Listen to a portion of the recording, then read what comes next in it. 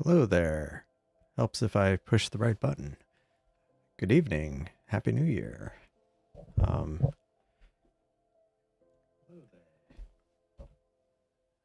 Good timing, halftime at the Fiesta Bowl. Cool. Well, that's great. Good. Glad that. How's the Fiesta Bowl going? Haven't really been following any of the bowl games, but and hello, Aaron, Chase. Um, let's see. Let us see. Da, da, da.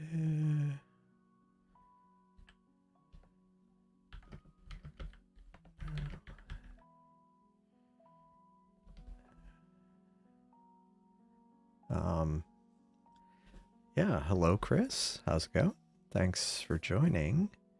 Yeah, Callus last stream of 2024 on the last day of 2024. Yeah, it's actually 2025 in some places now. Crazy. Um, but yeah, last one of the new year. If all goes well, this stream will go. It will go into another year. The stream that crosses 2 years.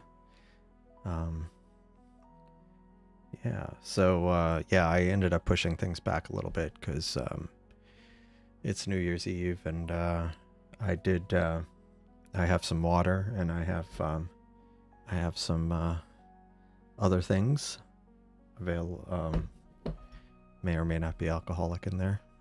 Is it a problem if I put it in the coffee mug? Does that make it better or worse? Oh, rain clouds. That's a bummer. Well, it's actually clear here. So, um, yesterday, was it yesterday? Uh, when I had I was starting. Was it last night? I started bringing in the gear, and it ended up completely clouding up. Well, it wasn't clouds. It was fog. And it was like heavy fog warning last night. But luckily, it wasn't until later. Now it's since gotten cooler here, and I don't think the humidity's as high. So I don't think we'll have a repeat of the fog. So that's good. Doesn't matter. Well, that's good. That's good. It's I might have to man, that's strong. It's nothing spectacular, but since it's still December, I decided to have some eggnog.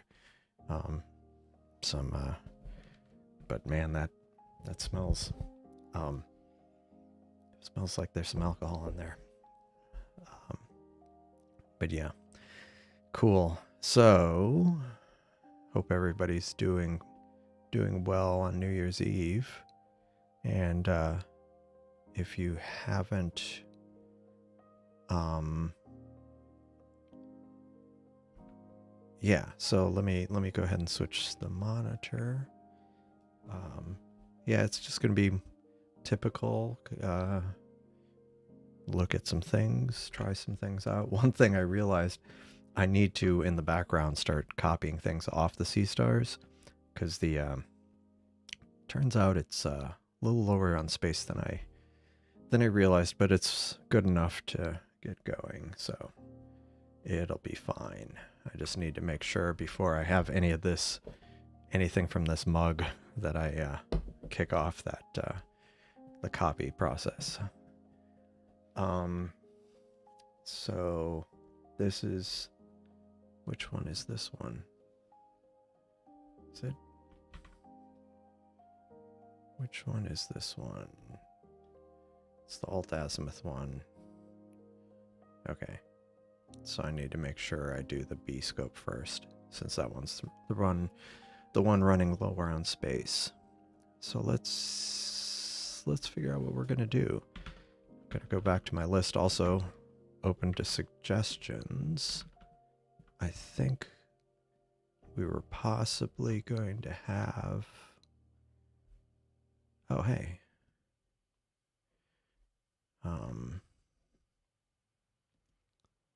Let me go join that. Sorry, I'm Okay, cool. So yeah, let's figure out something to get going with tonight. And I'll have some other odds and ends to go over. Yeah, Mrs. Random Erewhon, when I said I was starting the stream, said asked me if she needed to check in on the chat, and I said it hadn't started yet, so it wasn't necessary.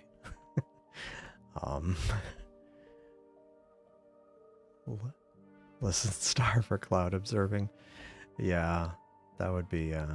Well, see, you know, the thing I've said, I think I had joked for a while about I should do radio astronomy since that works through clouds, but the problem I found out is some of the antennas have to be like, you know, 2 or 3 meters, so 6 to 9, 10-foot diameter dish. I think that might be kind of awkward in the backyard. Would make it interesting for the all sky camera. All you'd see is the dish. Like there'd be nothing to see but a big the underside of a dish. Granted, it wouldn't be a solid dish, but still, you'd see the dish. Let's see. Did I fix Stellarium to go on the right correct monitor? And for whatever reason, it must have numbered the monitors weird, strangely. I don't know why it did that. Okay. So let me quit that and relaunch it. Okay, cool. Sometimes it gets the monitors confused, but yeah, next week it might actually get all the way down to freezing here in southeast Texas. I know it's shocking, but of course, if it actually gets below freezing, usually chaos ensues. So it's not necessarily a good thing.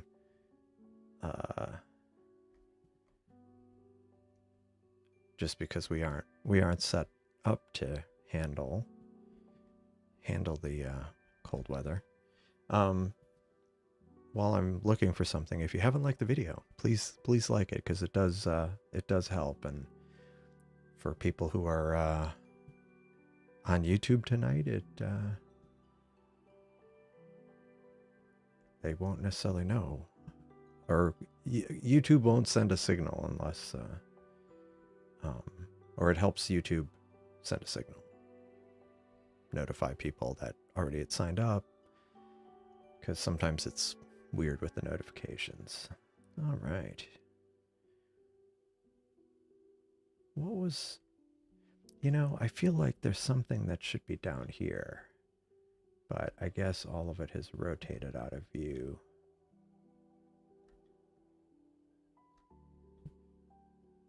What's that one? I see. There was one over here that I didn't do yesterday, but maybe it's not visible yet. Oh, maybe it is.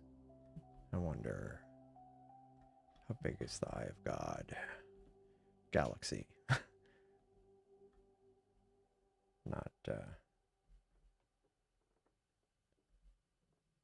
so I need to fix, I was messing around with field of view and kind of messed around with some of the settings, and this is the wrong camera. All right. Wow, that's bigger than I expected. So, which scope? I should do the AltAz with. I'm not 100% sure if it'll be visible, but it's worth a shot. We'll start with the Eye of God.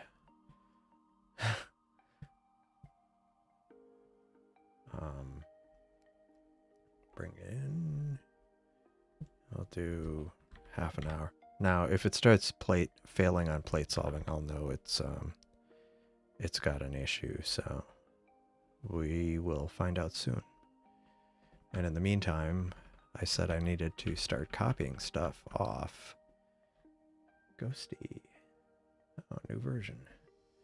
It's the terminal app that I recently started using. Alright, so I've got all sky. Need to fix that message that's up on the screen on the all sky because it's kind of annoying. I need to, what do you call it? Which computer do I need to, I need to start copying stuff off the B scope. Okay, plates all failed. That's not encouraging. Let me go look at live view. It might still be obstructed.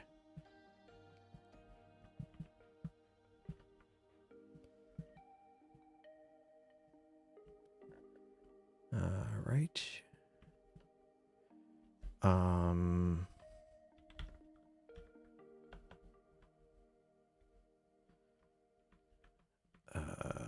Let's see, hold on. Electra. And I want to copy spy at Electra. Alright, cool. Gotta sign in.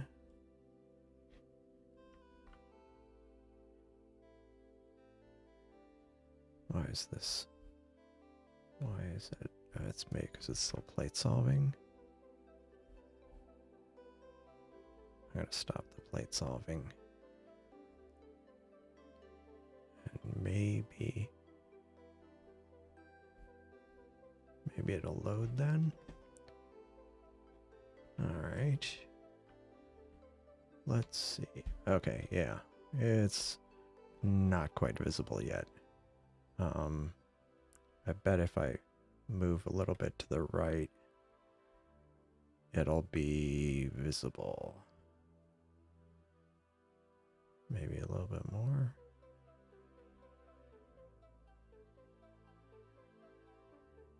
Let's see. Okay, yeah. Some star just popped in. So, we'll have to pick something else. What would be a good target? We'll go back to the I've got galaxy in a bit.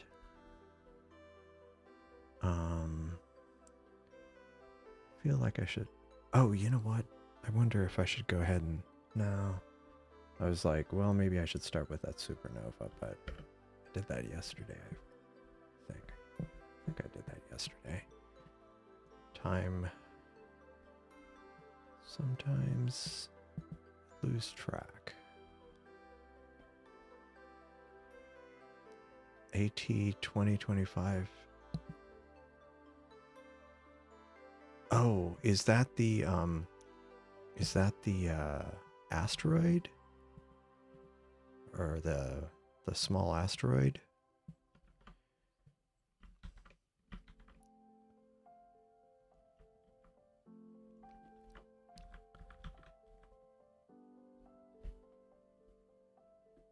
Or what is that? AT 2025A.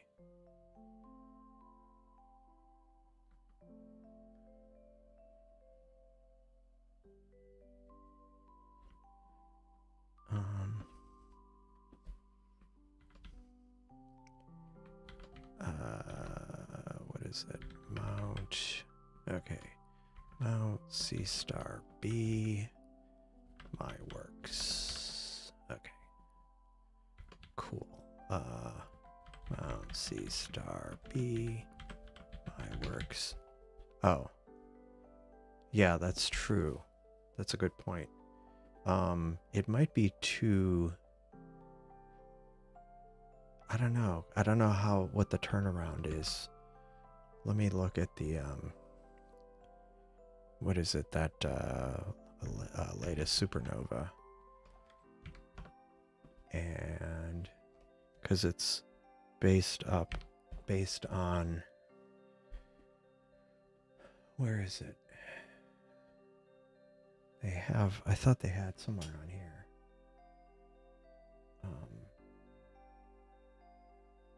Okay, yeah, here, or the ATEL circulars. So let me look at the TNS circulars.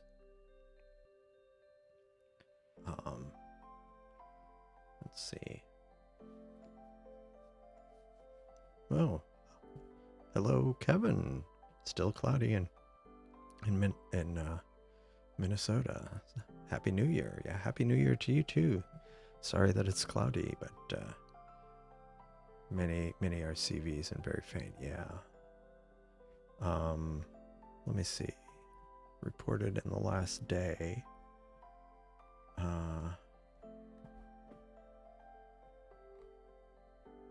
Let's see what the what it comes up with. The website's very slow. That would be an interesting thing. Oh, hello, Turf. Welcome. Thanks for joining. And I see a badge there. Thanks for your support. I do appreciate it. Where am I here? Okay, sorry. I've got like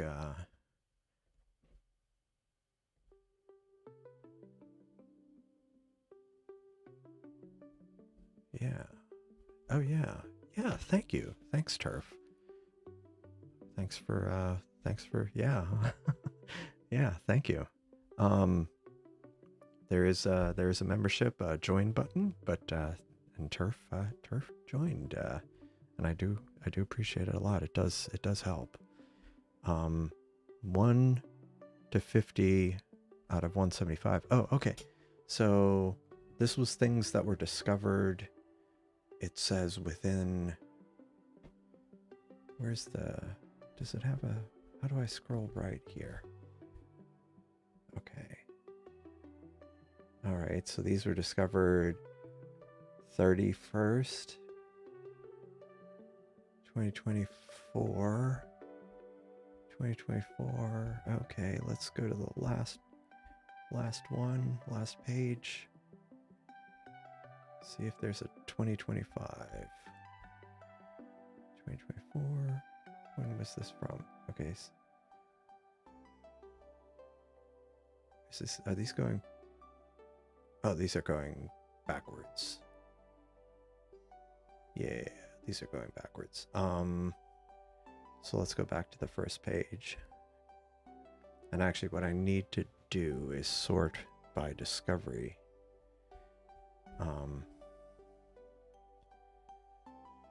AGGX is the latest one. But then some of these have a discovery date from the 31st. I'm sorting by the discovery date. Of course, it does it reversed, or it doesn't do it the right way. Hopefully that flipped it.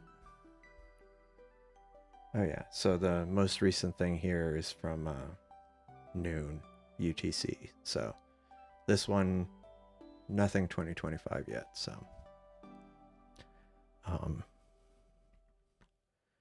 no new transient objects from 2025. But it's just a matter of time. And there's the other list I haven't looked at yet. So, but first I need to find an object to point a scope at. Oh, hey.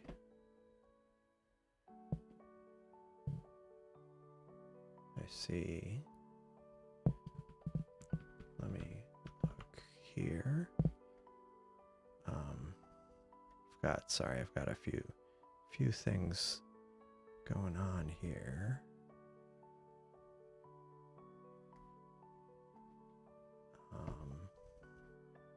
I have too many transient transient windows popped up here.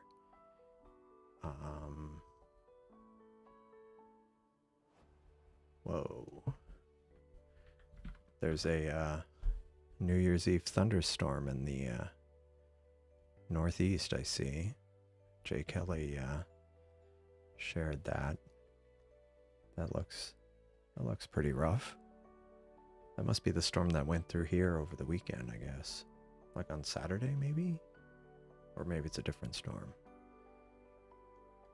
Maybe it's a different storm. All right, let me get back to this. Oh. Right, yeah. Okay, to discover the discovery dates. I'll have to check that. But first I need to figure out something to image. That's one of my big things for 2025 is finding a way, something to do with the telescopes that doesn't have as many obstructions, because that's quite frustrating.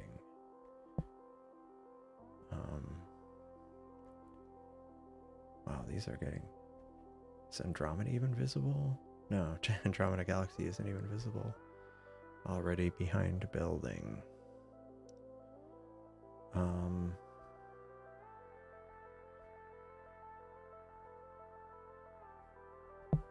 You sent me a message on Discord.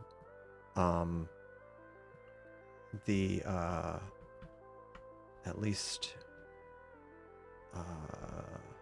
for me, the very upper left is kind of a Discord logo, and it says direct messages. And if you click there, it shows you all your direct messages from different people.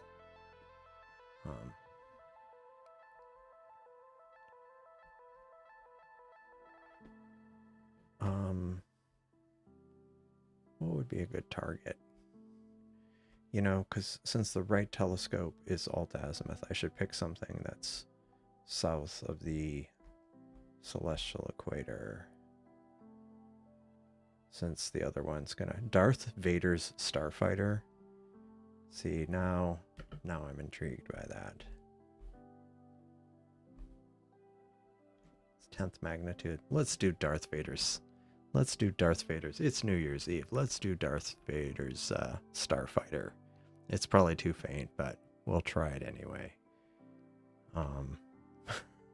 Why not? It's that... Maybe it's going to be that kind of evening. Maybe that'll be the thing. I'll just find the weirdest names of targets, even if they make no sense, and I might not be able to even image them, and I'll just try. Just maximize the weird names. I mean, I did start trying to find the Eye of God, so let's start with Darth Vader's. Let me do half an hour. I'll crank up the gain. The no light pollution filter and go. So we're gonna start with Darth Vader. Why not?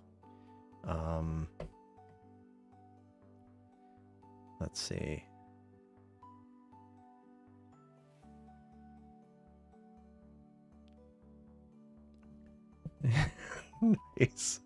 Nice. Yeah, I hadn't even...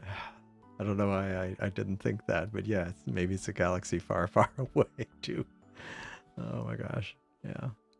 Start with Darth Vader's starfighter. Because why not? Okay, it's starting to stack. Yeah, I'm always running across these unusual names, and maybe that'll be tonight's theme. Just start with unusual names.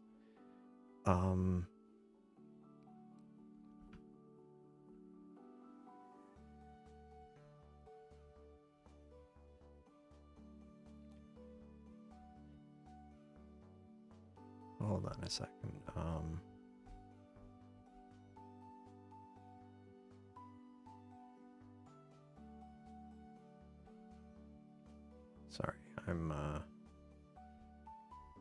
looking at some stuff.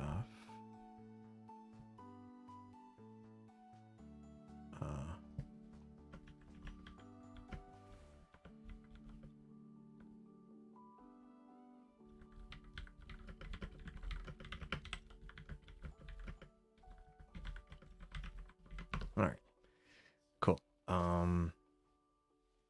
right, so let's zoom in on Darth Vader here, or his starfighter, I should say. I have a feeling it's going to be a little, it's going to be faint, but we'll try it.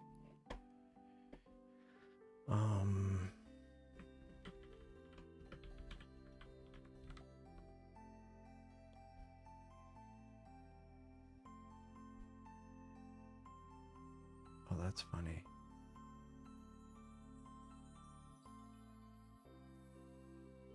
Yeah, so one of the things I'm doing right now is I am trying to grab things off the other telescope.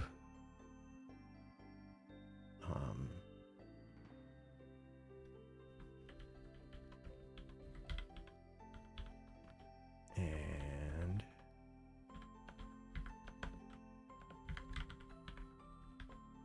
let's see if this works. Basically, I want to try to pull files off the other, off the telescope to clear up some space, but I also don't want to kind of saturate the wireless while I'm trying to do a live view. So yeah.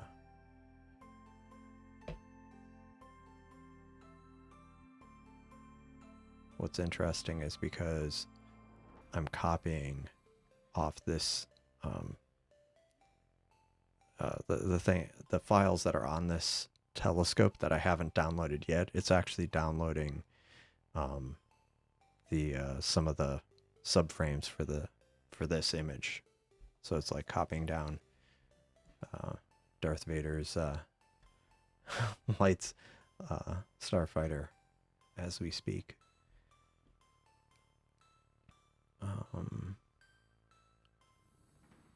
And actually, let me do something here.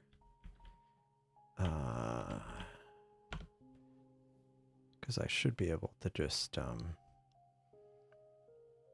sometimes I don't like running compression on the copy over the network, because if the computer I'm copying off doesn't have enough bandwidth, it ends up bogging down. But this is going from the Pi 5 to my laptop, so it should be fine. Hopefully it doesn't have too many thousands of files to copy, because I need to free up some space. Anywho, so let's find something for the equatorial scope now. While this runs. Oh, nice. Okay.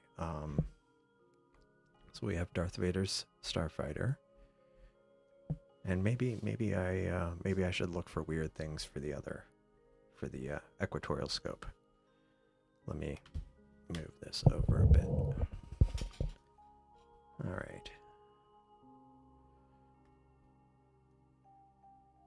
Need to find things with strange names. That'll be today's Pirate Moon cluster. Okay, that's a good start. Let me try something that might be rotating out of view soon. We'll just, maybe that'll be a challenge. We were talking about doing challenges, observing challenges. Maybe I need to have a weird object name challenge. The Silver Sliver, now that is a good target, but is it a weird enough name? It's a very good target, though. Maybe I'll just go ahead and do that while I'm, but how much more time before it rotates out of view?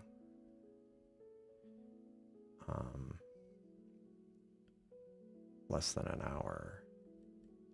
No, probably only a few minutes, so I'm not going to bother with that. No silver sliver. And these are about to go behind a building. Maffle 1 group, that's not... Oh, Dusty Hand Galaxy, that's where... is that where the supernova or the quasar?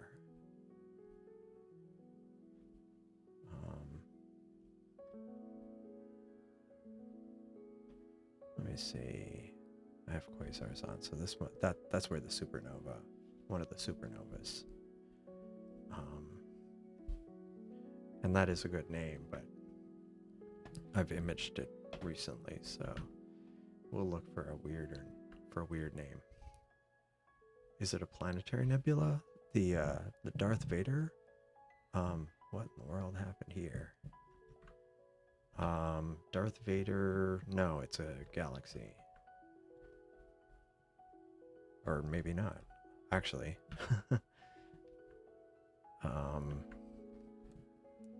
Let's see. Oops, wrong. Oh, dang it. Did that again. Okay. Darth Vader's starfighter is a galaxy. It is a galaxy far, far away. Or I don't know how far away it is. NGC 936. NGC 936 is a barred lenticular galaxy. Oh, 60 million light years away. That is far. I mean, it's not as far as some targets, but I sure wouldn't want to walk there. And no, I haven't started drinking yet. But that will be fixed before too long. Just making some notes here.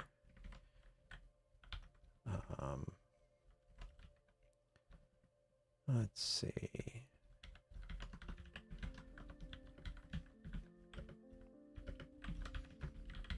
Okay. All right. So we need to find.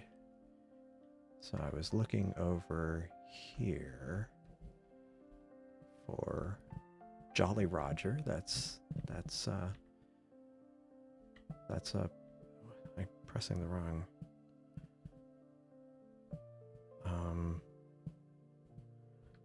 There we go. Jolly Roger cluster. That's a promising one.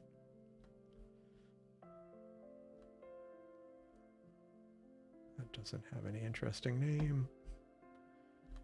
Jolly Roger is it's a good candidate. Cigar and Boats, those aren't bad names. Tiger's Eye, that's okay. Broken Heart Cluster. Yeah, let me start with the Jolly Roger cluster. And we will, also known as the Golden Harp cluster, or Kemble's Cascade. So that's yeah, better start drinking. It's like buckle up. No, that would be it's gonna get weird. I don't know if it would get any weirder, honestly, but so let's go start with, we'll start with this.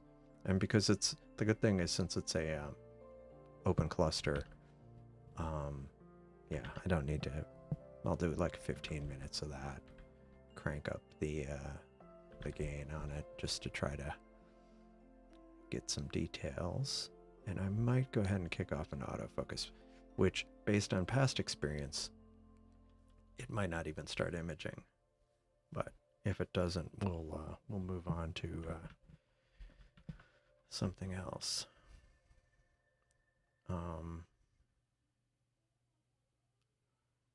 Let's see. I'm looking at progress on copying things off the telescope to try to free up some space.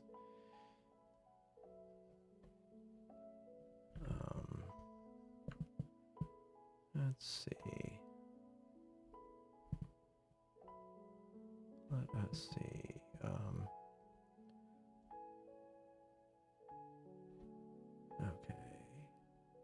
that. All right. Just need more monitors. No, not really. Don't have room for more monitors. Okay, so this is auto-focusing. It's Darth Vader's starfighter on the right. And okay, that's encouraging. It claims it's starting to stack, so I have that recurring issue with the equatorial scope where it'll start imaging, or where the schedule will start, and I'll have it usually is when I have, well, I don't know if it's when I have autofocus. It just seems to generally sometimes not start. I wonder, are these also galaxies here? Kind of look like it. Okay, we've got an open cluster. And actually, let me double check that I don't have the, okay. I wanted to make sure I didn't have the night shift stuff turned on. Yeah, this looks like, so we'll look at Darth Vader's starfighter. And it is a,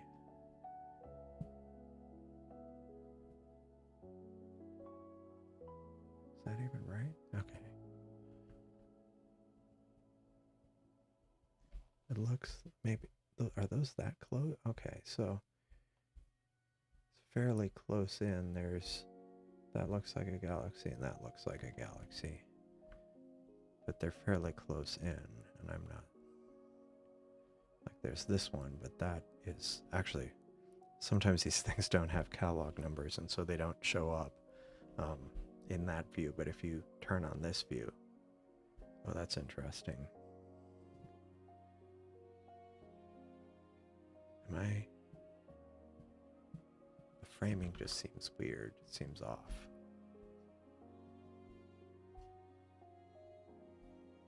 I have this set to the right sensor and the right, oh, I have it set to bar low. I have a bar low turned on. That's why the framing was wrong. Okay, that makes sense. More sense now. Okay, so it's NGC 941 and some unidentified galaxy over here. So there definitely are two other galaxies in the field. Cool. Okay, mystery solved. I was like, the framing is all wrong. Those galaxies shouldn't be that in the field of view.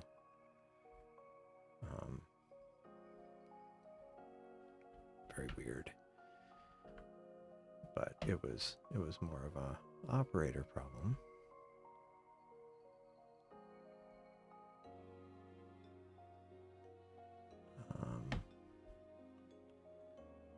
All right.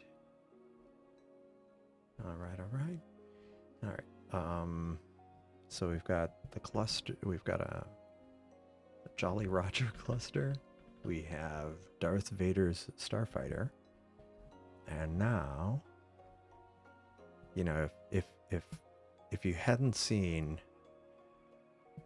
me looking this up in Stellarium, people would probably just think I'm making these names up. They seem like that. Okay, so there's a kite cluster over here. So we've got the Jolly Roger. There's a Broken Heart cluster. That sounds like a good candidate. Broken Heart cluster. And then the Intergalactic Wanderer. Maybe. Broken Heart. January Salt and Pepper. Shoebuckle cluster. Okay.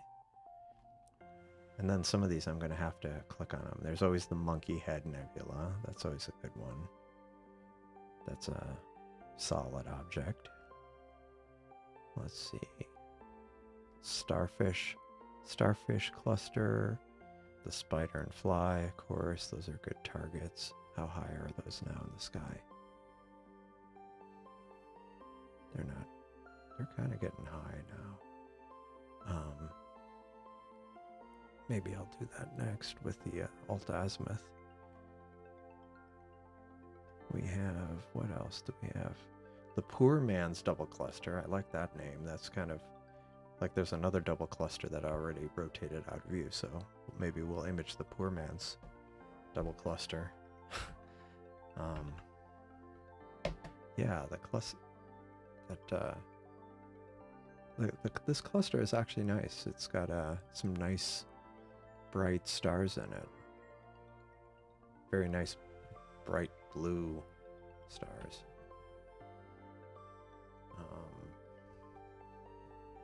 So let's see.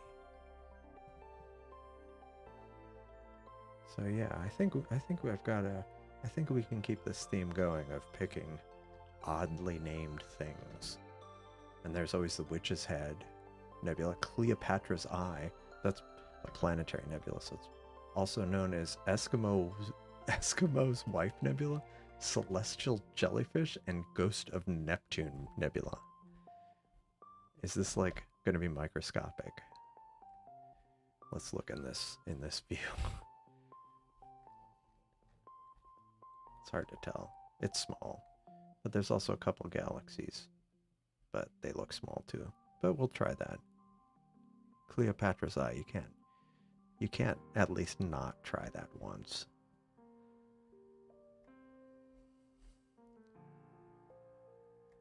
I have a feeling there's some other named things that I'm missing out on. I wonder, is there a view in Stellarium where I can like have it pick the name? Let me look at that.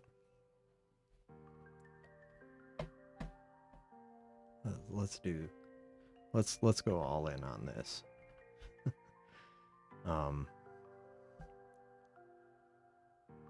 Let's see.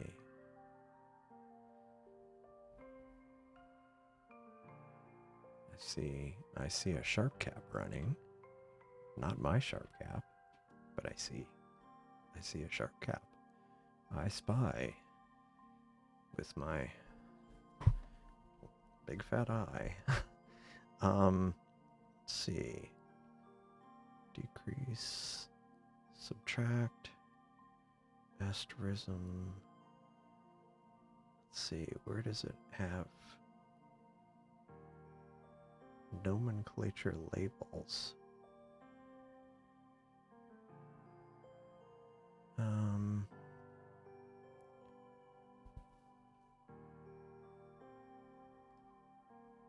Let's see,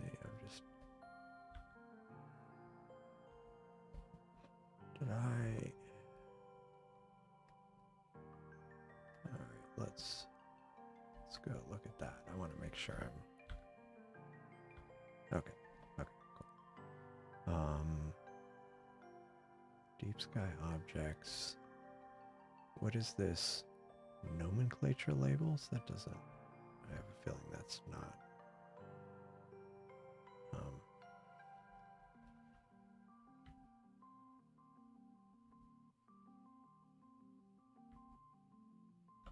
That didn't do what I had hoped. Planet labels, stars labels.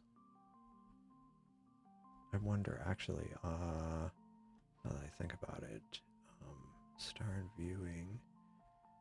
Come on, deep sky object, labels and markers.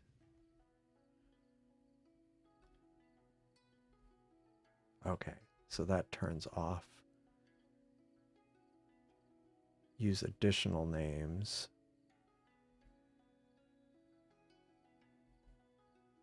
Let me pick.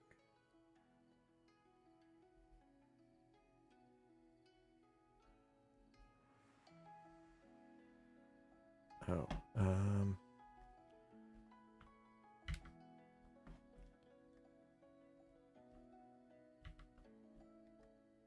huh, why? Okay. All right, so use the designations for screen labels. So I can use outlines for big, use proportional hints, use surface brightness, use additional names.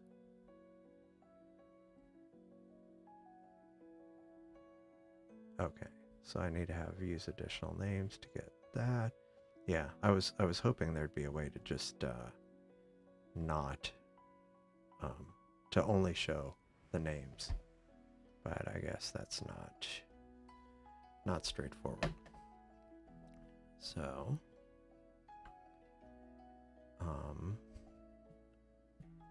let's see.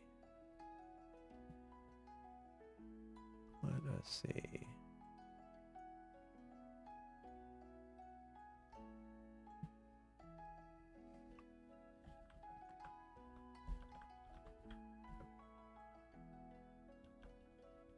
Let us see.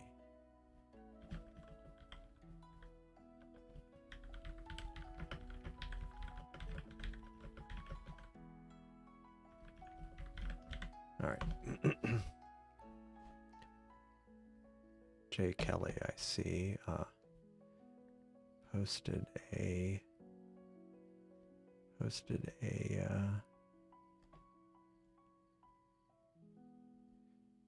Seestar Deep Field. Oh, is that part of wait. Is that part of is that part of what is that part of? Looks like a face. It's not Markarian's chain, is it? That doesn't make sense. What is that?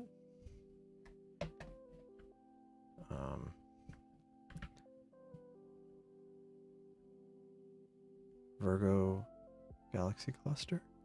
Okay. Oh, nice. Sharing Darth Vader?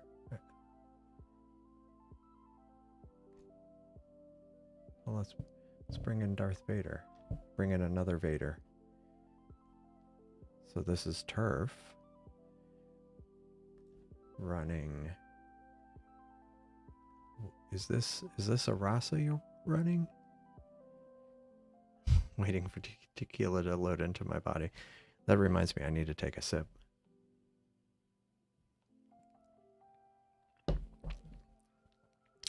That's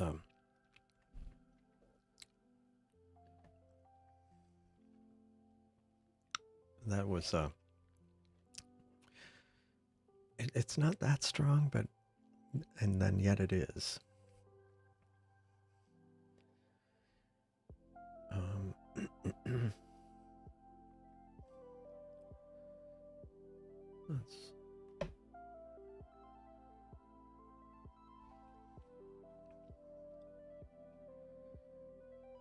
So where are we now?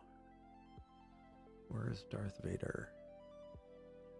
958, 955.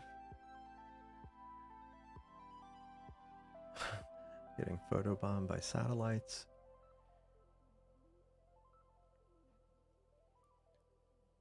Let me, the good thing is I can keep this. Let me move my Darth Vader over. Move my Darth Vader over. I'll move that over there, and I'll move this over here, and then, okay. I'm also checking to see that I'm getting the files off this telescope before it runs out of space. I've moved, copied 1,000 files off already. I need to be better about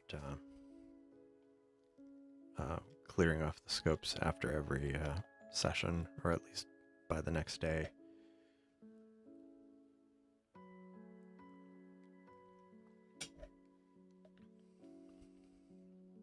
It's just water. The mug isn't just water, but this is just water. So Darth Vader. I need to have another sip of this.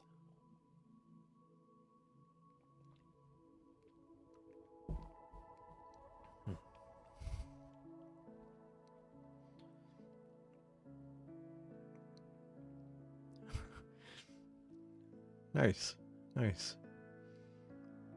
Now the master of astrophotography.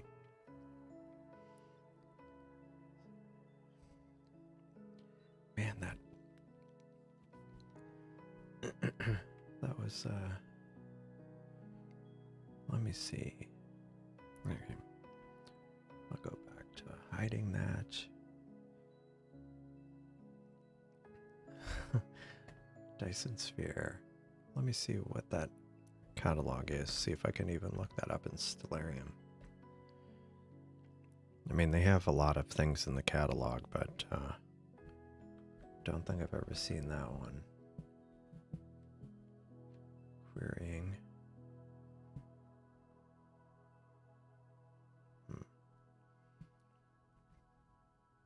Oh. Okay. 846 2852.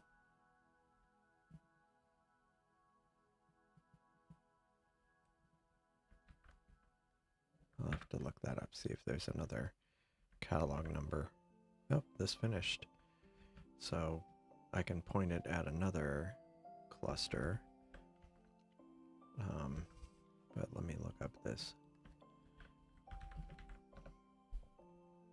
Oh, Tabby Star. Right. It's the Kepler. Okay. Tabby Star. Right. I wonder where that is.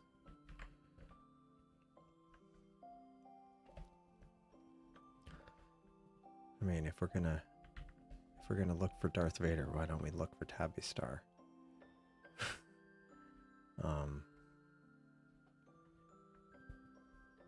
I may have to.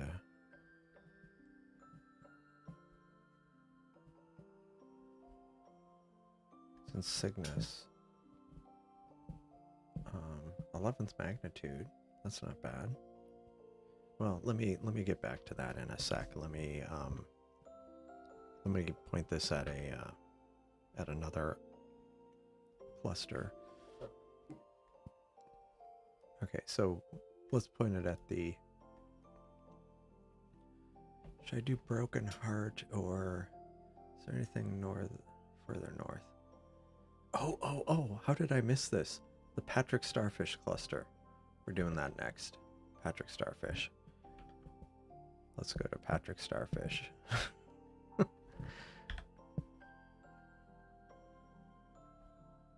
Image. Not live. I am on live. Image. Patrick Starfish. I'll do 15 minutes of that. Crank up the gain. And go.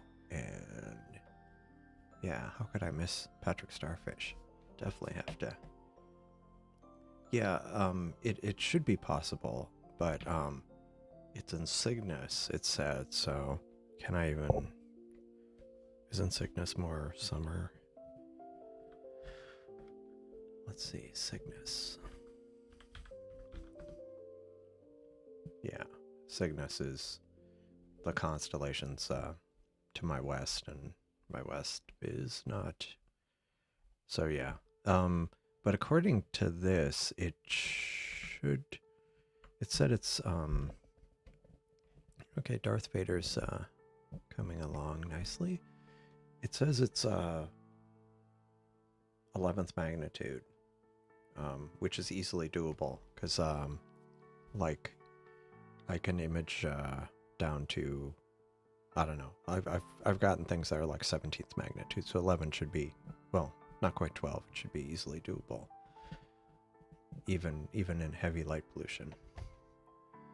Yeah, I have to wait, or I have to get somewhere with a better sky. Okay, now, is this really that dim?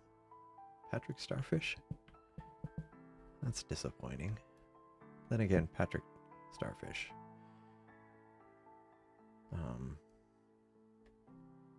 Where was it? Patrick Starfish.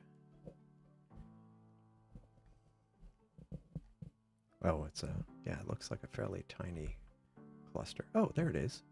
Oh, okay. It's not as disappointing. Let me zoom in on that. It's an interesting little cluster.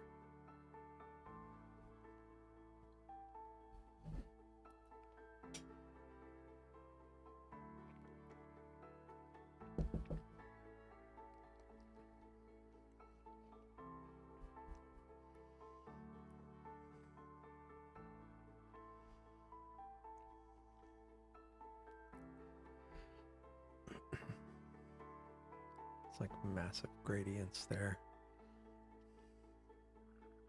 Oh, meanwhile, unfortunately, I can't zoom this any larger. But yeah, it's a RASA 8 with an ASI 294. Can you zoom in on that a little bit, the central area? Because unfortunately, I don't think I can zoom in.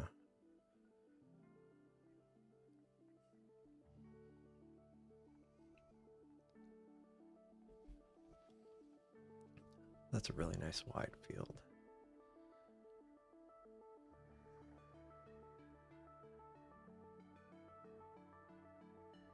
And yeah, it does make things tiny.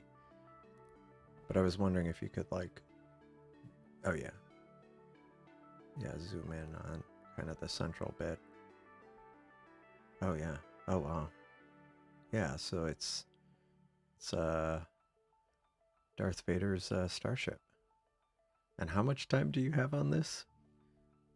How much data do you have on this? Is that right? 2.5 minutes? Or is it longer?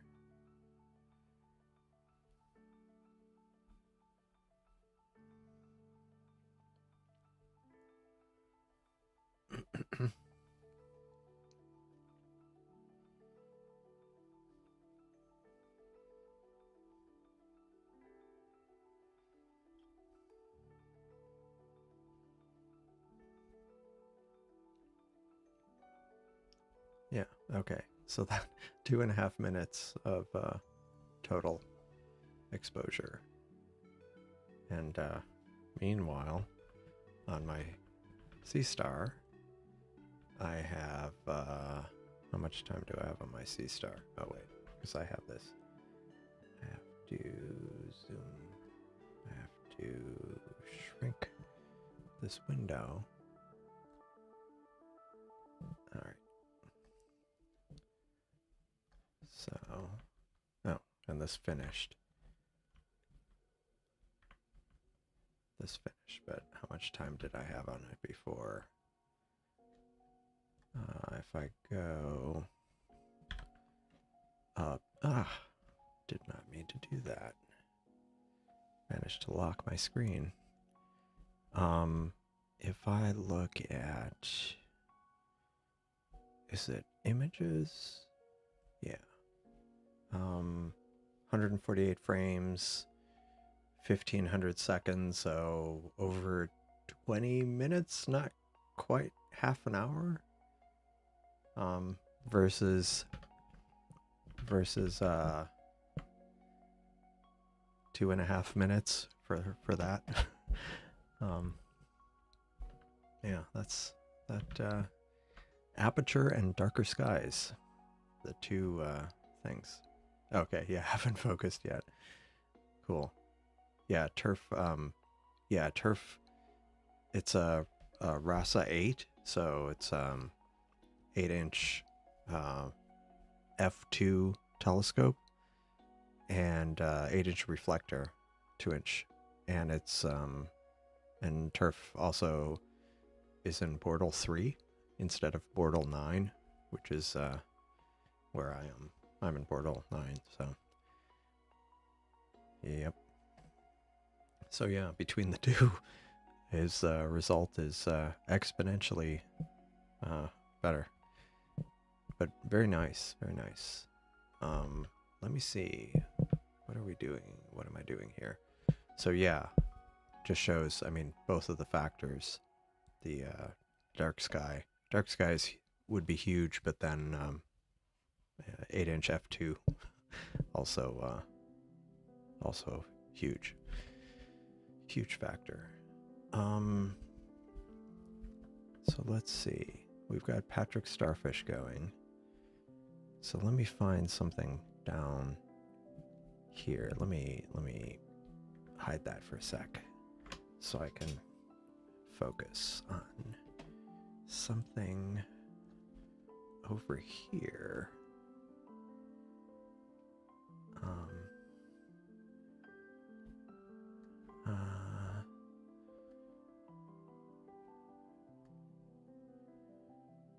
Darth Vader's starfighter. Okay, we're doing that.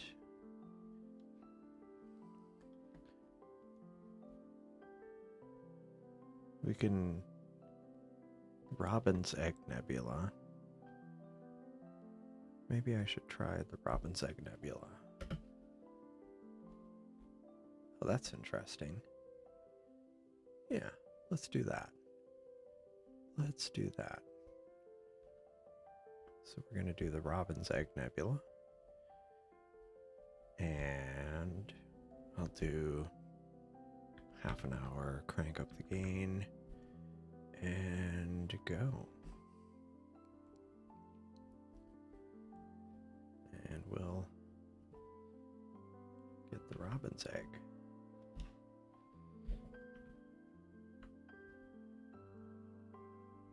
Seestar matches it, so that's the dark skies at time. Yeah, dark skies help most. Yeah, I mean, I still have that. I need to print. You know what? Maybe I should do. I've kind of half joked about doing merch. Maybe that'll be a 2025 thing, and one of those will be having this chart on a t-shirt or some variation of it saying like I'm here. It's not even on the chart. It's kind of like, but yeah, so if Bortle 3 requires like slightly over 1 units of time, I'm like Bortle 8 is 43 units of time, and I'm beyond that, so yeah. So yeah, I have to go much longer to get good results.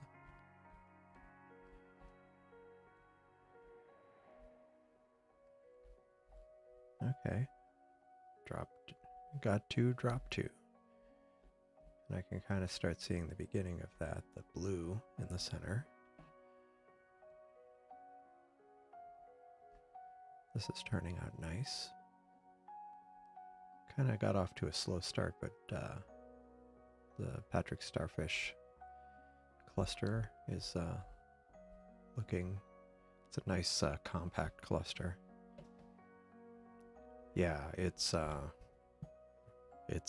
pretty bad. I mean, it's funny because like when you looking at that chart, you start with, you know, it like 1 and 2 are about the same, and 3 is just a little worse, and 4 looks like it's a bit more than twice the amount of time of the lower ones. And then you could do another yeah, actually more than doubling, like a tripling up to here, because you go from like not quite tripling, but from like 2 to 6, a bit over 2 to 6, and then you go up to yeah, like 13, 21, but then like yeah, 40 something, and who knows where Bortle 9 would be. It could be, yeah, it would be really high. So yeah, it could take, I don't know, 50 times longer, 100 times longer for me to image the same target. Or I just need to get a telescope with 100 times the surface area. So 20-inch reflector maybe. Maybe not.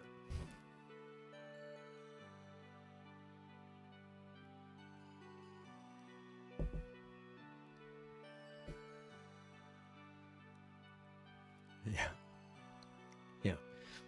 Well, although given how the pricing increases, I'd probably be better off just getting a actually, yeah, I could for the price of a once you get above a certain point, depending on the kind of telescope and the mount, it would be cheaper for me to just yeah, ship my telescope to Starfront, remote observatory, and yeah.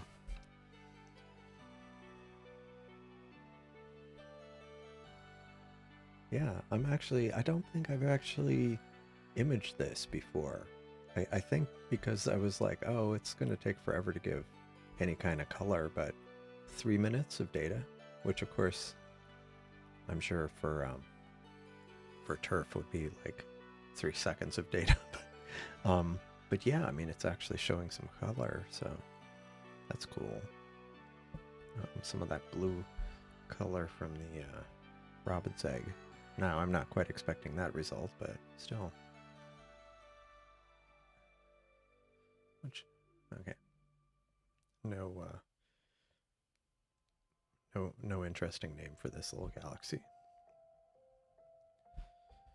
So once Patrick Starfish is done, I think we'll have to we'll move on to another cluster. I think there were a few other ones. So once that's done, let's see.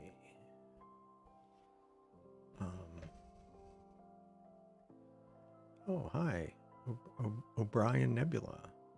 Welcome to the Discord server. Which reminds me, if you haven't liked the video, please like the video. If you haven't joined the Discord server, I'll drop a link in the chat.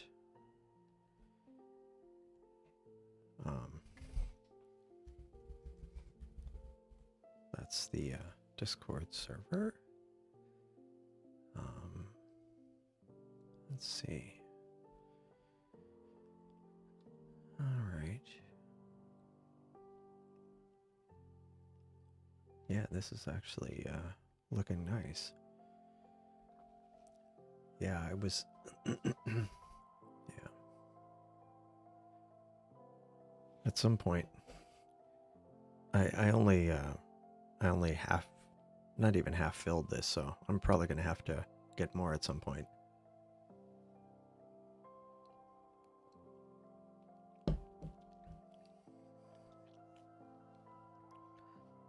Yeah, we just before Christmas we tried to order some alcoholic beverages for delivery from Instacart, and I shouldn't name names, but I mean, it wasn't like they deliver from other stores, and anyway, there was a snafu, and so we didn't get it, and so they gave us a credit, and I was like, well, they refunded the money and we got a credit, and I was like, oh well, we should use that to order alcohol again. The only problem is the credit was like, doesn't apply for alcohol. I'm like, oh man. Of course, that didn't stop me from ordering it, but anyway. Well, I didn't order it, but it didn't stop us from ordering it. But so then we had to order something else, some groceries.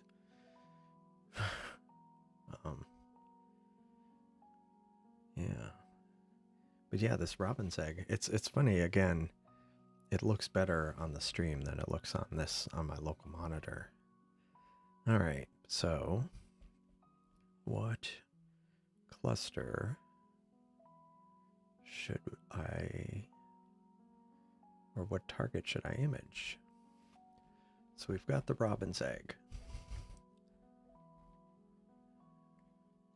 Let me move this to the side. Oh, it did the kind of snap to maximum. I hate that when that happens. Okay, so we've got Patrick Starfish. Little Scorpion. That's okay, but maybe not weird enough of a name. So California, that's not a weird enough name. Kind of just, that's not a weird name at all. So we've got Patrick Starfish. We have the Fossil Footprint Nebula. That's an interesting one. The Tribble Nebula. I'm not going to do the Tribble Nebula because the last time I tried to image it, it was just a massive disappointment. Hello, Wiley Sight. Welcome. Thanks for joining. How's it going? Happy New Year's Eve. Yeah, I think I'll do... Well, let me look to see if there's something other besides the fossil footprint.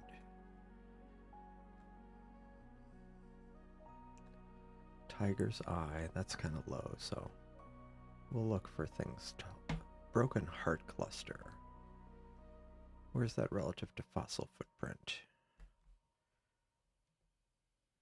Broken Heart, is fossil footprint up?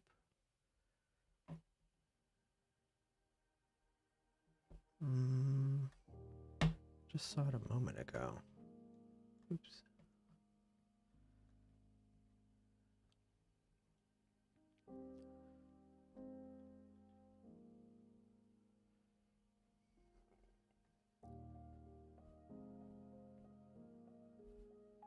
Broken Heart.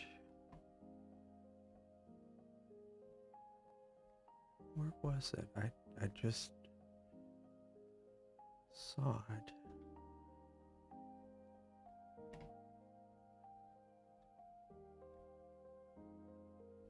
Well, let me look. Let me actually use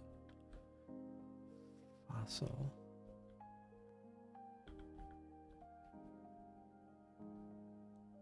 Okay.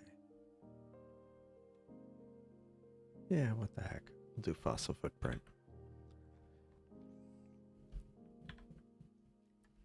And then maybe I'll do the Broken Heart Cluster.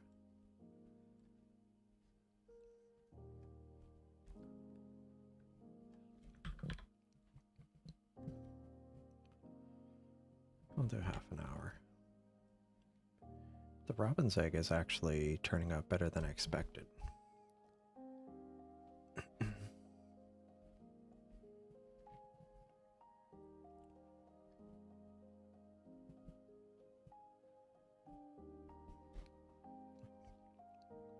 Oh, nice.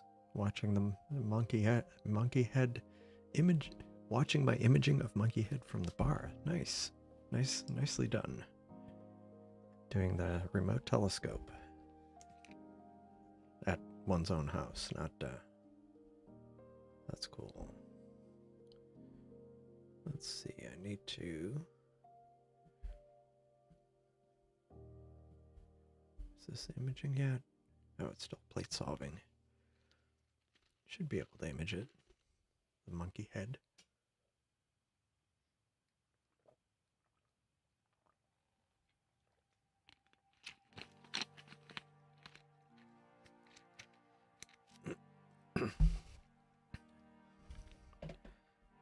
Port forward, it's a VPN, which is pretty cool. It's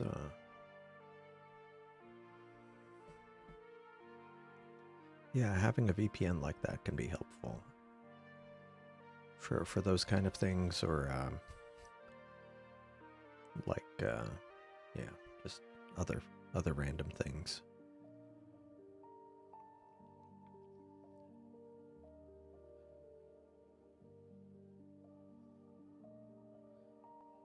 Yeah, I'm actually surprised about this robin's egg.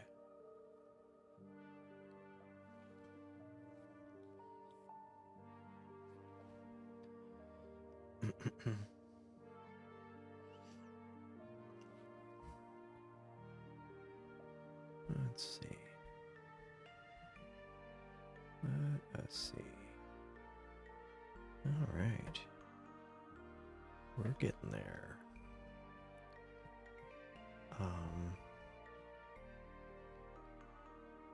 Let's... okay, fossil footprint. And...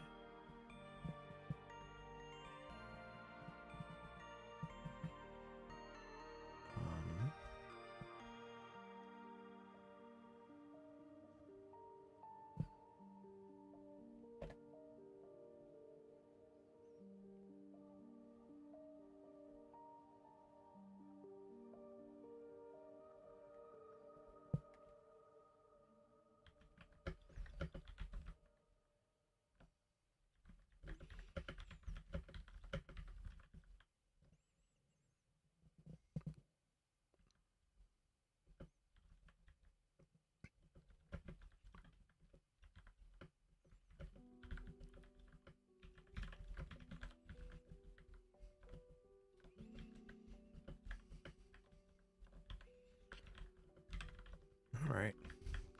Oops. I was in the Discord window over here, and I hit it, and it ended up hiding the overlay. Hello, Seiko. Happy New Year. And how does it feel living in the future? 2025. 4 hours? Oh, gosh, yeah. Yeah, luckily, so we have a couple of, well, normally we have 3, but right now one of them's visiting someone.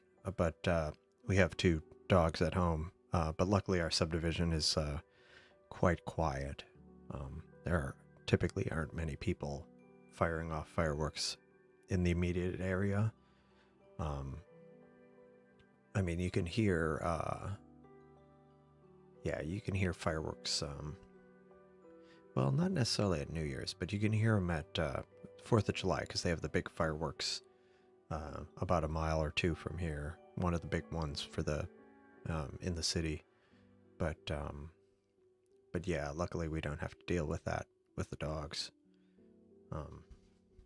Getting upset by all the fireworks.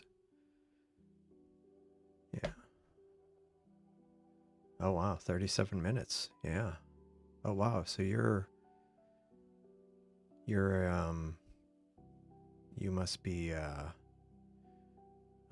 Atlantic East time, or AEST? Yeah, Seiko is is a visitor from the future.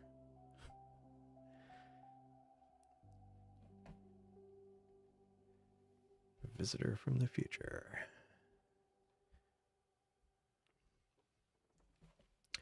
Oh, a year. I could see that. Yeah, fireworks and very dry climate don't seem like a very good idea. Yeah, here it's funny because it's kind of pretty unregulated outside of the cities. But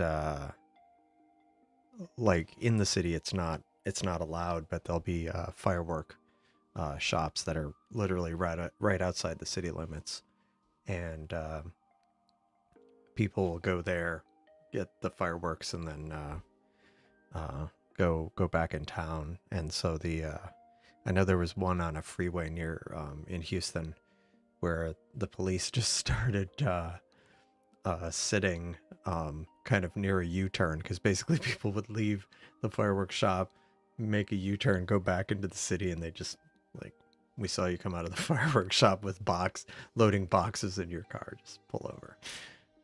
Yeah, so it's kind of funny. Yeah, I could see that. Trying to make up for used. I used to sell them out of your car. Nice. Yeah. Here it's pretty pretty much allowed, except in the cities, but people still get their hands on them. I lived in this subdivision, or not subdivision. I lived in this house years ago, and there was what do you call it, an empty lot across the street, and every year there'd be some kids who'd they do it on the 4th of July or New Year's, or both. They'd come at like midnight on a bike, and they'd fire off some I forget what you call them, like the starburst ones. And it was hilarious because like I had my office kind of face this window, and it was in a loft, and so I had this like big panoramic view of the empty lot, and so I get the nice fireworks show. But because so many of the other people in the subdivision, they just or in the neighborhood, they just close their shutters or move curtains, and they'd be sleeping, and it was kind of in a kind of a mixed transitional area. And I remember people like, oh my god, did you hear the gunshots last night? And I'm like, it wasn't gunshots, it was like fireworks. It's like, come on, people. Like, yeah, but that was pretty funny. Yeah. Yeah, the glass bottles of Coke. Yeah. Yeah. Yeah, when I was a kid, not only would people fire off the fireworks, I remember there was one neighbor who was kind of diagonally from us, and I heard like pop, pop, pop, and I look outside and they're like firing like a shotgun or something into the air. I was like, maybe I shouldn't be standing next to this window here. Maybe I should go else. Yeah. And I know someone who's had I think bullet holes in his roof in the past from New Year's. Yeah, firework since 8 p.m. Yeah, World War III, 3.5 hours to go. Yeah, like I say, most of it's further away from here, and kind of. I think I heard something very briefly, but and there's like, I think there's like a neighbor. They sometimes fire off like just like firecrackers or something, just a little bit, nothing too, not too much. Yeah, it's really kind of brutal on dogs. Yeah. Yeah. Fireworks. Yeah. Yeah, it's yeah. There's definitely a lot I remember, what was it? I think it was New Year's, and it was just after midnight, and I was driving back from like the outskirts of Houston, and there's this kind of toll road, and it's they kind of had to retrofit it in an area that didn't have much room, and so it's elevated. And the cool thing is, because Houston's so flat, you can see for miles, and there were so many fireworks in every direction, and I know it wasn't. There may have been one or two where it was like officially sanctioned shows, but I saw like half a dozen, like a dozen different like collections of fireworks going off, like the big starburst kind of ones, across the city. This was in the city, and I was like, wow, it was quite spectacular watching it off into the distance. Yeah, that's one way to do it when your neighbors when there's some distance. Yeah, sound of death. Yeah. Record a video of the shockwave. Yeah, it's kind of Turf, did you point yours at the fossil footprint too?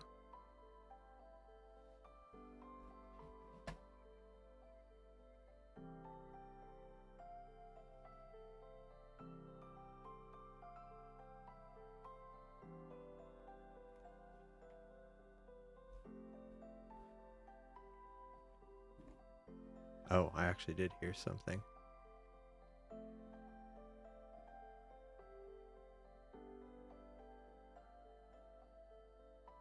Fossil footprint.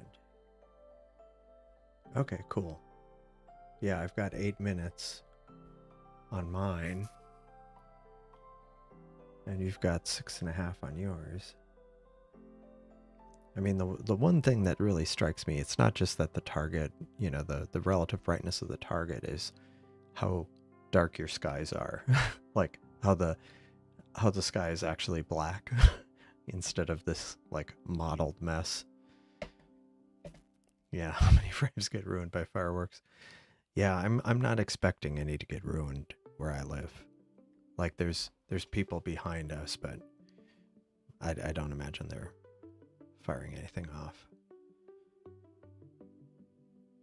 Oh, that's cool. Yeah, sure. Okay, fossil footprint. Cool.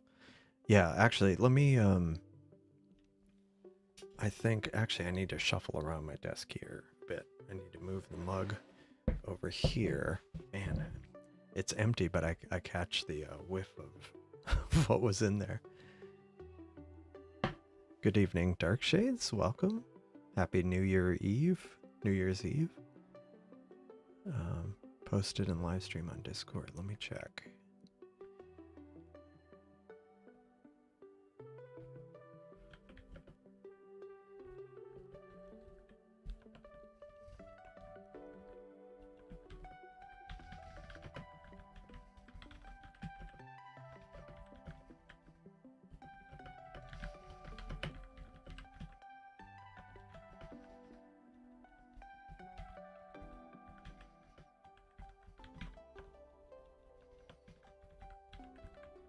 Alright, hold on.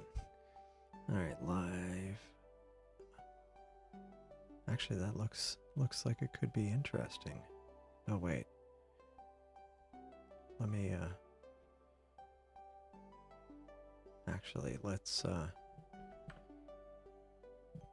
oh, that was 4th of July?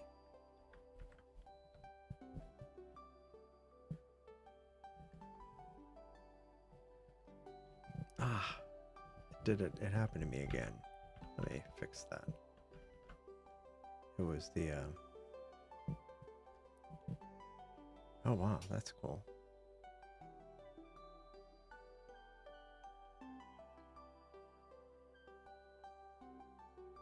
You know, years ago,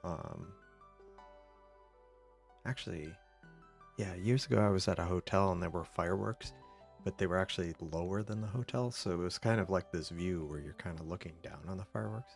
It's pretty cool.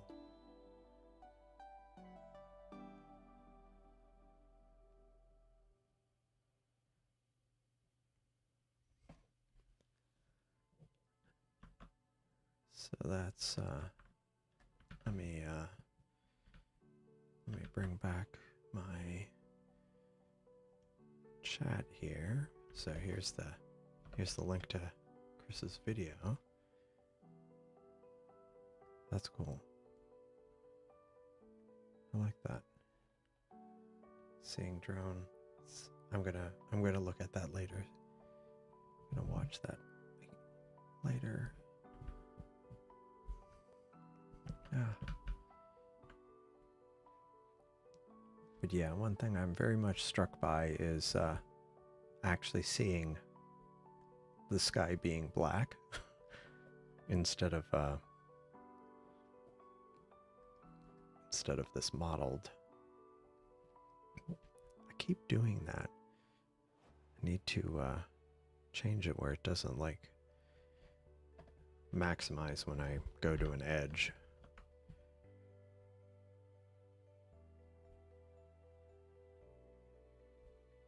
Yeah, smash. Speaking of which, smash that like button on my video and or Chris's video. Just reconnect all your antennas after the winter lightning storm. Oh yeah. So do you? How do you? I mean, do you disconnect them manually, just kind of as a matter of protocol when there's lightning in the area? I mean, it would make sense. I'm just curious, because back in the day, I wasn't, what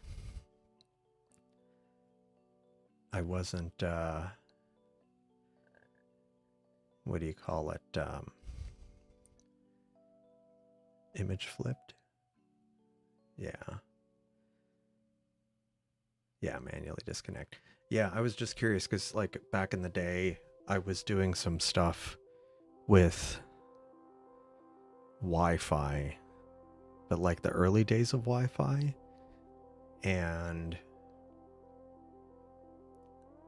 we were kind of, I was working with some people who were setting up antennas for like longer range Wi-Fi, and I ended up going down kind of a rabbit hole of like lightning arresters and stuff like that. But even then, I imagine that's not foolproof, and you'd still need to isolate things. But disconnecting seems like the best approach. Definitely the most robust and safest approach. Don't want to get, yeah, could definitely fry some stuff. Yeah, I hadn't really thought about that. I mean, not recently.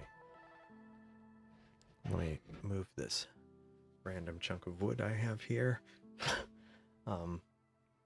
It's like this sample that I use as a coaster.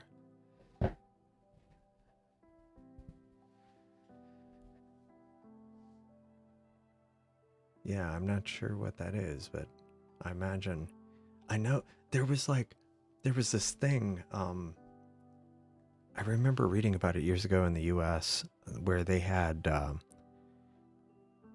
like, I might be misremembering it, but it was like an industry meeting for like fireworks and fireworks, like fireworks companies and people who run like commercial shows and stuff. And it was something like that. And then it, like, they would hold it out in Vegas, I think, and then they would go out and they would like just shoot off a bunch of stuff afterwards, like show off some new stuff and old stuff, and maybe show computer control of it. Like, this was years ago, and like, apparently it was quite an amazing show, and that like not many people would see it necessarily because it was like an industry thing. Oh my gosh. That would be impressive. Like 1,000-pound firework. I can't even imagine. That would be amazing. So what was this one imaging? This wasn't. Was this still Darth? Oh no, that was a robin's egg.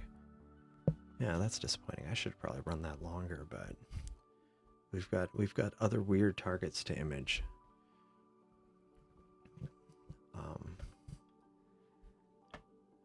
So let me temporarily hide this. So I'm doing the fossil footprint, at least for a bit longer. There's the kite cluster. That's not a weird enough name. Flaming star, maybe spider, pinwheel, salt and pepper is a little bit more. Broken heart. We'll do the broken. Well, wait, I need to look at things over on this side. Okay, we've got Orion. Oh, yeah, I was going to do Cleopatra's Eye. Like, how could I not do Cleopatra's Eye? So that will definitely be next on the right scope.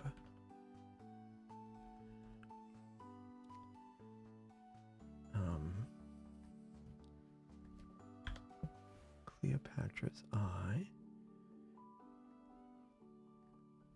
And we'll do this also. Maybe I'll do it for 40 minutes. Not 40 seconds, 40 minutes. 140 and go. Okay. I may have to do an autofocus next time. Live. Yeah, this, such a nice big field of view too, and that's like a zoomed in version of it too. Yeah. I don't know, it just, I kind of started imaging things with odd names, and now I'm just like, I decided, why not? Just kind of do something different. All the strange names I've made comments about in the past are ones that I hadn't ever, and most of them I haven't ever imaged, so yeah, that's pretty much it. Yeah, the robin's egg, I mean, as bad as my skies are, and it actually exceeded my expectations, and now makes me want to get a lot more data on that one, because it was a lot brighter than I expected, and the color is unusual. So yeah, I'm glad that came across on the stream, because that's definitely something I want to image again. Yeah. I don't have high expectations of Cleopatra's Eye, though. I think that one's a smaller target.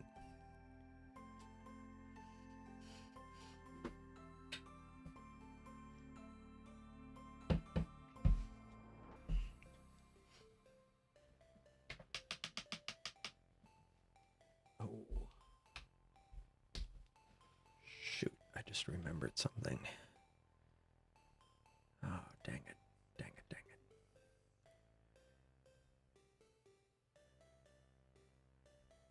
Oh, dang it. I'm out of space. Hold on a second.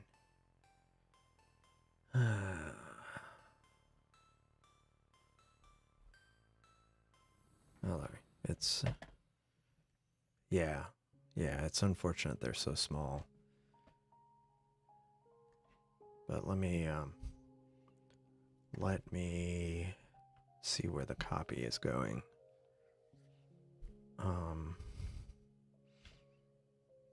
Let's see.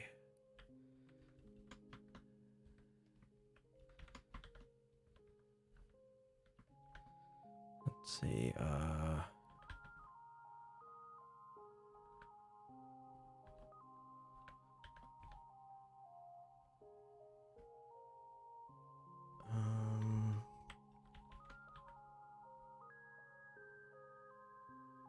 well, that...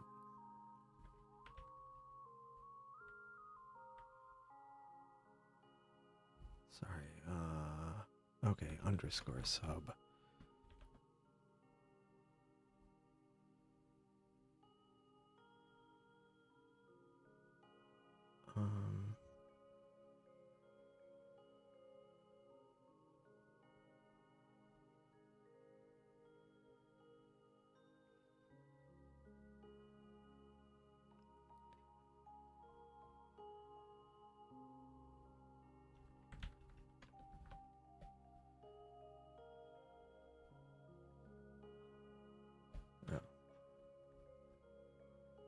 Although it's got a very interesting color in it.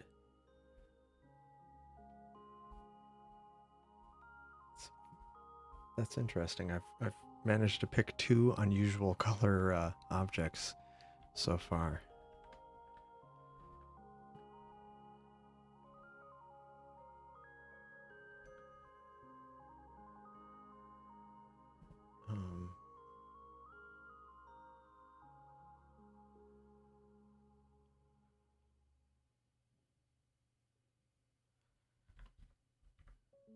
Okay.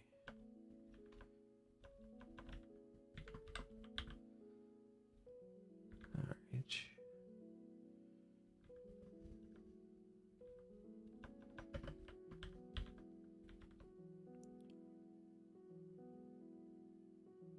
All right, cool. All right.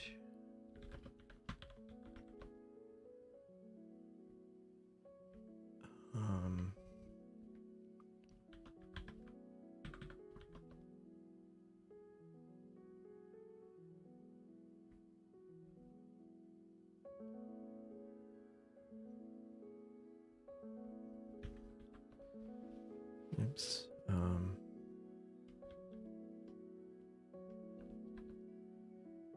Dang it.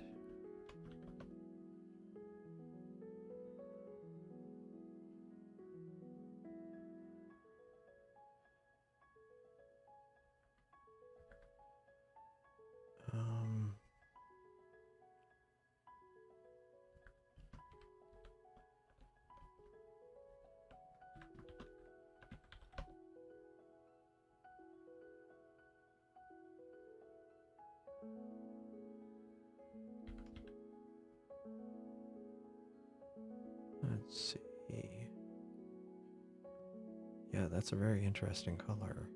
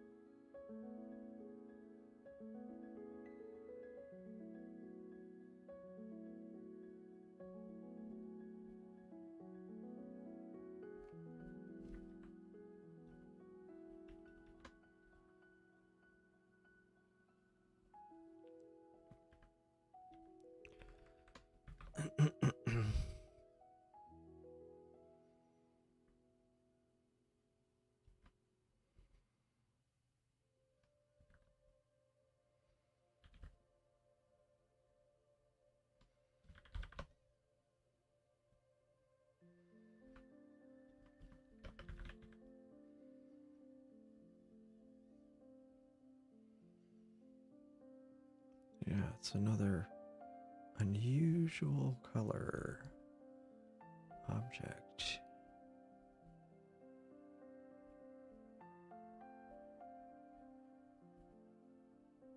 How is this thing out of space when most of the objects are newer?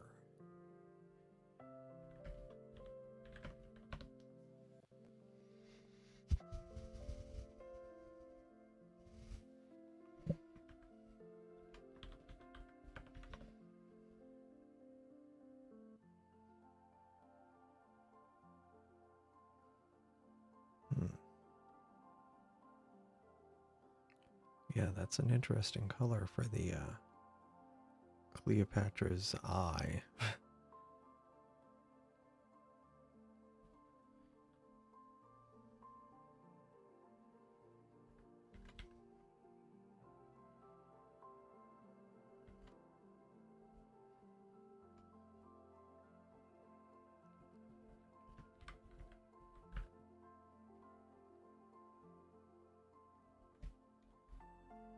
Let's see. Oh.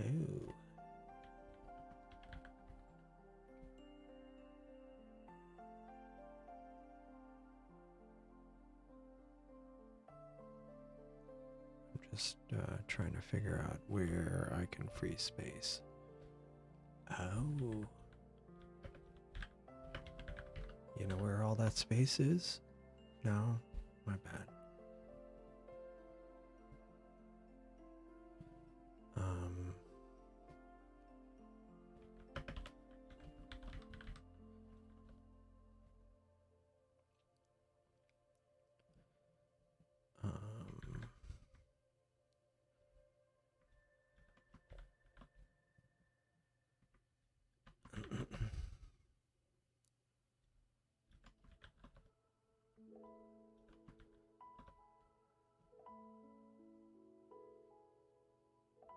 Just, there's no single doubly ionized oxygen makes the green color. Okay, that's good to know. Thanks for mentioning it. But it's interesting when it's like an area that's so heavy in that. Unfortunately, I can't zoom any more on that, but that's really cool. I picked some unusual targets unintentionally. Okay, so the fossil footprint is done. So now I just need to find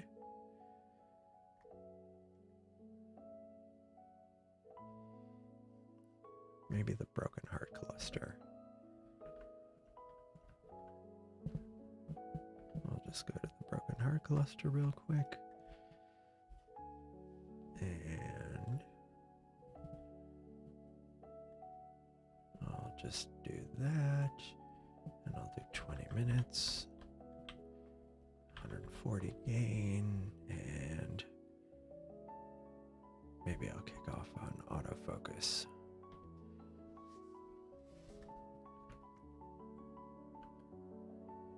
All right.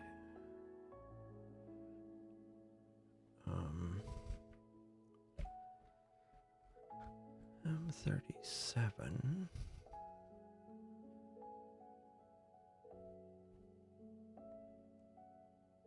Huh.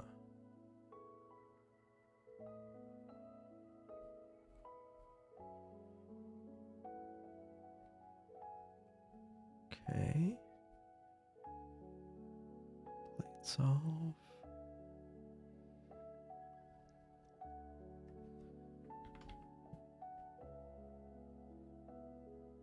And, or I should say it was auto go to, and now it should autofocus.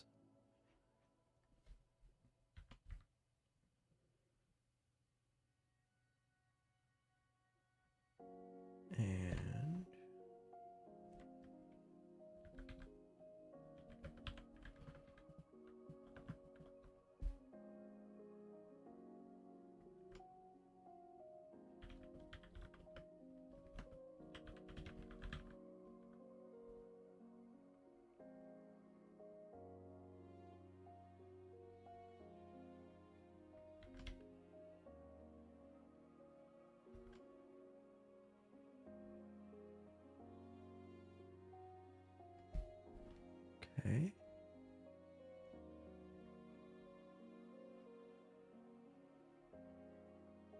Okay. So this is the Broken Heart Cluster.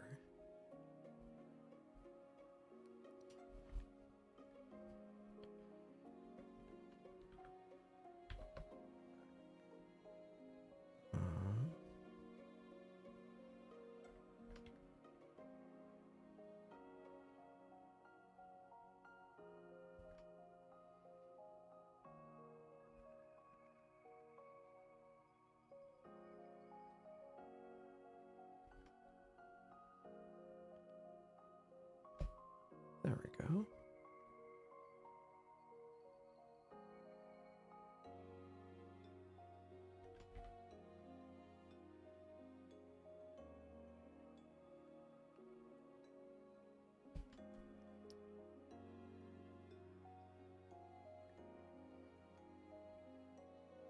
Oh yeah, I can see the Cleopatra. I can see the bright green. At least I presume that's what I'm seeing.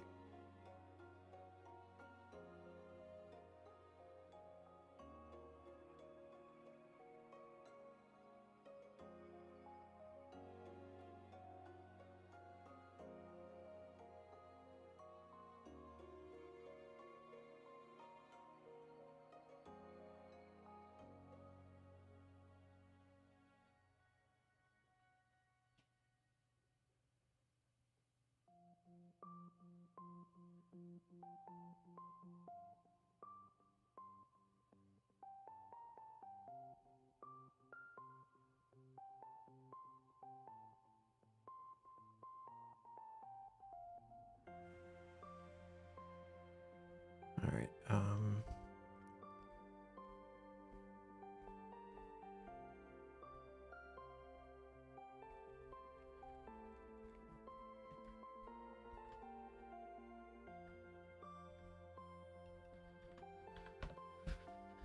Let's see.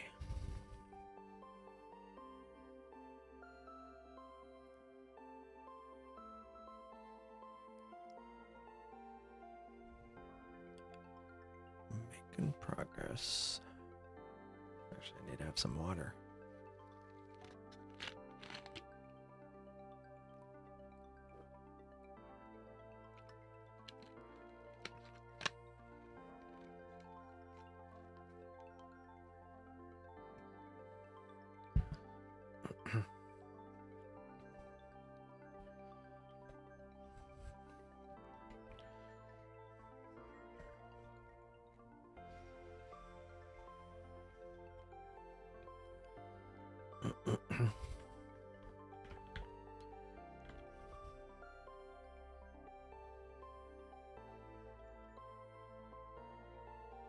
Yeah, so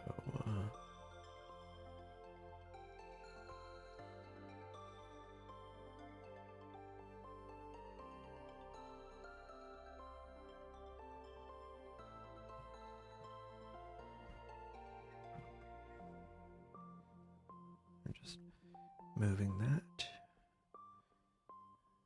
for a moment.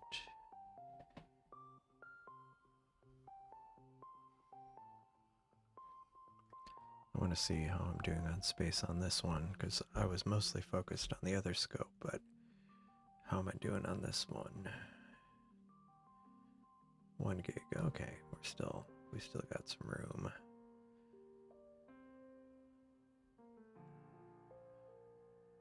This one I need to fix though.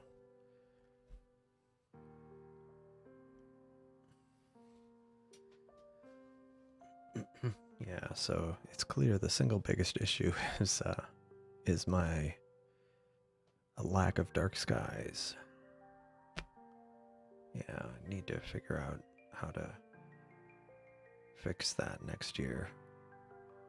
Or maybe I'll just always use other people's scopes, or host one, like send it off to whatchamacallit, to Starfront. Let me check something that I meant to fix the all sky camera. That message that's up. But what's weird is, why is it? That's weird. Let me... I don't think that's... Let me restart it.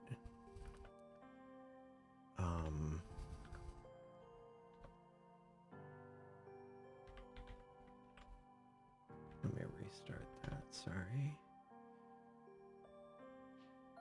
And, okay. Weird. Anyway, message is gone. Yeah, space elevator, I like that. I like it for other reasons, but yeah, also a good place to put one's telescope. above the atmosphere. That's one way to do it. I like that way. For other reasons.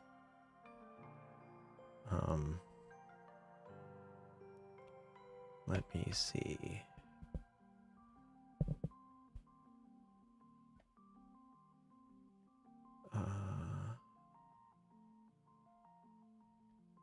Let's see where we are. Cool. Yeah, I might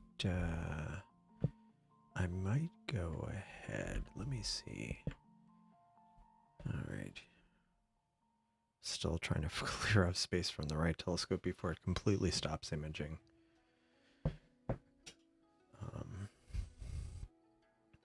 I just have to figure out where the issue is.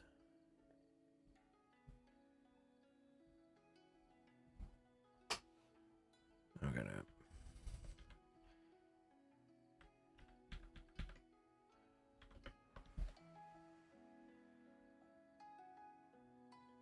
Yeah, so I'll be right back. I'm going to go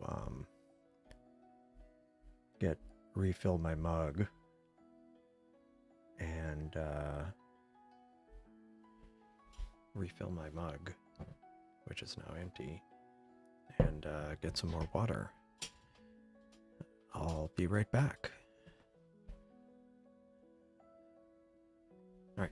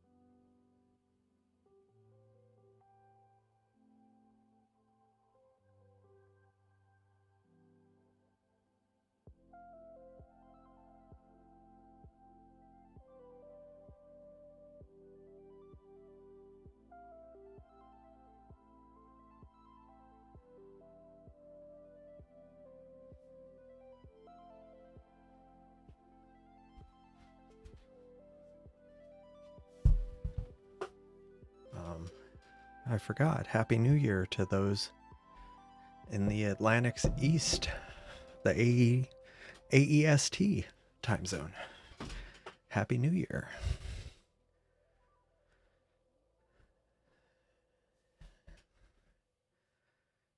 And what else? Let's see how I'm doing on copying off stuff. Oh. Let me bring back.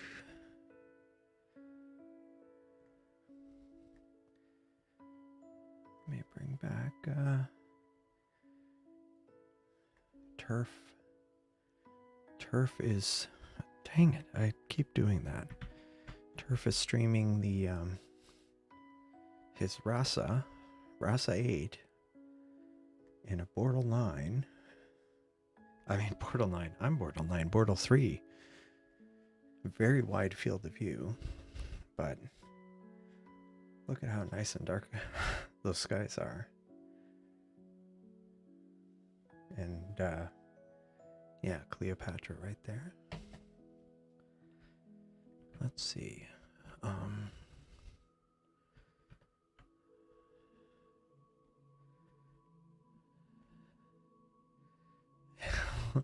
Put a C11 or C14 in space like a Hubble.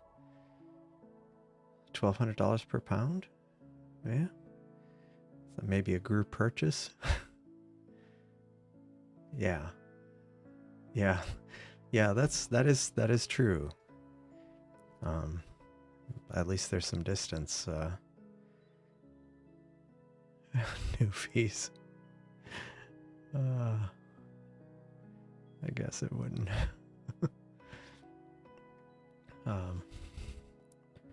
Uh-oh.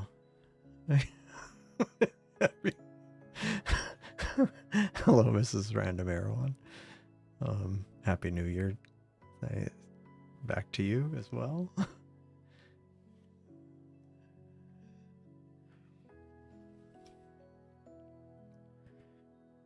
Yeah, I was half expecting Mrs. Random Erewhon to post while I was getting something to drink, but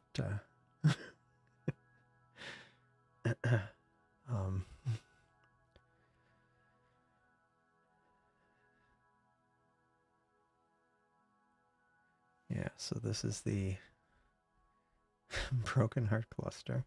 It's actually a nice cluster. It's kind of compact, but there's some nice mostly blue stars, but also some reddish stars in the field, so that's nice. This Cleopatra's eye thing is interesting. See, now I want to revisit that robin egg, but also this one, the Cleopatra's eye.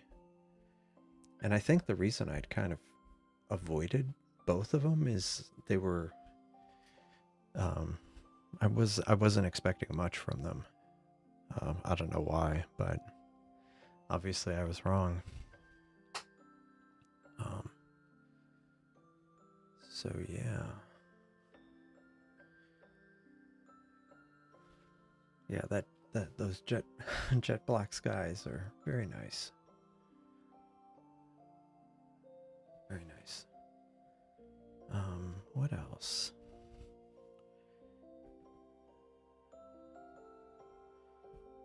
Yikes.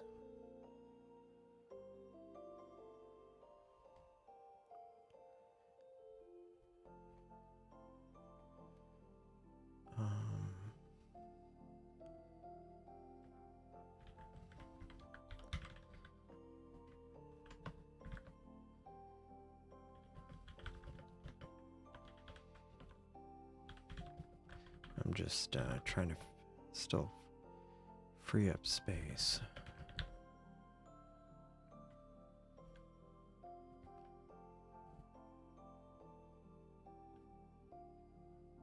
Huh.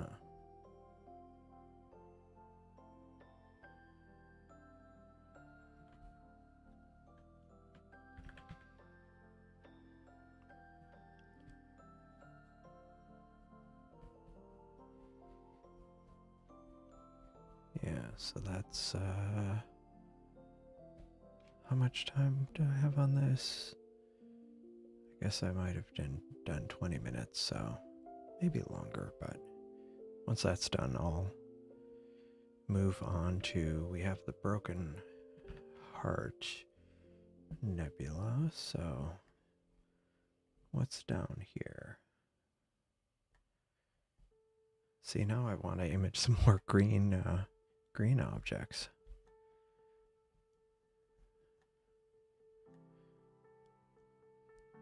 Now I've imaged the Owl Nebula.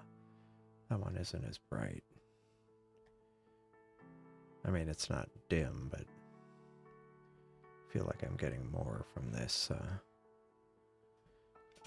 Okay, I have to definitely image this. The UFO galaxy. I'm totally imaging that.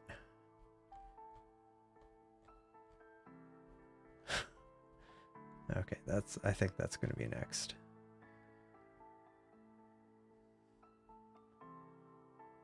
Although I still haven't imaged the poor man's double cluster. Although maybe I'll do the UFO.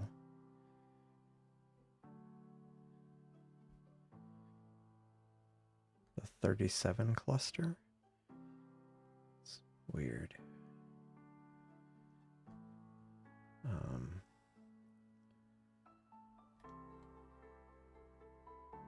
Flowers, monkey head. Those are all good names.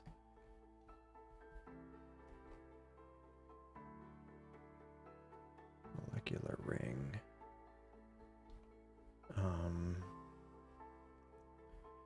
Witch's head. Cosmic bat. Maybe I'll do that with the right telescope. Yeah, I'll do the cosmic bat after Cleopatra. So, yeah, Cleopatra's eye. So after Cleopatra's eye, I'm going to do a cosmic bat. Halley's coronet. Oh, that's an interesting galaxy. Although I have a feeling it's not gonna... The colossal cosmic eye? It's so colossal it doesn't even show up in that view. Let's check this.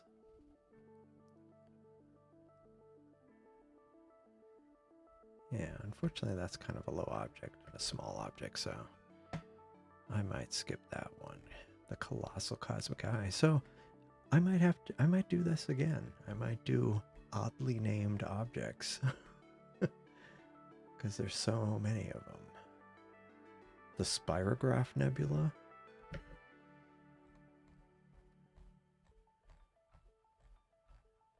See, you really have to zoom in on that, but that looks really interesting. But I'm afraid that would be way too small for the Seestar. Now, if I switch to a different sensor, and then if I were to use like a C8 with a Barlow, it actually would be okay in size. I just need to remember to turn off the Barlow setting because I had that on before and I was totally confusing myself. Okay, so Spirograph. Spirograph sounds interesting but too small.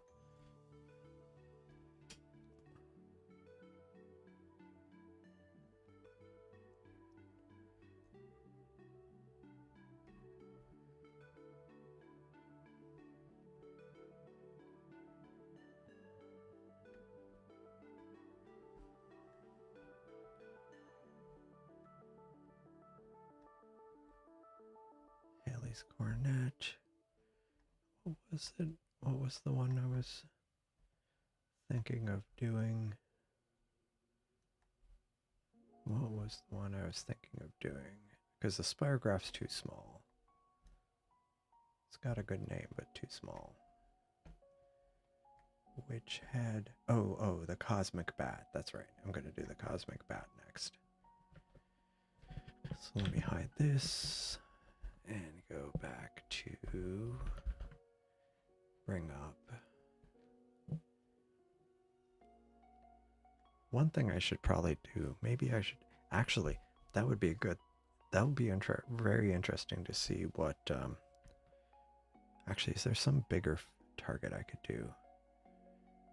Oh, you know what would be a good one? That would just really be embarrassing for me. But it would be pretty impressive for turf. Would be the Witch's Head. And I'll focus on a specific area of the Witch's Head. But the Rasa would really pull in a lot of it. And I'm sure it would be really very, very impressive. So I'm going to do the Witch's Head next. On the one that's doing Cleopatra's Eye. So I'm going to do this part, but yeah.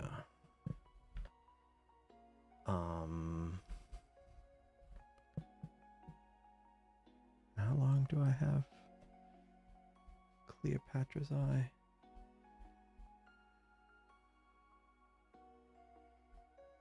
I don't even know how much time I did on Cleopatra's Eye. I might end up stopping that because I feel like we've gotten diminishing return.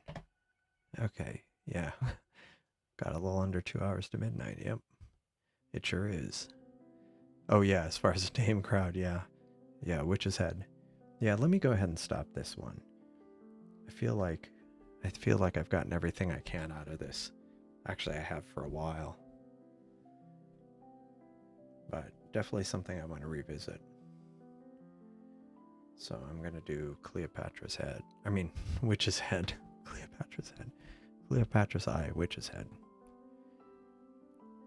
All right. Image. Wait. Okay, so this is...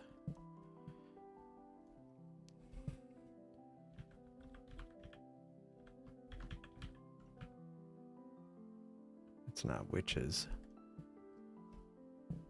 I'll just call it Witch Head. I don't like doing apostrophes in file names. Let me double check. Yeah, the Witch Head. Oh, it is the Witch Head. Witch Head and light pollution filter. Do I want to do light pollution filter? It says it's a reflection nebula, but let me see.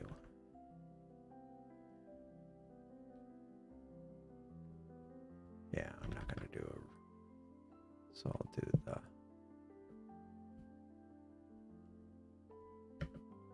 Okay. Witch Head.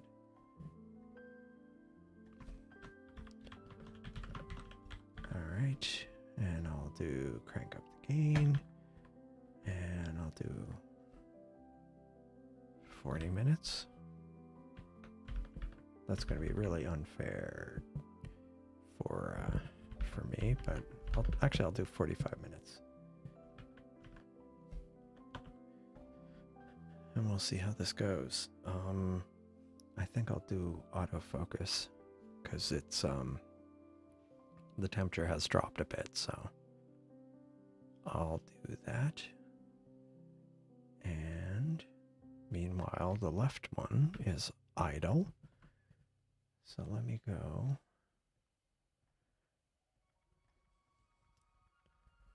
Live. And let's go figure out some. So we've got a Witch Head. We did the Broken Heart, Twinkling Comet, Eskimo. What's this one? Gemini Nebula. That's a boring name.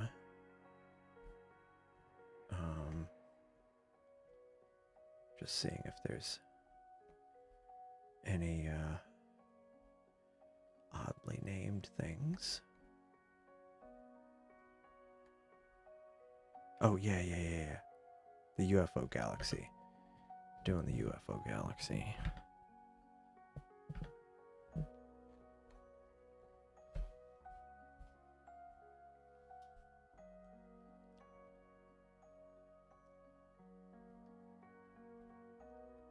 Yeah. I'll do 40 minutes, 140 gain. Go. Alright. Okay, it hasn't started stacking. It's just now starting stacking for me.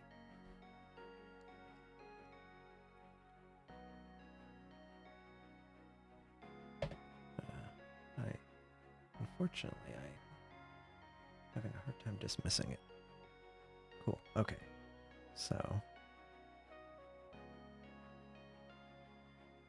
Wow, that's impressive. Which target is that for? 1,000 accepted frames, 3 rejected. It's like 3 hours. Almost 3 hours? Yeah, close to 3 hours. That's impressive.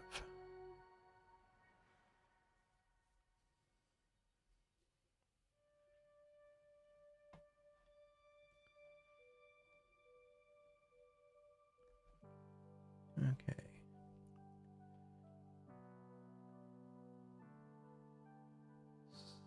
Should be starting to stack.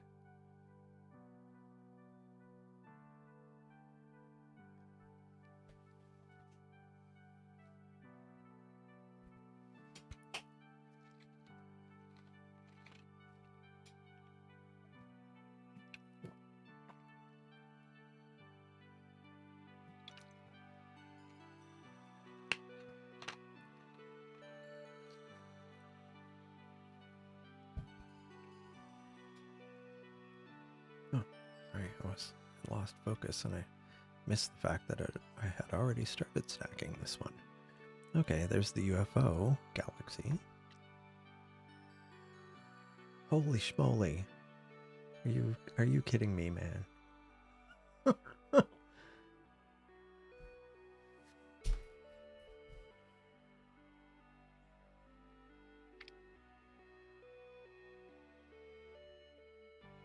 That's 24 seconds.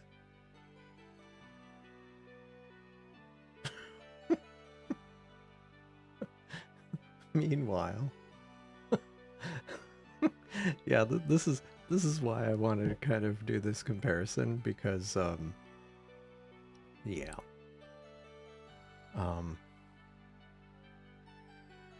Yeah, that's wow. That is painful. So yours, probably because it's a Rasa, is that right? 'Cause it's flipped.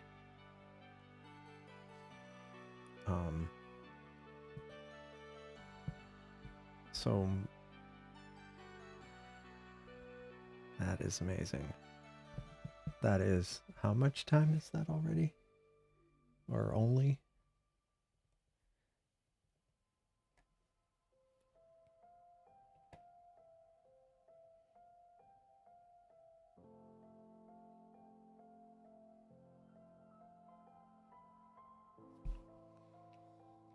How many frames is that? Oh.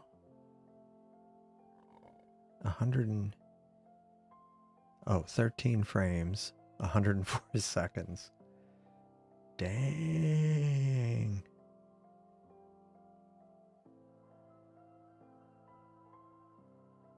And why does it have like the line artifact?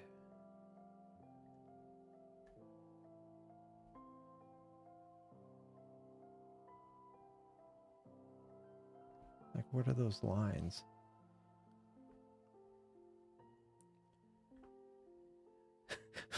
Meanwhile, after 3.5 minutes, I can't tell if it's just gradient or if I'm actually getting anything at this point. Oh my gosh. Well, I got the, yeah, I think there might be some nebulosity in there, but yeah, that's okay. 5 hours on the monkey head. That's awesome. May do the witch head mosaic tomorrow. Yeah, Raza flipped. Okay. Okay. Star satellite. Oh, okay. A couple satellites. 2 minutes. Yeah, so I've got 4 minutes. Yeah, I mean, that's part of the reason why I decided, or I thought maybe it might be a good comparison, just because the field of view of the Rasa, I mean, partly because the field of view is so expansive compared to the Seestar. Because like you're getting like most of the witch's head, whereas I'm getting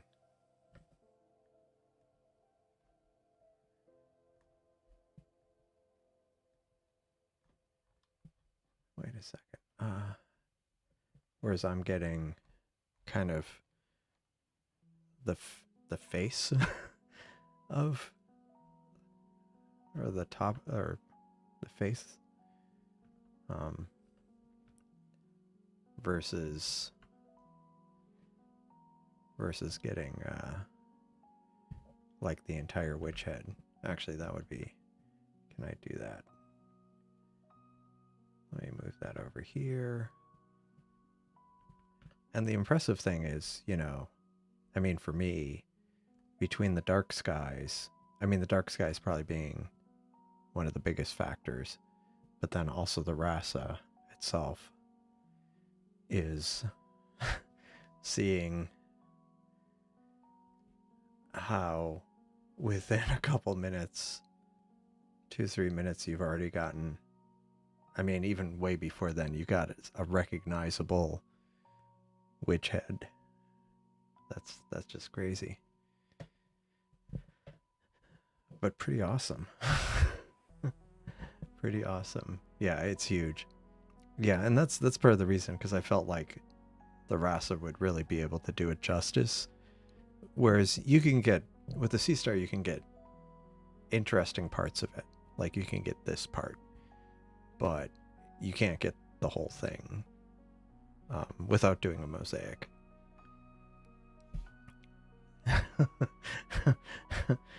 294 still a crop. Wow, that's impressive. So let's try that. Let's try that in Stellarium. Let me enter this. Okay, so we've got telescopes, and I'll enter Rasa 8-inch. And what's the focal? The diameter would be, is it 200 millimeters?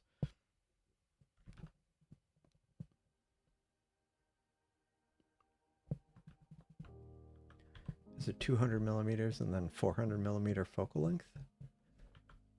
Is that right?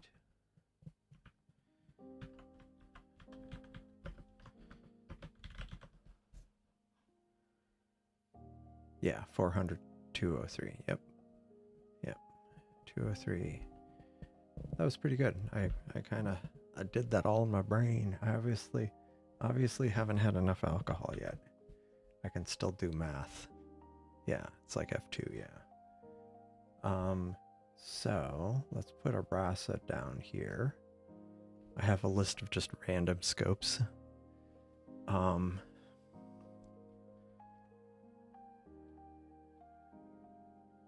have them sorted by focal length, so Rasa 8. So if this is the Seestar field of view, and then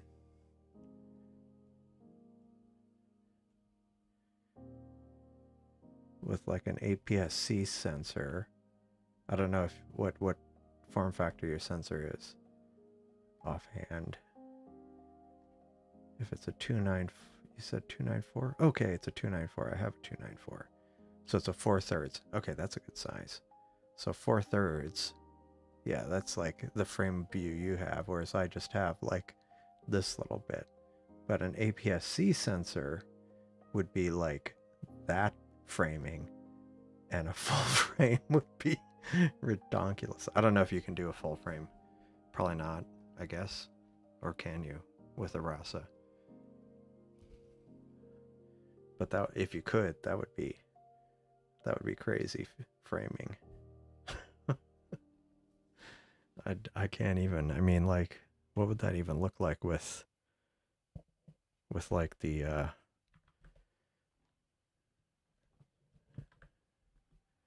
with Orion? Yeah, that's nice. Okay. Yeah, it was since it's in front of the corrector plate. But if you could, that would be the framing. Can you imagine the image on that? That would be crazy. And how quickly you'd get data, like with that framing. Wow. Anyway. But yeah, that's still really, really nice. Meanwhile, back to the Seestar.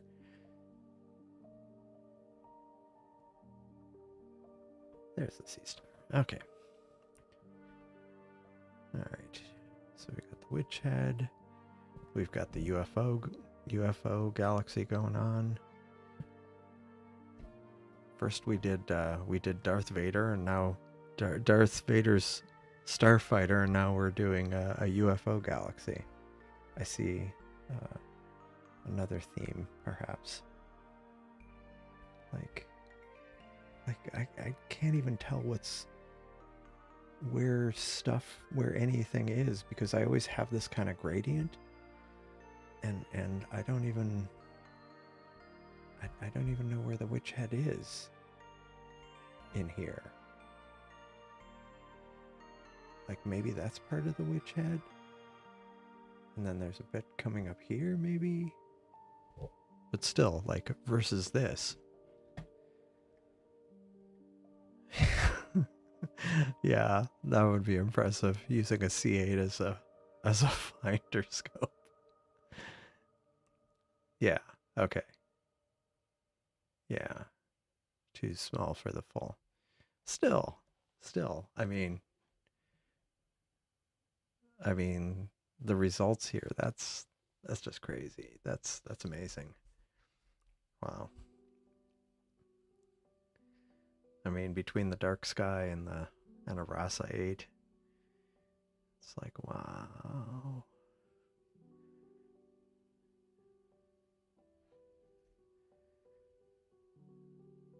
Okay. Okay. So that's the nose.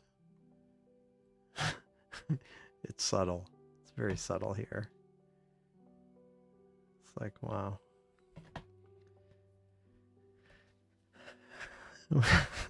Like, I'm trying to like, one of those stereograms. I'm like trying to see the pattern there, and meanwhile, there's the nebula right there.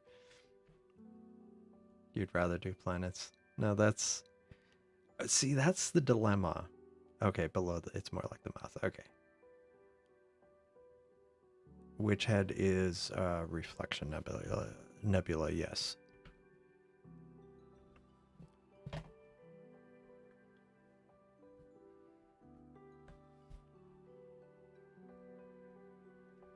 Wrong one.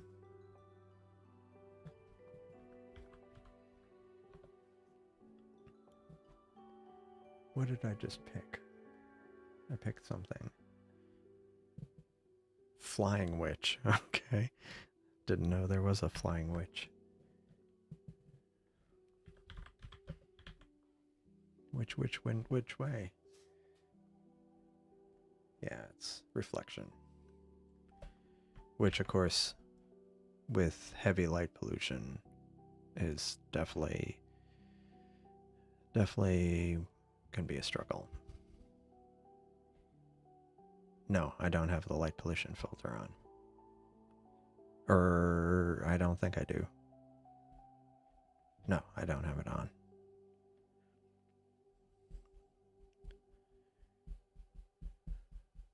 Because usually when I have it on too, I don't get these kind of gradients.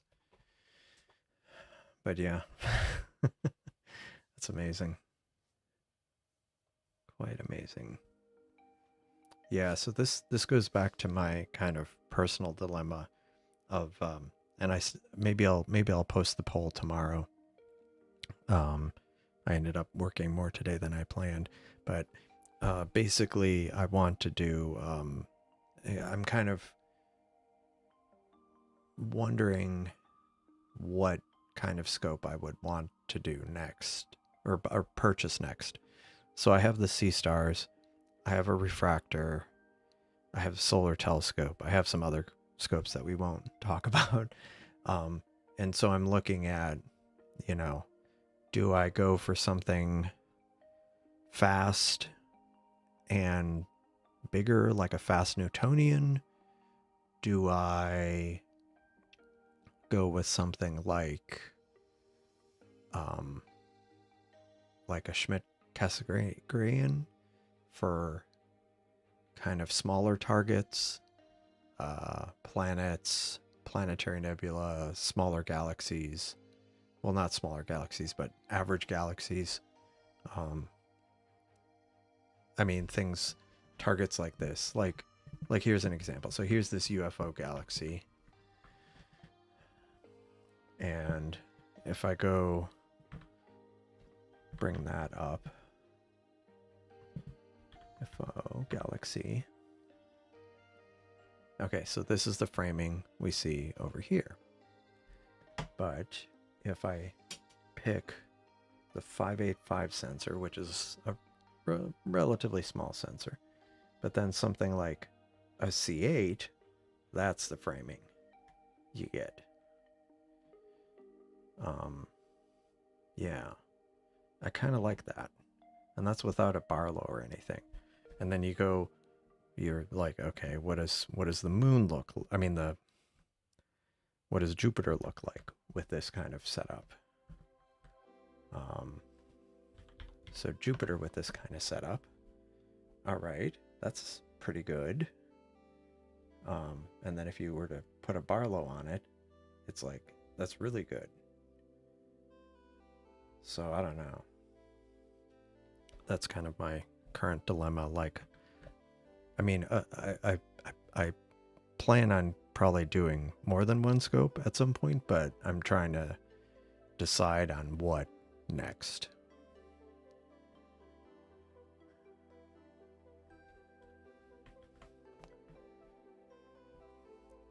With an eye towards the EAA.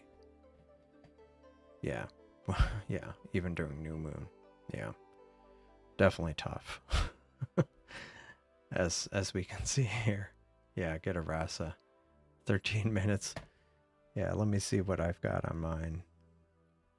I've got 15 minutes. So I have 15 minutes, and I'm still no more clear on where the actual witch head is. So yeah. Okay, so what are we imaging? I am imaging, I'm on this kick of imaging oddly named objects. So, or things with unusual names. So on the left is the UFO galaxy. Let me zoom in on that. And on the right is the Witch Head Nebula, which is a reflection nebula. And I'm really struggling to actually see what's going on here. And Turf is sharing his RASA 8-inch from a Bortle 7, or Bortle 3, sorry. Bortle 3. So very dark sky, much darker sky, and a very wide field, and he's been imaging slightly less time than I have. And yeah, so it's one of those side-by-side comparisons. Yeah, the C8. Yeah, that's true. There's a lot of Ross owners. And then, yeah, the Seestar. But see, the problem is, see, I keep going back and forth on it. I'm like, I'd like to get the C8, and I was thinking of like the Hyperstar. But then, and I've watched videos about it, and I like the idea. But then there's part of me, especially the way I image things, where I might be looking at Jupiter, and then I'm looking at, you know, a nebula, and then I'm looking at galaxies. And so, in my mind, given the cost of a hyperstar, I'd almost be tempted to just get a second telescope. You know, like have, I mean, I know it's not that simple because then you have the cost of cameras and mounts, but part of me's like, do I want a C8 and then adapt it to do a hyperstar, or just instead spend that money on a second wider field setup? I don't know. I'm kind of leaning towards both, like having a C8 and then something, maybe a C8 and a that would be ridiculous, a C8 and a Rasa, so I could use them both at the same time. Yeah, you prefer planetary. Yeah, that makes sense. But at least you know now. Yeah, want to improve planets from there. Are you going to do, are you thinking of using the C8 and like doing, like using a Barlow with it, or are you thinking of trading up? Tequila loaded. Congratulations.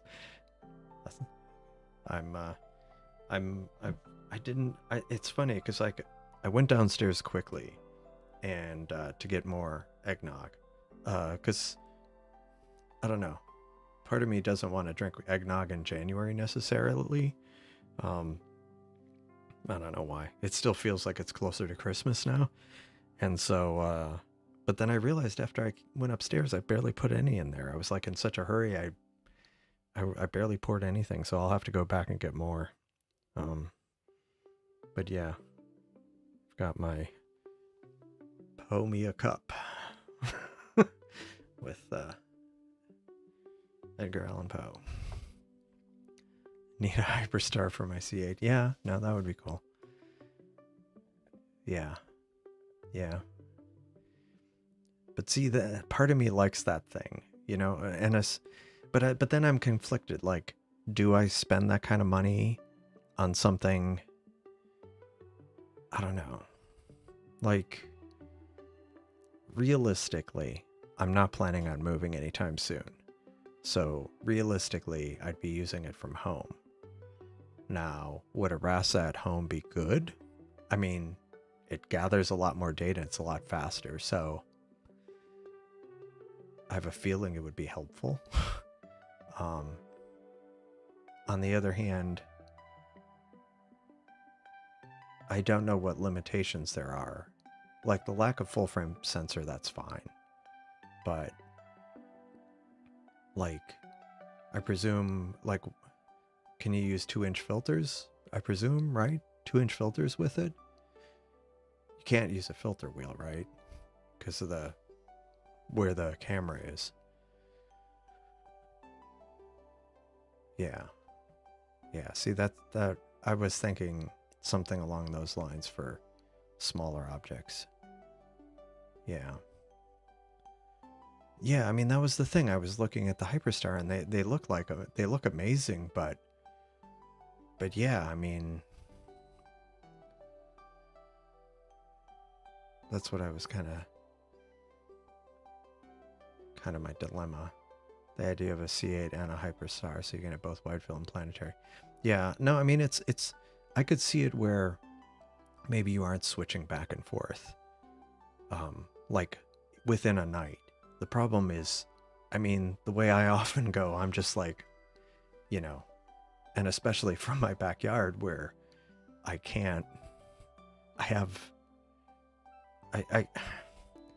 feel like I'd struggle to stick to one just because I have so little time on every target that I don't want to be shoehorned into one thing. I don't know. And it's also the kind of the practical reason of why I like having more than one telescope going at once, because then I kind of maximize what I can do in a short period of time. that a certain set of objects are kind of visible. I don't know. Yeah, haven't pulled the trigger yet. Interesting. Interesting. The camera I have. Okay. Interesting. Yeah, I'm going to see 4D. Okay. 2-inch, have light pollution HA. Cool. Yeah, okay. Save the space of storing 2 scopes. Yeah, that is the thing. Yeah. Can't switch in the dark. Yeah. Yeah. Yeah, no, that makes sense. That makes sense. Yeah, I don't generally have that problem. I mean, plus I have a patio light. I just flip the switch on, so it's not a problem. I mean, I guess that's why I'm kind of thinking maybe I do go for something like a Rasa, because then, like, it's 4 times. I know it doesn't quite work that way, but it's like 4 times the diameter of the 4 times the aperture of the Seestar. And so it definitely would, on paper, collect a lot more light a lot more quickly. And especially in my conditions, maybe that's yeah, maybe that's the route. Yeah. And so then that's the other dilemma, is the size and the mounts. And that's why, at least at one point, I was actually thinking of getting like a Maxitov telescope for things like planets. Now the problem is, I was just kind of looking around on Astrobin, and it is funny because like the smaller aperture Maxitovs, like all the photos are of the moon and planets. The larger aperture ones, you start seeing more deep sky stuff, which makes sense. But maybe it's just, maybe the C8's the answer. I don't know. And then they have like the cheap C8s that come with a mount. Maybe I can, yeah, maybe that's something to consider. Rasa and a Mac then. See, I've read mixed things about Macs. I do see some good results from it on Astrobin, but yeah.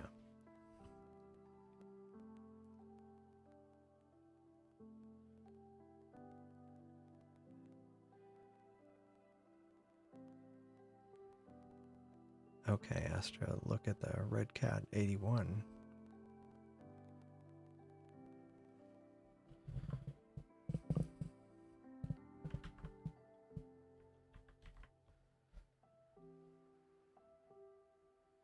That's a nice scope.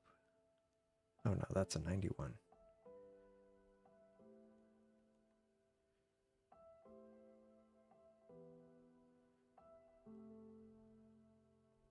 $2,000.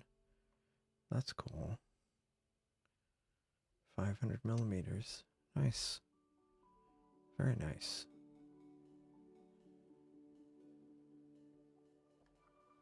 Huh. Yeah, William Optics, I mean, they're good scopes. I mean, I haven't owned one, but based on what I've seen. 9181. Oh, okay. Okay, cool. Even better. Or even more expensive, but yeah, Mac curious. Yeah, see, that's my, I need to do more reading on that, because I do feel like that I want something that I can do planetary stuff with, but I want something that I can do planetary nebula and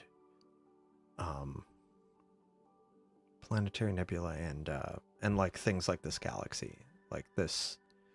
And I mean, I'm able to get enough I'm able to get enough light on the Seestar for this galaxy. So, and there are smaller, fainter ones, but I just want more magnification, more focal length. So maybe a bigger aperture Mac might be okay, but I need to look more at it.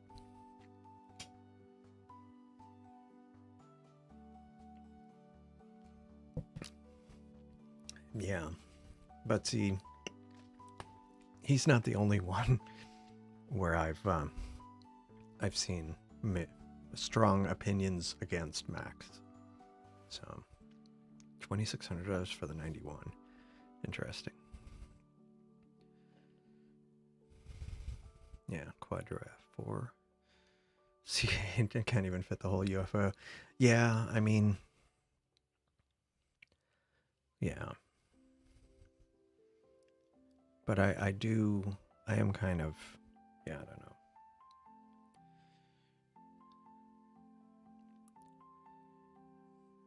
But yeah, so that's why I'm still kind of trying to think through it, but that's why I want to do a poll and just kind of throw it out there and see what people think. Just because it's yeah, it's kind of my dilemma. Definitely for 2025, I want to get one, get something to start with.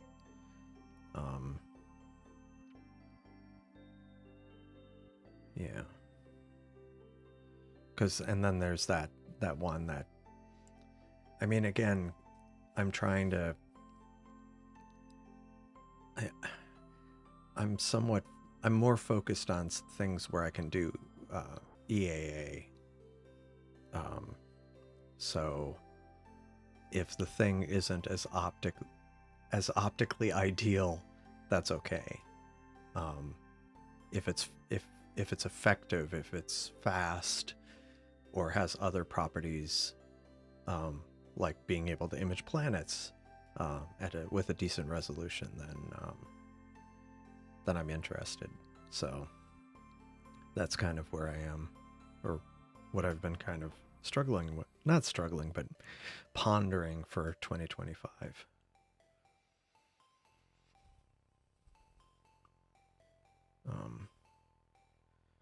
Yeah.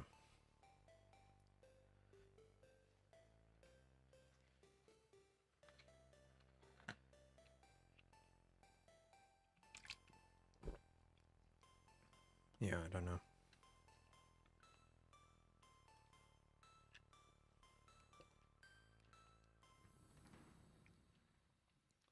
But unless it's a fairly mid to smaller Mac, I definitely would have to get a new mount. And I definitely have to get a new mount with a C8. So, or if I mean, one of the other options I'd been considering was like a fast Newtonian. I looked at there's a few different companies that make it, but the classic Cassegrain, it's not a Schmidt Cassegrain. It doesn't have the front corrector plate. So there's this one, High Point Scientific has it.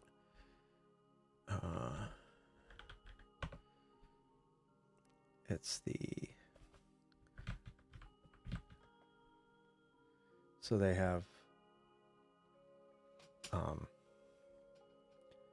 so like this is an 8-inch classic Cassegrain, and it seems fine. I was looking at Astrobin, and some people have done some good results with it. It's an F12, so it's a little slower than a C8. Doesn't have the front corrector plate, which pros and cons to it. One, yeah. they actually had a they have a 6-inch model, and they had, so it's $550 for the 6-inch, and they have a used one for $440 for a 6-inch.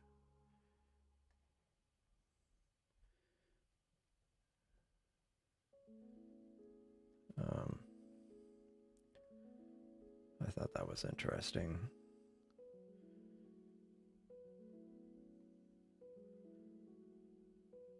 £12.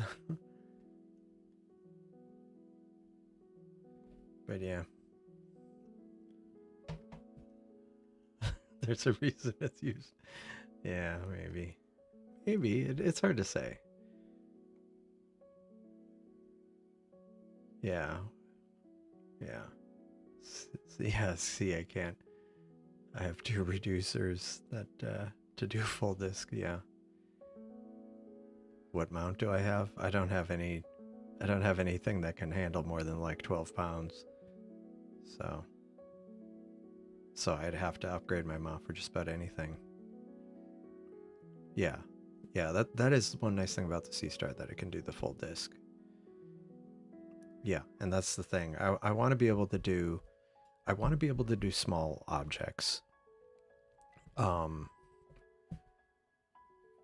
But I also do I want to do things as wide or wider than the Seestar, but I want to be able to do it like on a live stream. And not just because it's a live stream, but even when I'm not live streaming, it's that kind of instant gratification. Like almost going back to like my visual observing days, you know, where it's like I want to see the result quickly. I'm not necessarily looking for super, like, that I'm not necessarily going to process the images a ton all the time, maybe sometimes. I mean, but like sometimes where I'm like, oh, I want to look at this supernova and I just want to be able to see it. You know, stuff like that.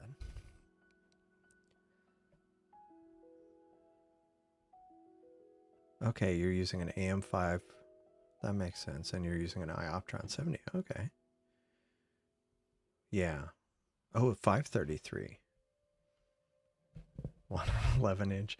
11 inch C8? That would be cool. Let me, actually, let me see.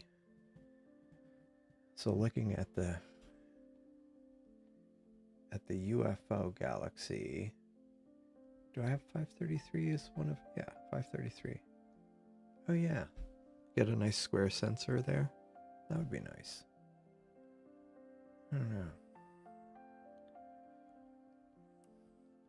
Yeah, see, I plugged in a few different options here of things I've either considered getting or may eventually get or whatever. So here's, let me go back to the 585. So here's a 585 with the UFO galaxy. And this is with the 135, like a 135 Rokinon, for example. But then, actually, let me do something here. Let me change something here. Since you mentioned a C11, let me. Oh, it doesn't drag. So let's do this. Let's do this fun exercise. Well, fun for me. It's not actually just that it's fun. It's like this is a genuine dilemma I have. Okay, so 585 with 35mm lens. Okay, you wouldn't do that, but that's the field of view. Here's with the Skywatcher, that Skywatcher hack, f2, but it's a 5-inch, kind of almost like a RASA, but you can only have fairly small, like you could put a 585 uncooled camera on the front. Here's the field of view with a RASA 8, supposedly. I mean, maybe I got the numbers wrong, but here's with the Skywatcher. This is that fast Newtonian F4 Newtonian. So actually that's not a bad field of view. This is a Skywatcher 127 millimeter Mac. This is a, RCS 8-inch that I looked at one point. This is that classic Cassegrain that I was $400 used. This is the C8, and then this is the C11. Nice.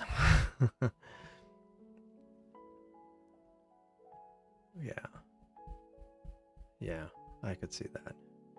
Oh yeah, almost 3 minutes for people in East Coast getting the countdown.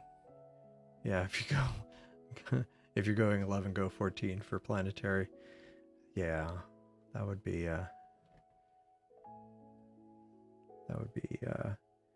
let me look at that. Let's bring that down. And actually, speaking of planetary, let me look at the field of view for that. Okay, so let me go look at Jupiter.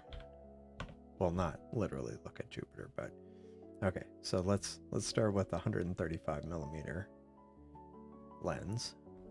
And you can kind of see, okay, you can get the planets, but they're really tiny. Okay, here's the hack, the Rasa 8. The disc is tiny. And then there's that Skywatcher Newtonian, disc is still tiny. Skywatcher Mac, okay, the disc is getting a bit better. This is an RCS scope. This is the classic Cassegrain. Here's the C8, okay, nice. C11, okay, nice. C14, there you go. Slap a 2x Barlow on that, and you've got you're up close and personal to Jupiter. Nice. So that's all you need. Okay, I need to find something for this left one. Yeah, that's true. That's true. Some of the people who get like the really crazy planetary stuff, I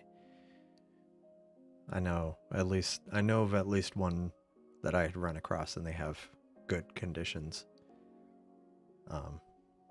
Yeah. Yeah, that'll be interesting. Oh, that's cool. Need a new target, yeah. Meanwhile, I've got 36 minutes and I'm still no closer to seeing the winch's head. Maybe this blob here is some of it, but it's really hard to tell with the gradients. like what? Meanwhile, yours is almost like, yeah. Oh, happy New Year, Aaron. Yeah, not Jetstream. And usually if we do, then we usually have other problems.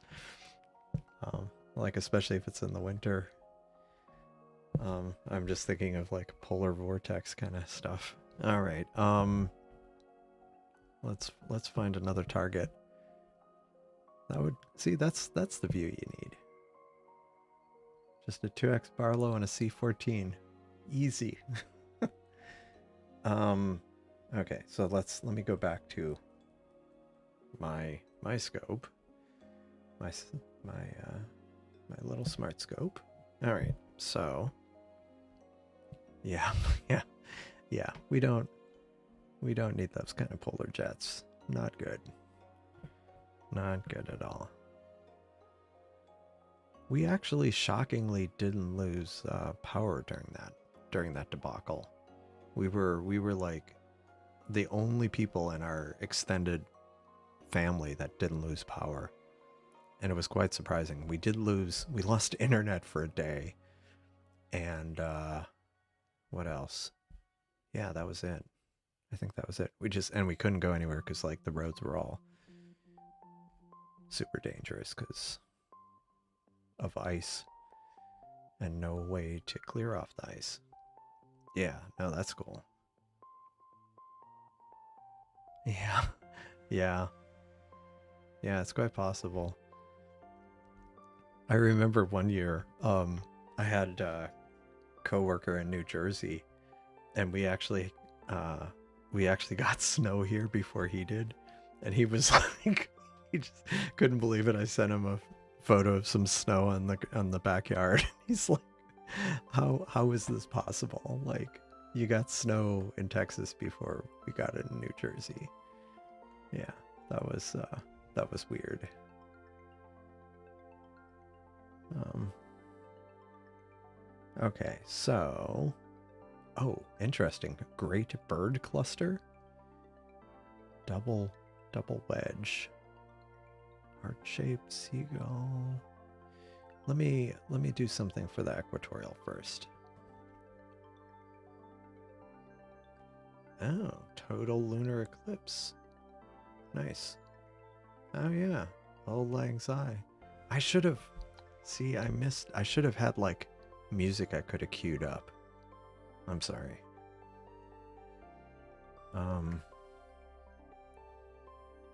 Shoe buckle.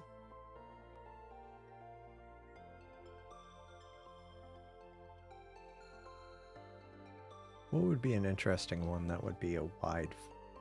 See, part of me now wants to do... Oh yeah, let me see. I was thinking this will be... Or is that too high?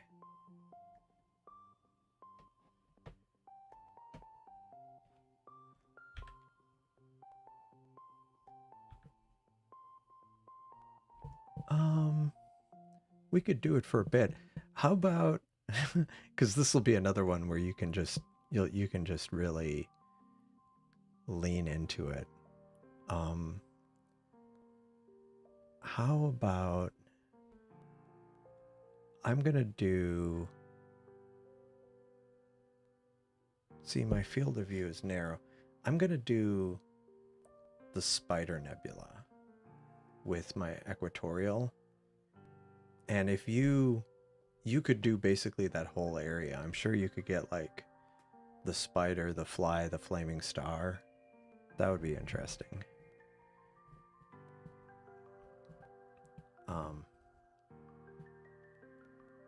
Yeah, so let me do that. I'm gonna do the spider. And I'll do 40 minutes. I'm not sure if I'll be able to do the full 45. I'll crank up the gain. And temperature hasn't dropped anymore, or not enough, so nice. Bubbly on ice for midnight. Cool. Yeah, I don't have anything like that. I just have this eggnog.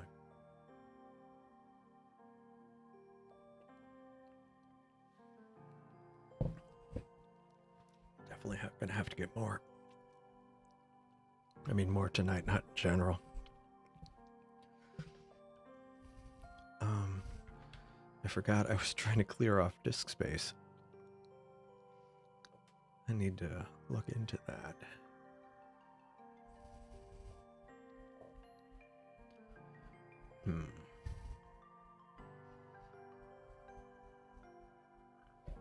Oh, hello, New York Raider fan. Happy New Year. Happy New Year to you. We've still got just under an hour here in Texas. Oh, Mars occultation. Well, that's cool. That will be cool.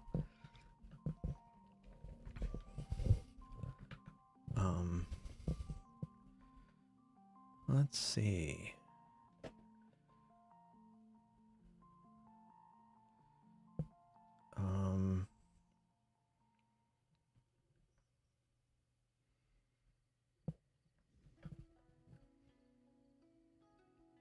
Oh. Has it started imaging?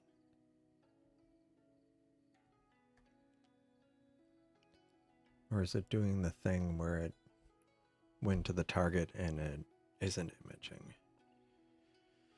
Let me look at the schedule.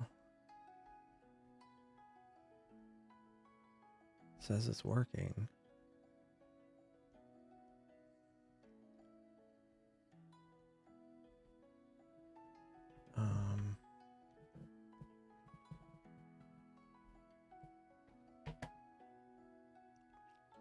Have I ever captured International Space Station solar or lunar transits on the Seestar? Yeah, I have done solar transits. I have not done a lunar transit yet. And actually, that does remind me, I was going to look into when the next... Actually, what I need to do is stop. Well, I'll just go ahead and hit record. I have not done a transit of the moon.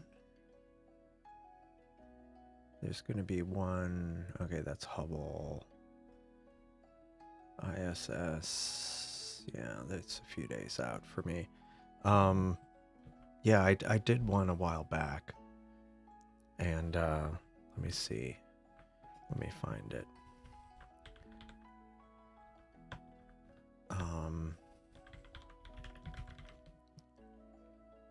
Let's see.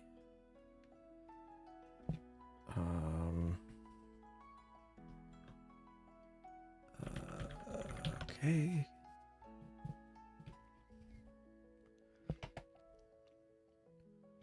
Yeah, it's not my it's not any it's not an award-winning video or anything, but I did do a Google short, like a Google YouTube short a long time ago on it.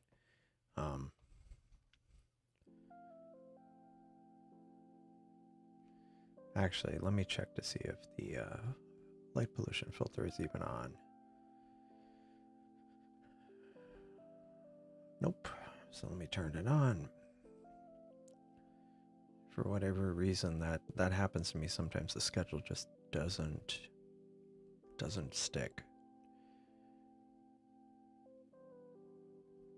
Actually, let me check.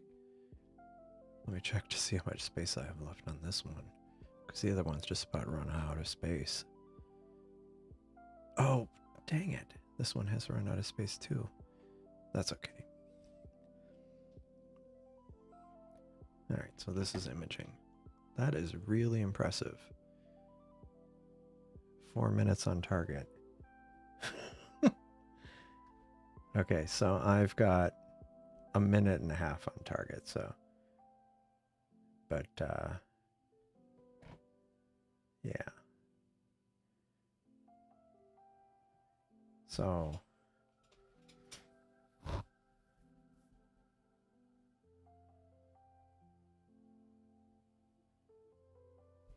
Yeah, very nice. Yeah. I mean, it could have been one of the other things. Nothing through March. Yeah, those are a lot more visible. Yeah. Yeah, if you order the Seestar, use the link I have in the description. If you get it from either directly from Seestar, or you get it from High Point Scientific, if you want to get it from either one of those. I have affiliate links in the description, I think, of the video. So, but yeah, it works, worked fine. And I intentionally did that where I zoomed in kind of to the video so you could tell that it was, you know, it was a, you could tell it was like the H shape of the space station. That's why I did the overlay of the photo showing, you know, what you were seeing was actually the transit.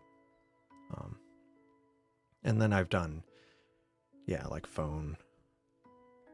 Yeah. Yeah, that's fair. I know, what was it, Kai, who did the, who started the Alp project. He got a telescope that definitely appeared to be somebody that they had gotten a return.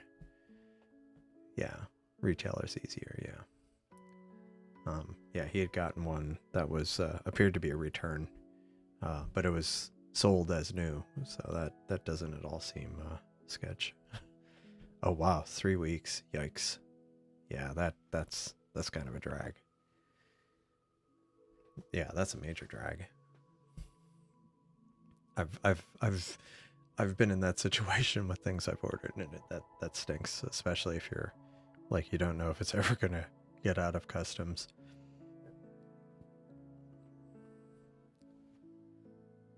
Oh yeah,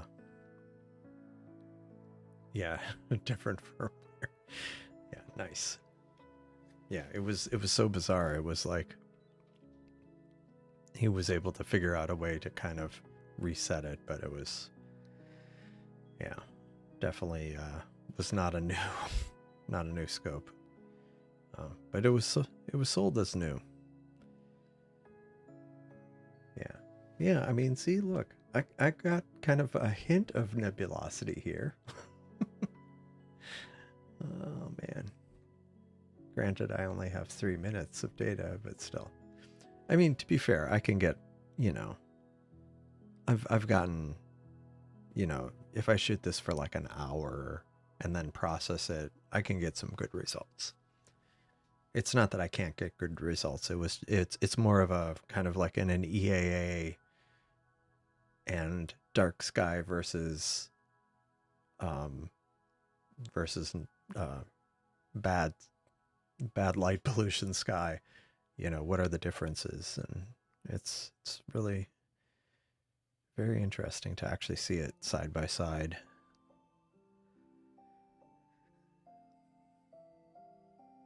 Yeah. Now, one of the things I've, I mean, it's true of a lot of reflectors that I've, or certain reflector designs, but like, did you have to spend a lot of time like with collimation of it? And is it something that like you like how often do you have to do that? Is that something only in certain situations if you're moving it or what? AliExpress? Nice. That was the tripod, right? New tripod?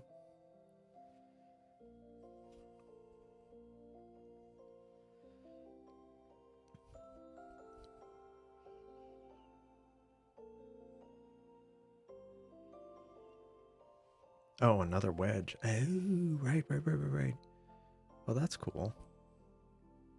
Cool. Why did you get another wedge? Is it for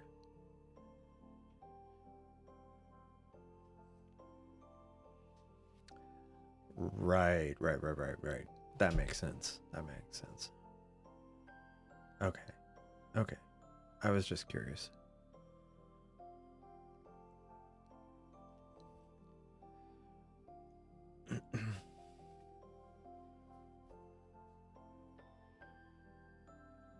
Hmm. Okay. Okay. Yeah.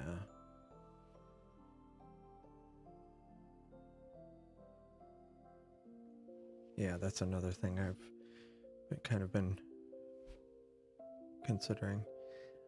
That's interesting. That's very interesting.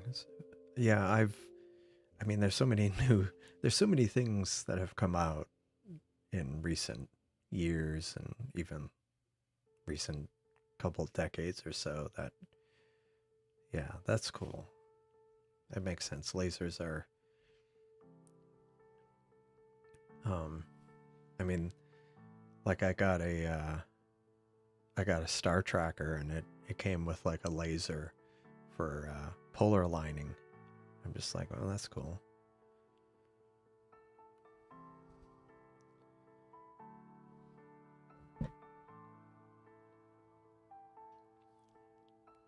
I'm definitely gonna have to refill on the eggnog here before midnight.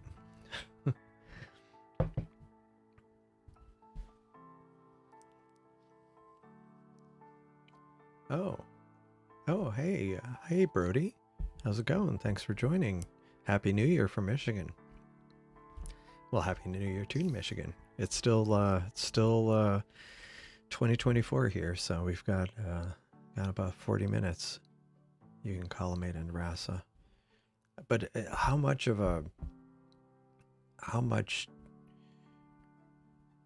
how much do you have to do it? And yeah, drone shows are, yes, the drone shows are kind of great. You're from the future. Yeah, that's cool. You're from the future. Well, hello, future Brody. Or Brody from the future.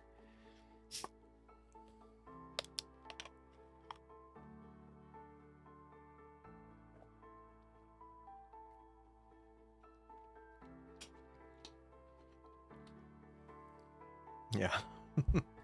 Yep. Yeah, one thing I might okay, they're mostly set and forget. That's good to know. Yeah. Yeah, Seiko's from the far future. He's practically from 2026. Um okay, maybe not. Time zones don't work that way. I think we'd have a problem. How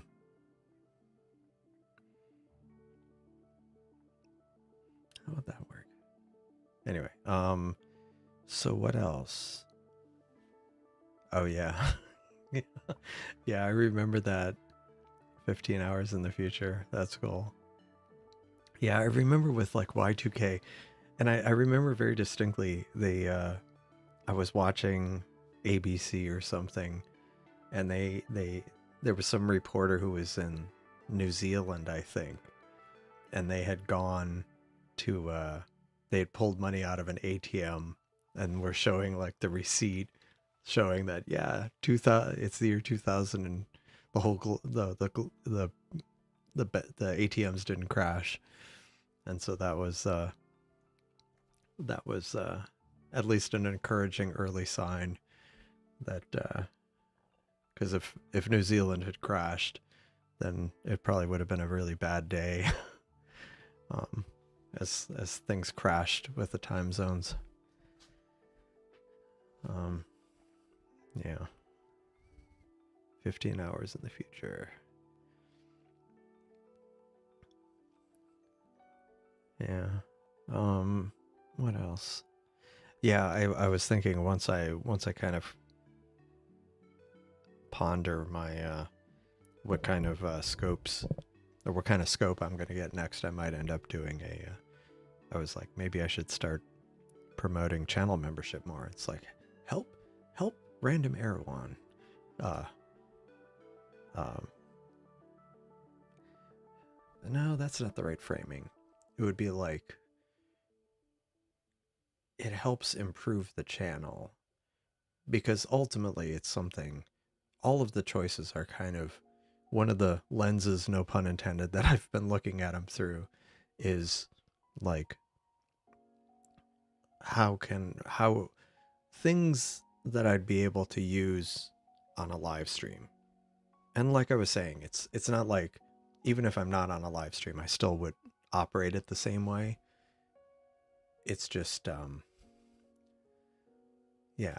So it kind of yeah, so at the end of the day, the intent is to get something or is to work on things that would improve the kind of targets and the way I image and stream things. I need to just come up with a better, what do you call it, pitch. Yeah. No, it was funny. You mentioned that, but I think I mentioned this before, but I had almost nothing I did almost nothing for Y2K. It was hilarious because I was at a financial company at the time, and but for whatever reason, the stuff I was working on, it was more like I had to do some attestations where it's like, yes, this software we're running this version of Oracle or something, and it's not going to crash.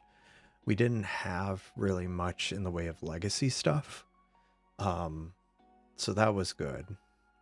We just had to make sure we had the right patch levels on stuff, but it wasn't bad. But there was definitely some concern in the company.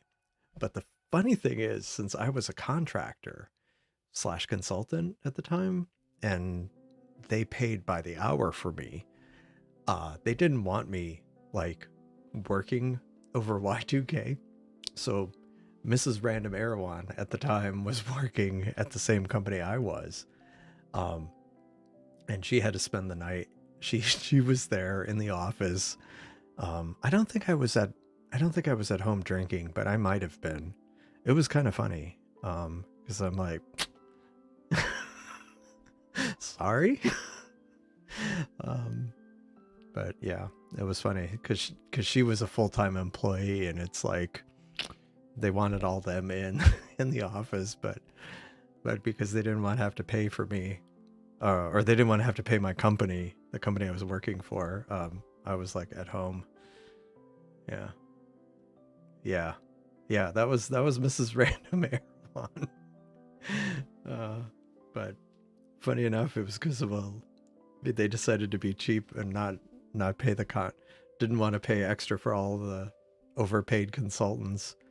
Not that we were overpaid, but maybe our firms were overpaid, but it was hilarious. It was funny. So I was like watching it on TV. That's why I saw the thing about the guy in New Zealand, because I'm like sitting at home like watching it. But I mean, I couldn't go anywhere. I mean, I didn't go anywhere because that would have been bad form.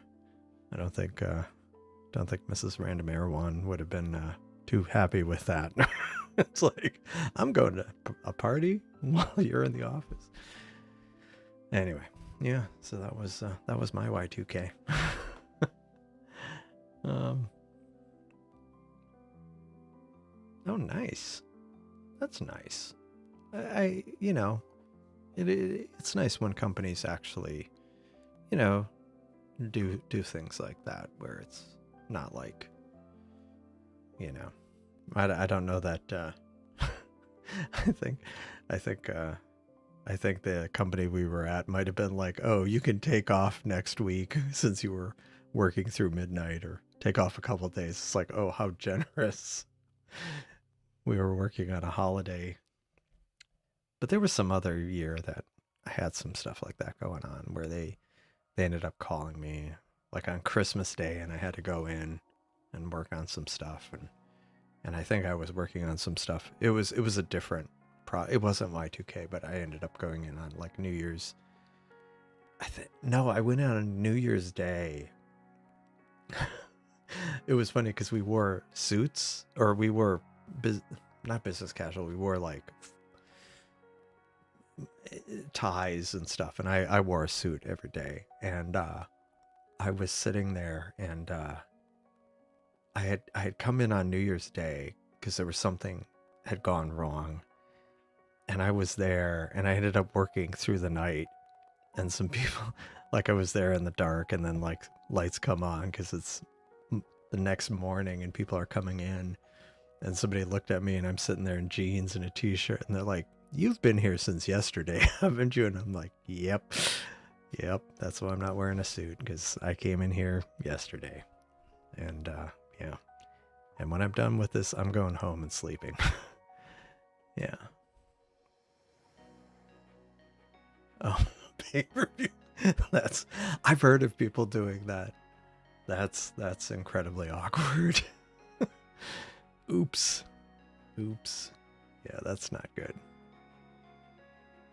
Yeah.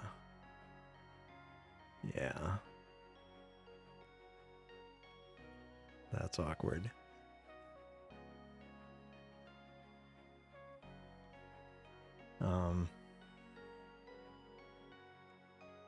Yeah, look at this. So, I mean, I am getting nebulosity, but yeah, the rasa, and combined with dark skies and just that gorgeous wide field. That's really nice. Very, very nice.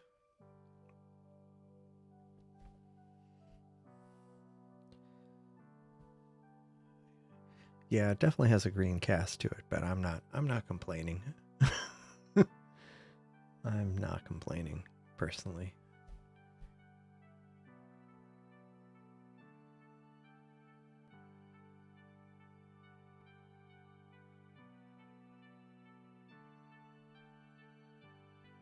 Although it's still not as bad.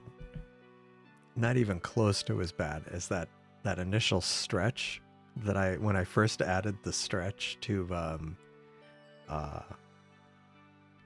to Alp, and it was just like so green. And Seiko just like asked the question of, oh, could we use, what about Graxper? I'm like, oh, it's actually in Python. Oh, it's open source. We can actually use the image. Okay, the collimation screws for the Rasa.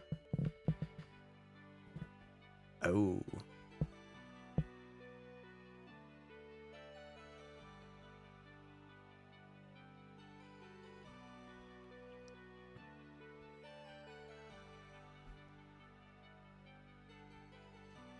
Yeah, that's not a lot of clearance in there to get to the collimation screws.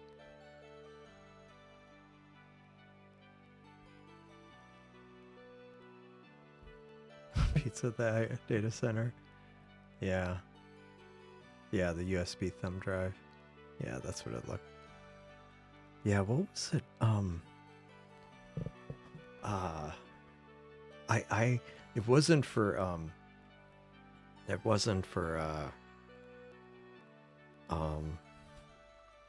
it wasn't for Y2K, but I ended up having to fly somewhere for a project one year, and it was over New Year's, so like we were working late New Year's Eve, and we walked outside just before midnight so we could see the fireworks.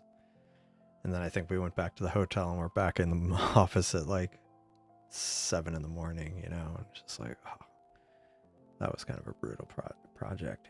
It wasn't Y2K, at least. Although it might as well have been. It was pretty bad. But yeah, since it's only 11:30, where I am right now, I think let me see what the state on this is. And the reason I haven't queued up anything on the right scope is because partly I have to figure out something, but I also need to. I'm never gonna clear up space on this telescope.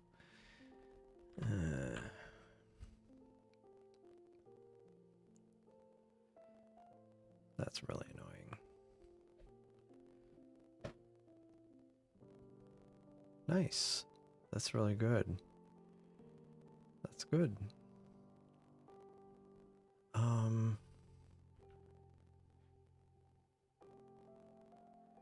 Yeah, maybe I'll figure out a target for the right scope when I get back. Although I'm definitely enjoying this kind of head-to-head on Seestar versus Rasa, Bortle 9 versus Bortle 3. But yeah, since it's before midnight, I'm gonna go racing the Rasa. Yeah, I lost before I even started. Like he could have given me a half-hour head start and I still would have lost. Yeah, race Seestars. Yeah, that would be interesting. I mean, it was that would be also interesting because I know like when we were doing when I was comparing like my scope to Jay Kelly's, yeah, pretty much. When I was comparing mine to Jay Kelly's, and his is like, is it Bortle 4 or 5? I think Bortle 5. And it was a huge difference. So it would be even more interesting to see like a Bortle 3 to see what kind of difference, especially for like, yeah, like that witch head. That would be funny to see that. but yeah, I didn't put enough in here last time, so I'm gonna go ahead and get more. So I'll have it before midnight, and I will be BRB. There. Yeah, yeah, it is. That's one thing. Probably the single biggest thing that I miss, um, is not being able to see the Milky Way ever. Um, anyway, I'll be right back.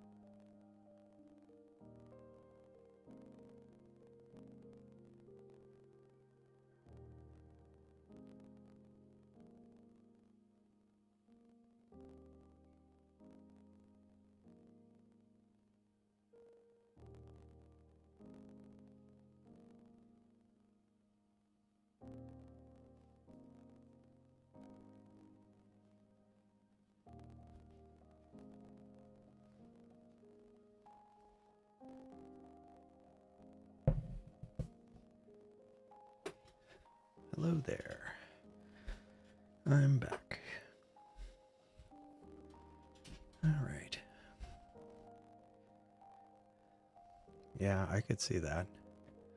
If I lived, if I saw, if I saw that kind of stuff all the time, I definitely would. If I wasn't into it, I would definitely buy telescopes. Yeah. Oh, that's cool. Yeah, exactly.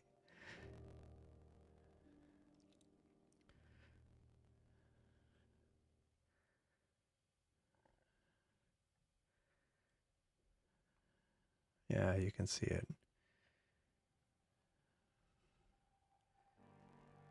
Yeah. Oh, man. Oh. I actually do hear some fireworks in the distance, but it's in the distance. It's pretty quiet. While I was downstairs, I also got some little brownie bites.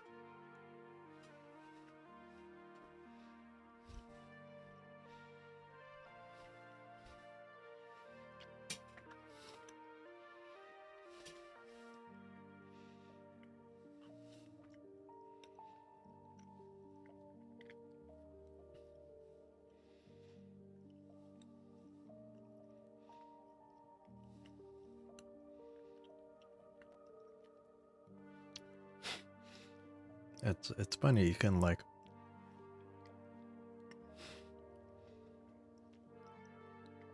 you can stop imaging and then like start over and you still caught you still get so much data so quickly.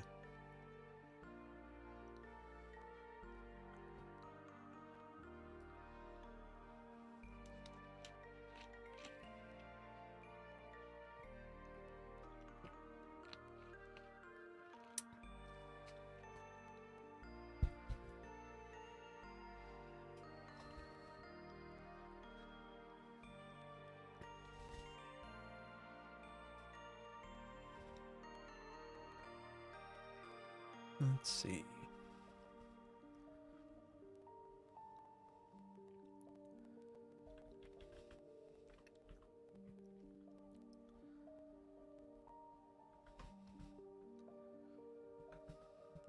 So let's see. Let me see what's going on here.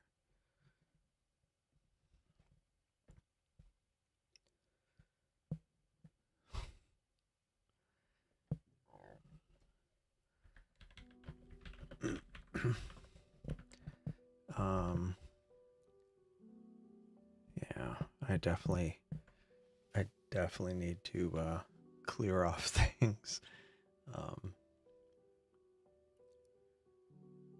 before I start a live stream. Because if I'm not careful here, I'm going to end up having to do a hard stop until I clear some space.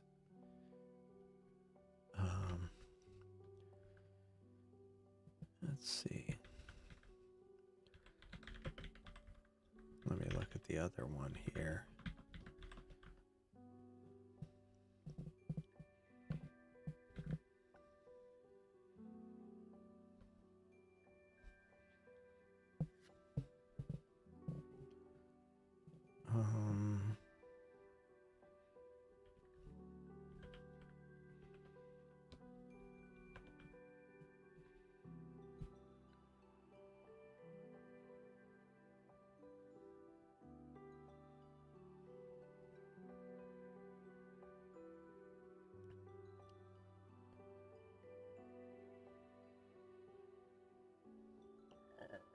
I'm just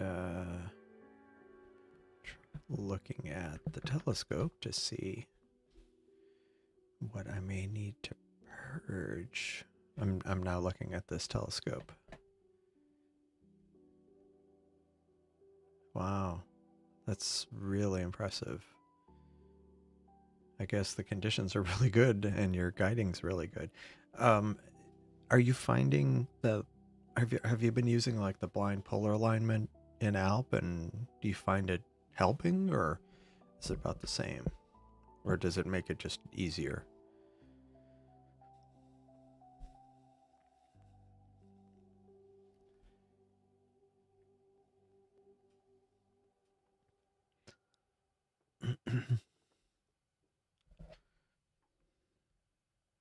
Okay, cool. Wow, that's impressive though. That's really nice.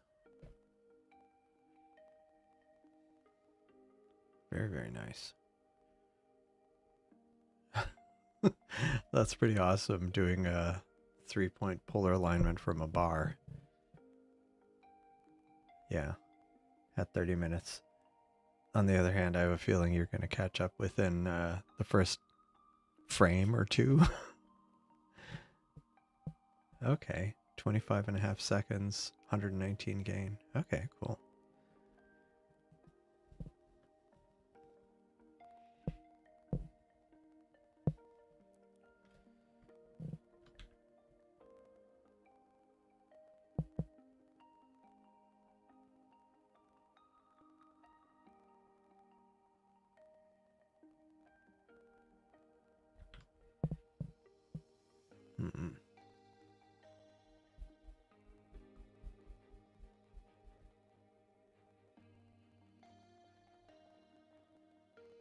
Only only 5 hours. That's still not bad. I don't know how much I can get. It's definitely not much.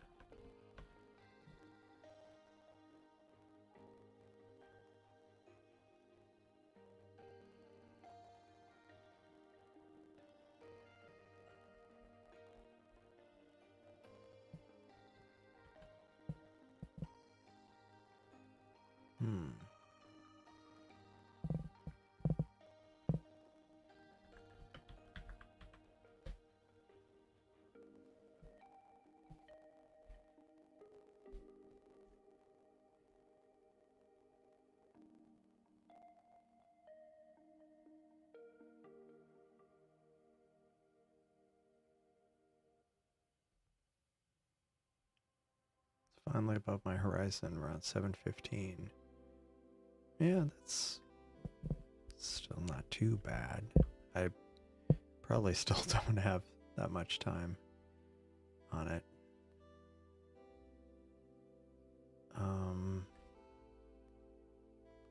Yeah. Well, yeah, at least here I know it's supposed to be past okay tomorrow. Can do a 3x2. That would be cool. Yeah, decent amount.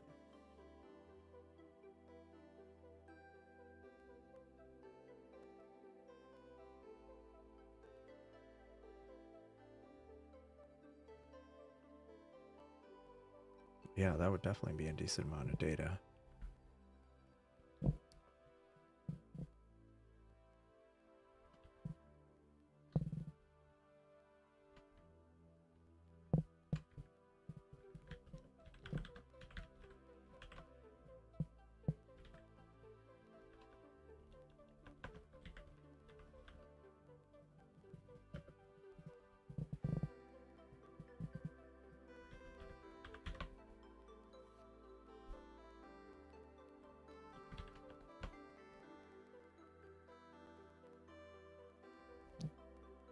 That's weird. Okay, clear until Saturday morning. Nice. Very nice.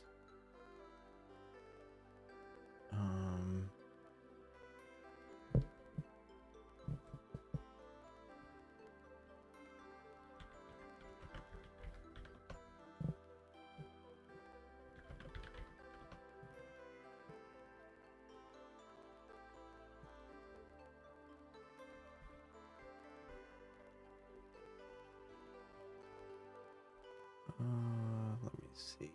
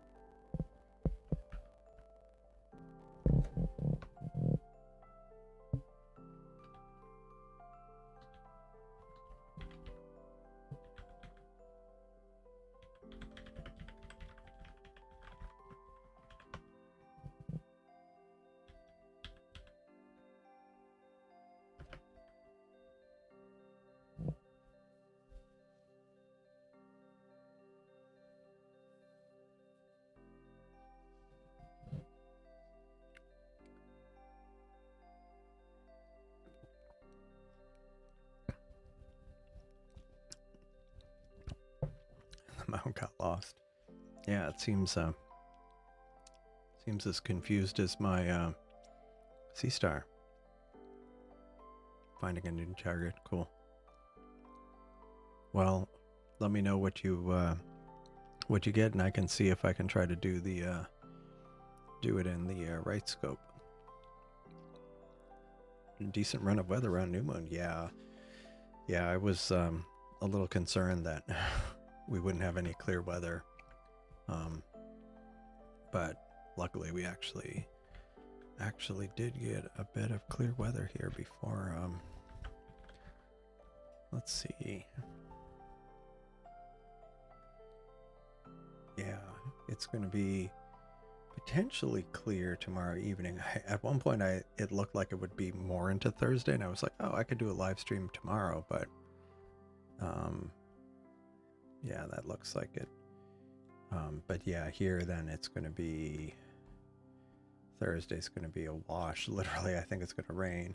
Friday looks good. I might be able to do a live stream Friday, and I probably will. Probably no drinking, or maybe I'll start doing that on Friday live streams, taking requests. I don't. Let me see. Oh, nice. Copper breaks. Let me see. What do I...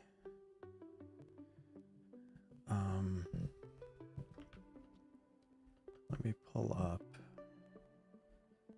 So we did the spider and the fly, and plus I don't have much time on the spider and fly anyway. Oh, nice. Nice. Let me move this off the screen so I can...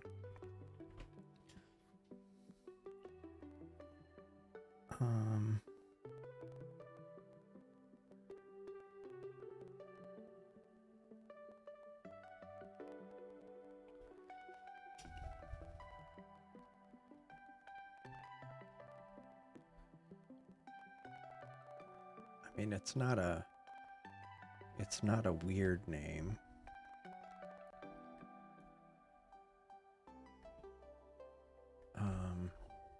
Whoa, that just acted weird.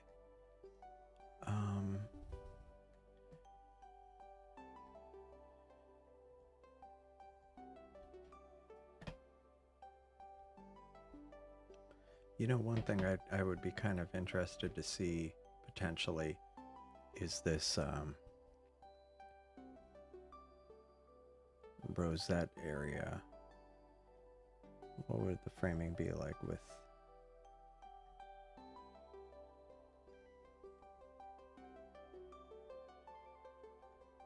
Wait, what happened?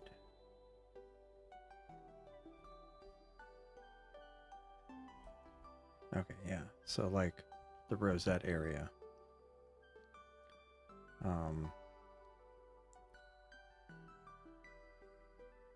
See, now I'm dangerous. I can look up the rasa. I don't remember. What was the sensor? Was it a 294?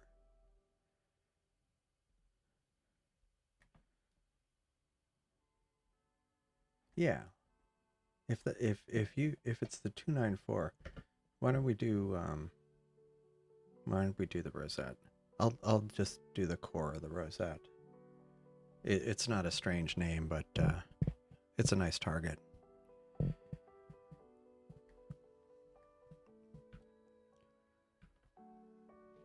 I'll go ahead and move this one to the rosette.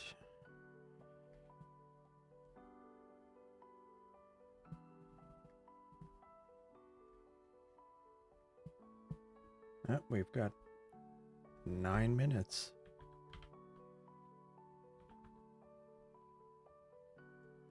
I'll do 45 minutes. Got 9 minutes to midnight. Yeah, cap rocks further. I'll try something different. That's cool.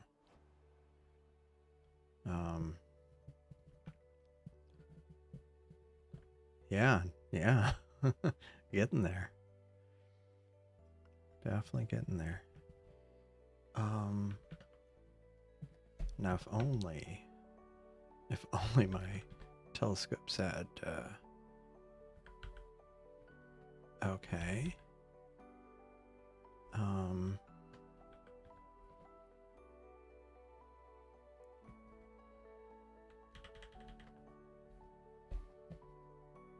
Quarter of the ways. You would have to say that. You would have to say that. That makes me feel old.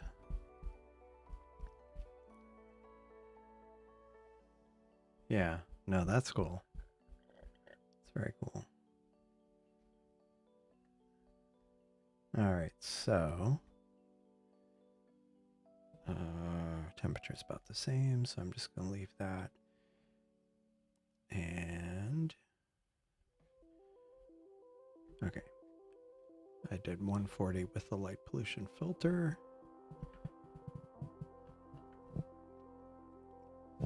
All right.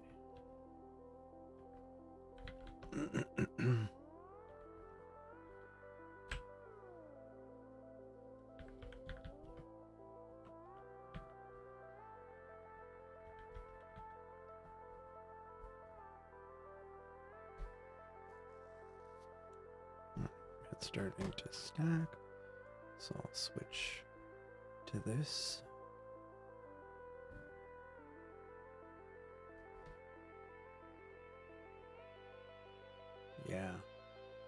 Yeah, that's it.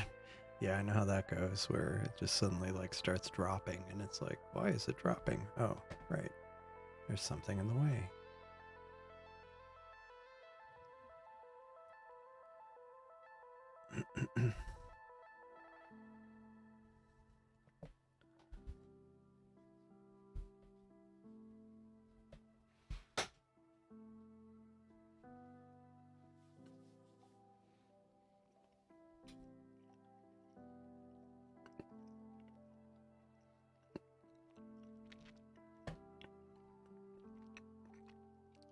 That's a really good ratio, yeah. Over 5 hours.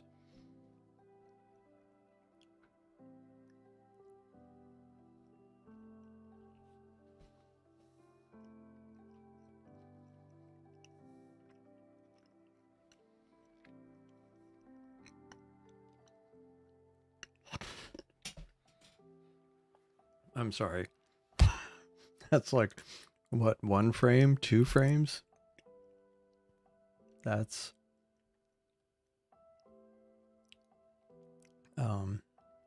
wow, yeah.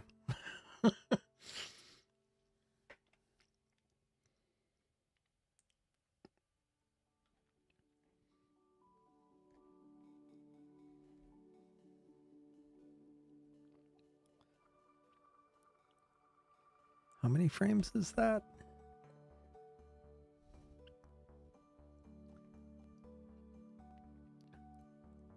25 seconds. 25 seconds. That's just ridiculous. Holy moly. I'm sorry, that's amazing. That is truly amazing. See, yeah, that would be my dream setup. I could have if I had a RASA like at Starfront. That would be like the most amazing for like a live stream. 3 frames. I've got 2 minutes. So I've got 13 frames. I mean, it's a bright target, but that. Yeah. That is like when it popped in place after like the second or third, I was just like, wow. Yeah, still, that's just amazing.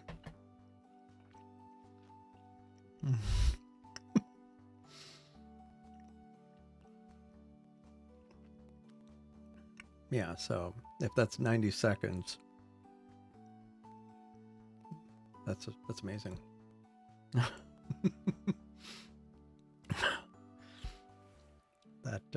That is amazing.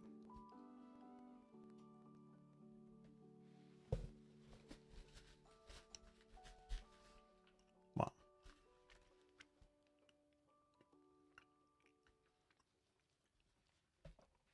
I mean, and this is just a live stack too, so it's not even yeah, it's not even like you're processing it in PixSight or anything. PixInsight.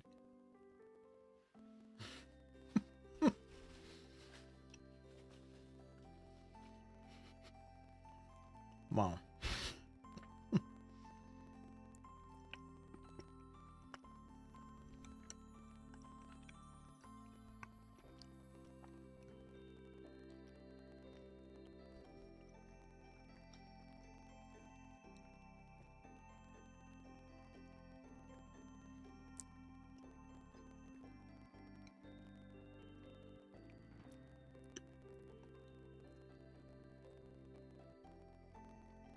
Yeah, exactly. EAA only. Yeah, that's amazing. Wow. Yeah, is that broadband on the left?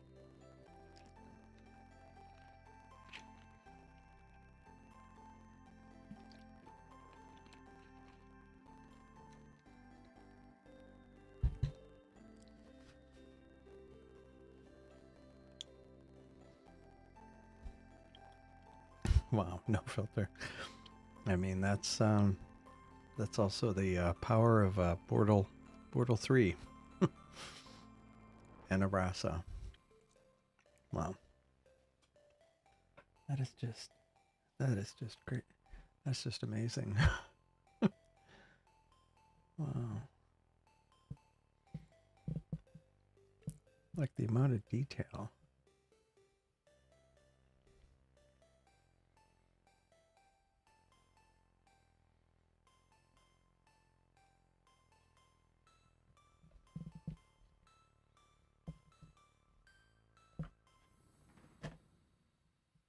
Ah, dang it.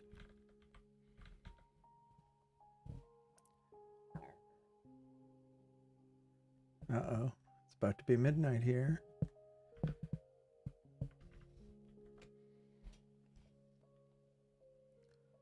And it's almost midnight.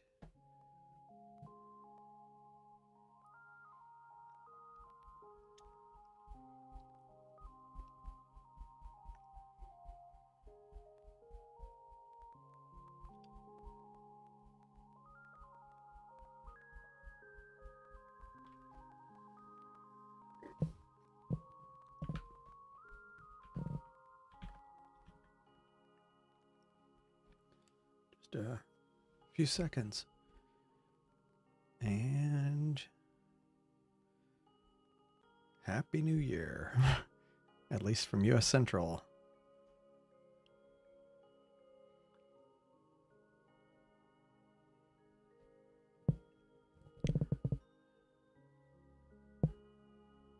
Yeah. Happy New Year. Yeah, thanks. Oh, hey, my English world. Happy New Year. Thanks for joining my English world. And Happy New Year, everybody else. I think I hear fireworks, but it's like in the distance.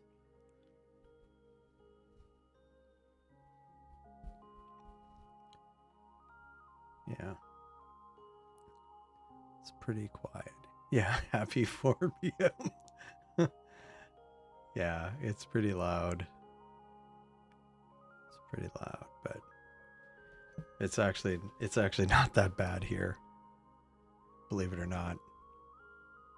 It's much worse. Like where my mom lives. Oh, I forgot. Need to take a sip.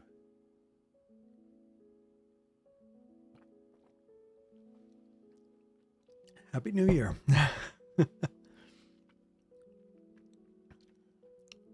Wow.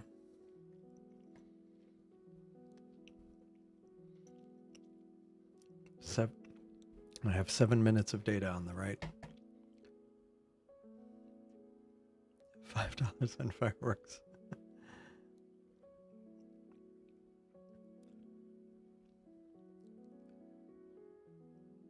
Everybody in your neighborhood is sleeping. Yeah. I mean, I feel like that's mostly the case in my neighborhood too. Like most of the fireworks I think are elsewhere.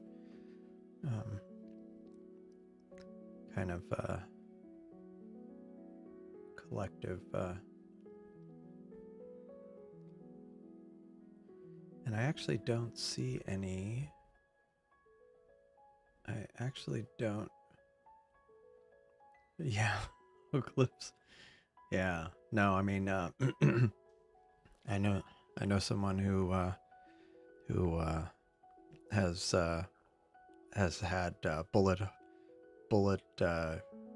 damage to the roof in previous years from falling bullets. So yeah, that's certainly not ideal. Good old America. But man, look at the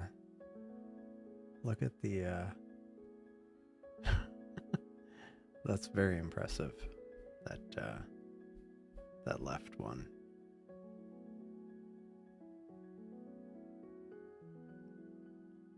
Yeah, I have a window nearby and I do hear it, but it sounds somewhat muted.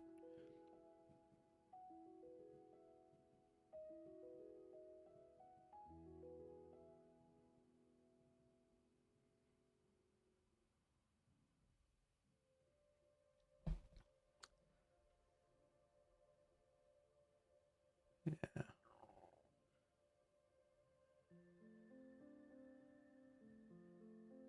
got headphones on.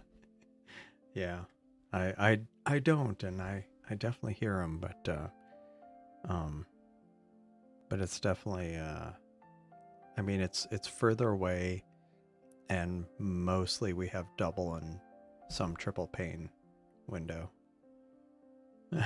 Few 500s on fireworks. Yeah, no, nothing like that here. Although it's funny you mentioned that. Let's see. Oops, let me resize this. Oh, meanwhile, my spider nebula finished. Oops.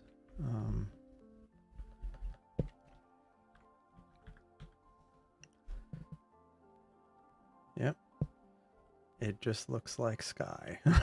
I mean, I hear it kind of in the distance, but I don't see anything.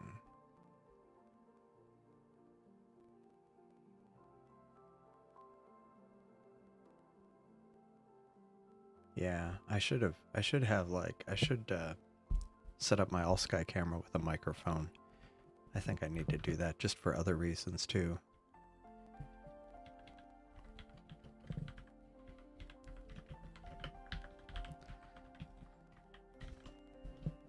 Let's see.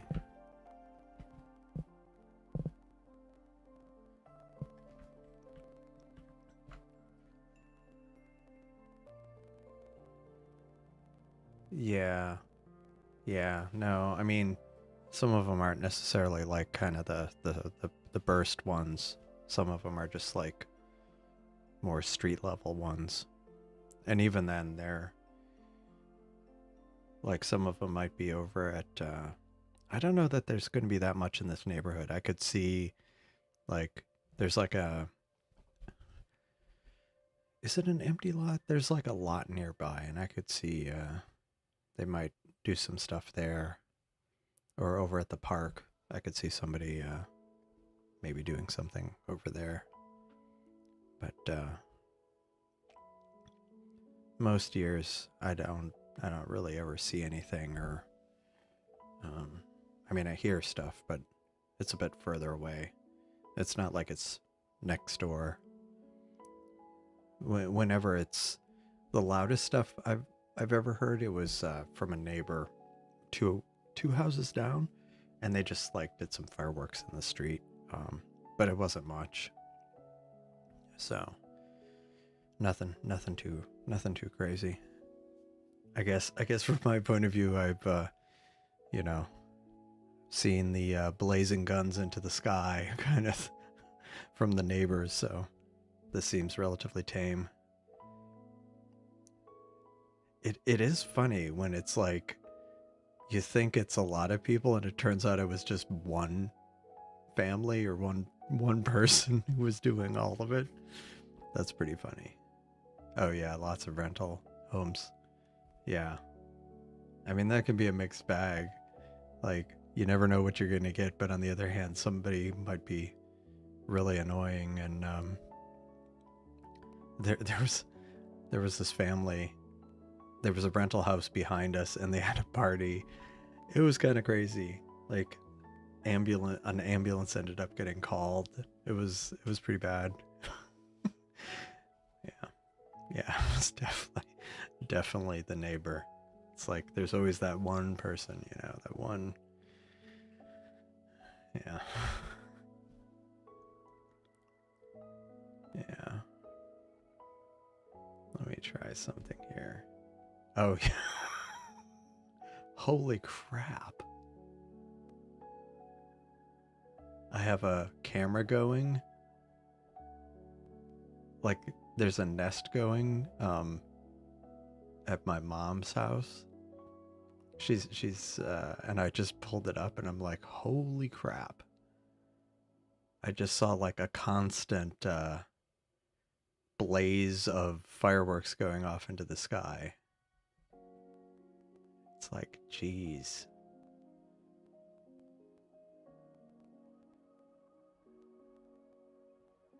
Yeah, that's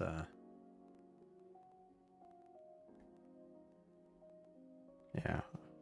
I'll have to show that to you, Alex, about if you think this is loud. um yeah, that's true. Yeah, I imagine like it can be interesting too, because some people will yeah. It's nice when it's a nice show, but then sometimes when people go a little too far and it starts getting a bit dangerous.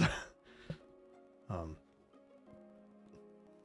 and then you see all the videos of like dumb things people are doing with fireworks. Yeah. It's always funny or fun. Except when you live next to them.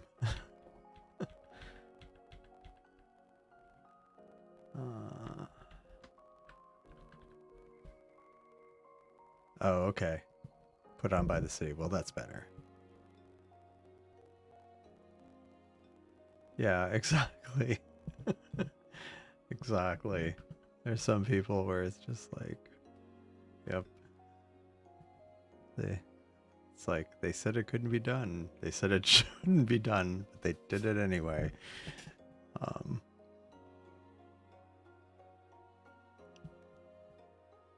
Yeah. Yeah, that's amazing. I mean, don't get me wrong. I've gotten some pretty good.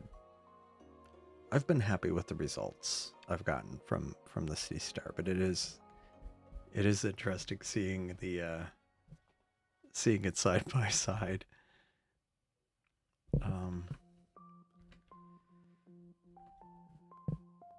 Let's see.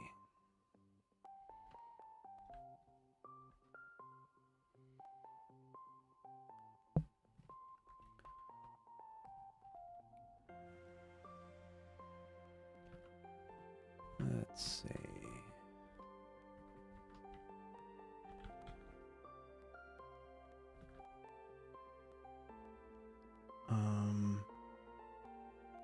What could be eating up all the space? I'm still trying to figure out the whole disk utilization issue.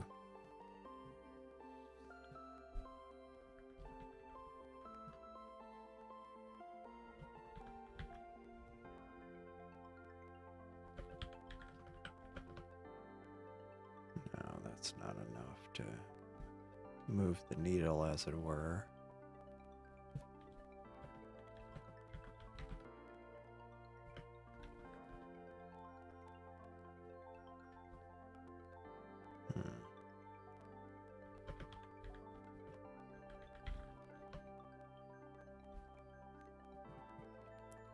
Yeah. Yeah. Yeah, I've seen some pretty, there's some pretty bad videos of people doing some very questionable things.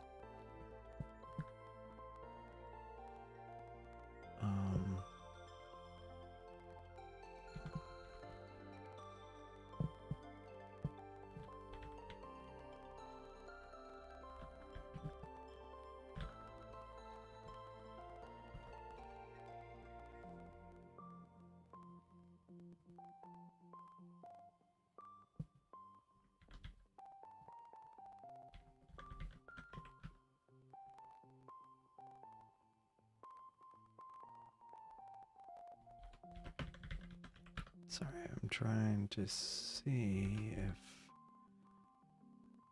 Okay. Alright.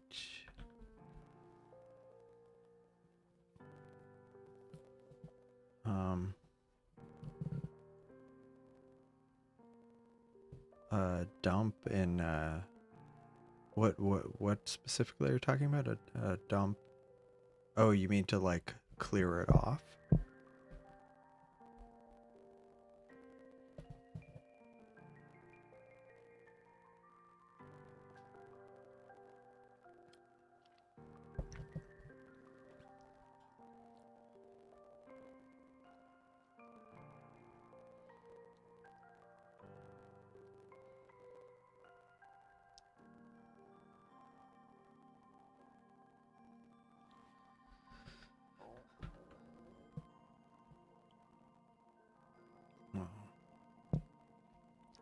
I'm seeing like starbursts from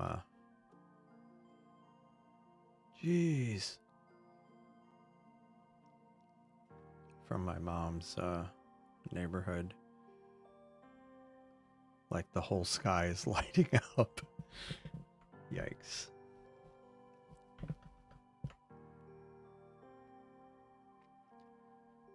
Let's see. Yeah, that is amazing. I mean, yeah. I mean, I like how quickly it's acquiring, how quickly it got data, but also the field of view is really nice. Like the fact it can do both. Yeah, that would be cool. That would be cool.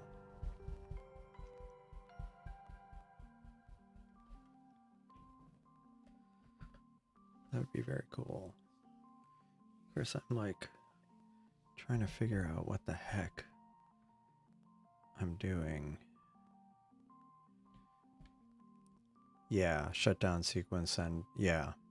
No, that makes sense. I need to create something like that.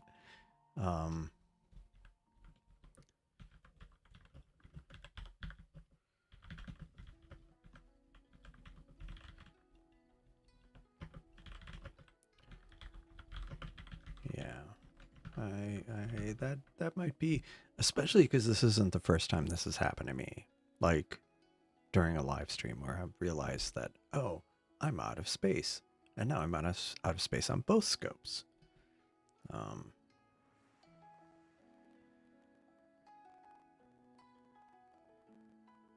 And unfortunately, like, although the Wi-Fi is better, it's still going really slow.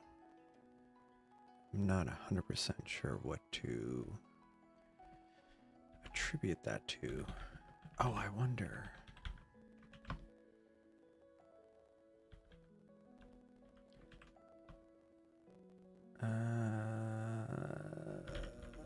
Let's see.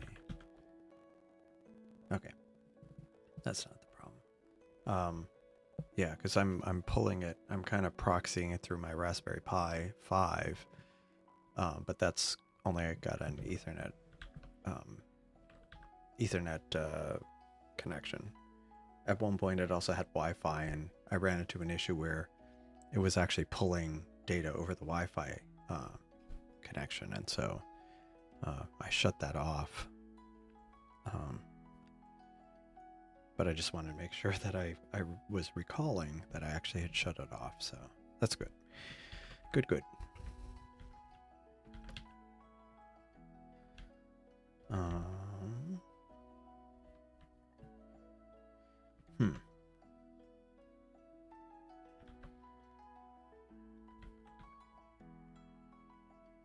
Let's see. What?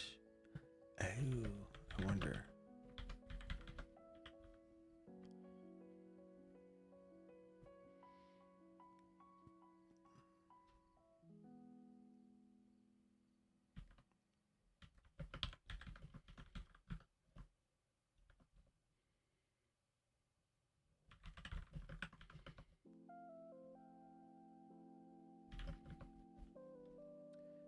Yeah, that would be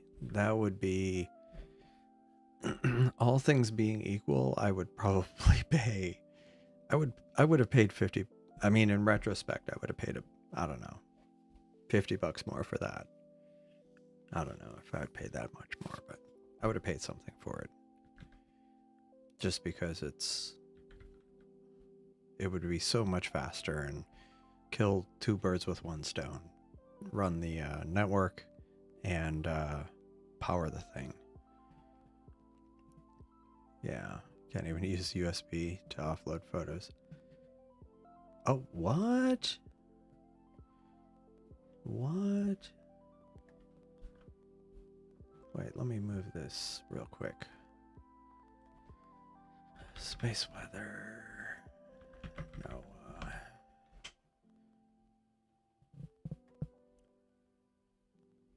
Huh.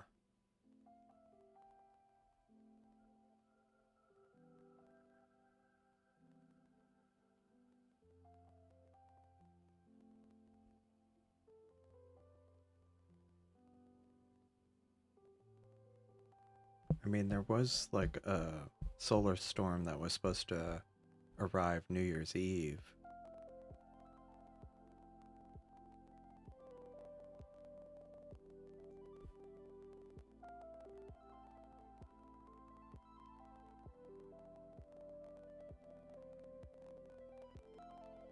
Although that arrived earlier. New Year's Eve day. Huh. That's interesting.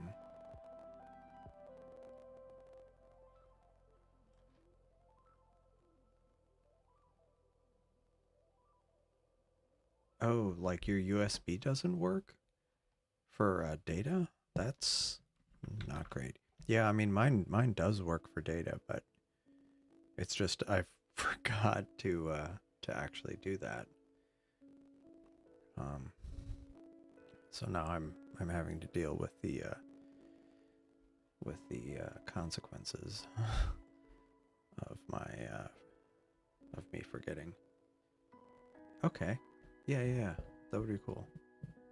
Oh, interesting. Yeah, mine's pretty consistent, so at least there's that. Um,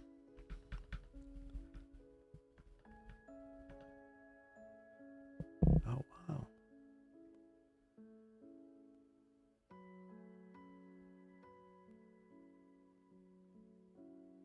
That's interesting.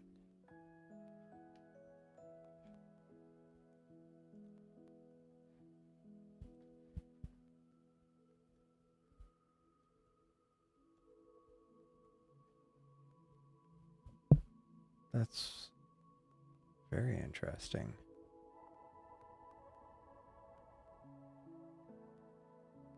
Huh. Like a faint glow maybe off to the north? Cool.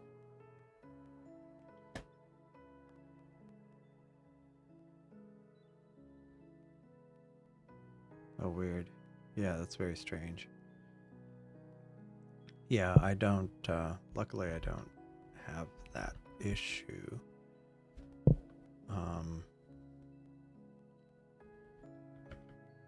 I have other issues, but,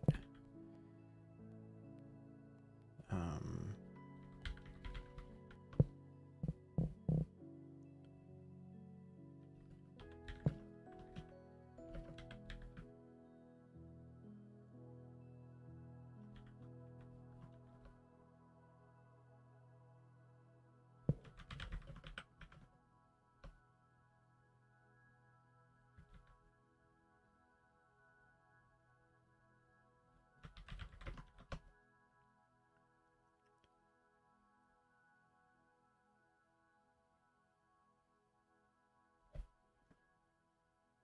yeah.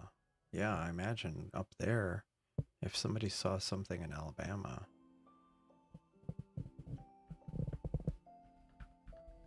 it's interesting.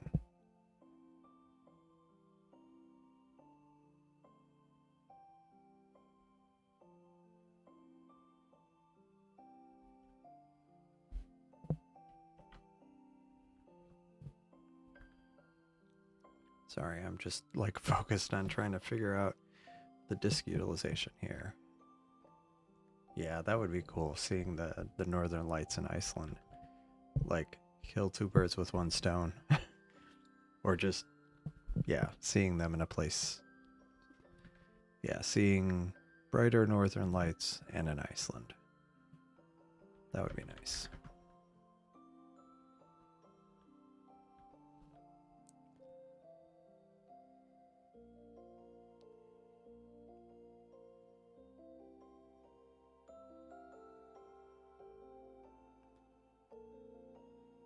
Oh, you know what?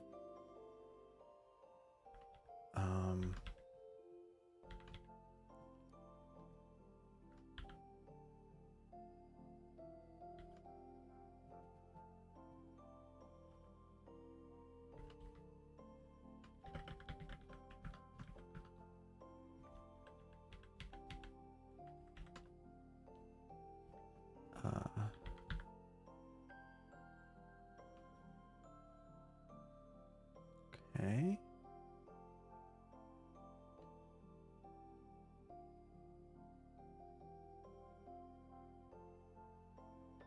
Wow, that's a lot of.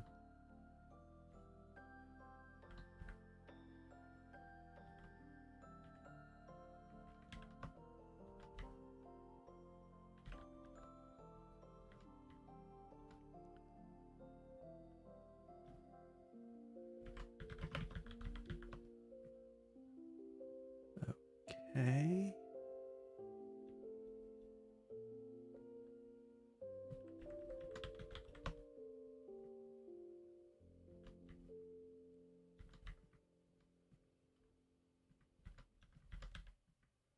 Wait a second. Oh, shoot.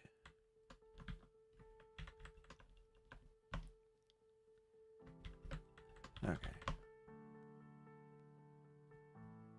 Okay.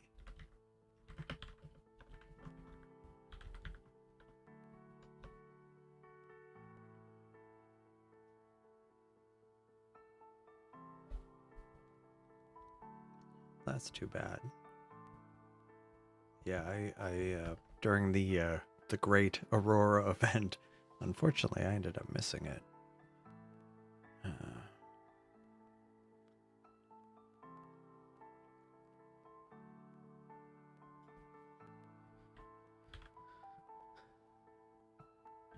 Okay. The good news is I've been able to free up some space. Yeah. No, that's frustrating. I missed it too.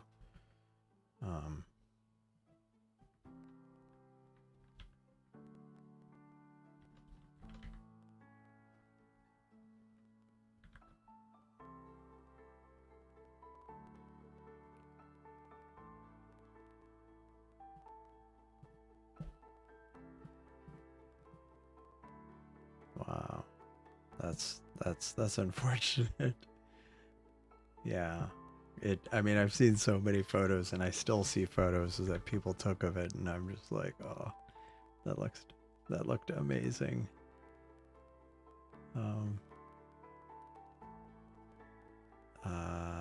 Let's see.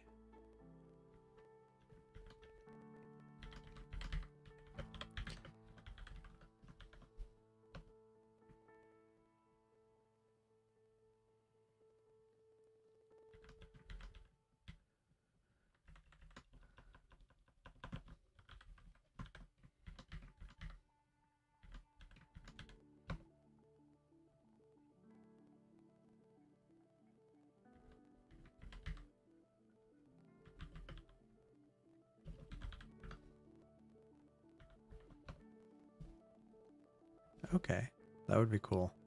Definitely enjoy that. Oh, that's neat, Davis. Yeah, I mean that's at least you had that. I didn't even have anything quite like that, so.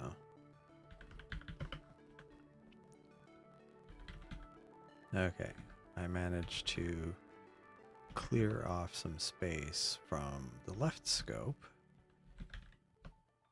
So I need to just clear off some space from the right scope.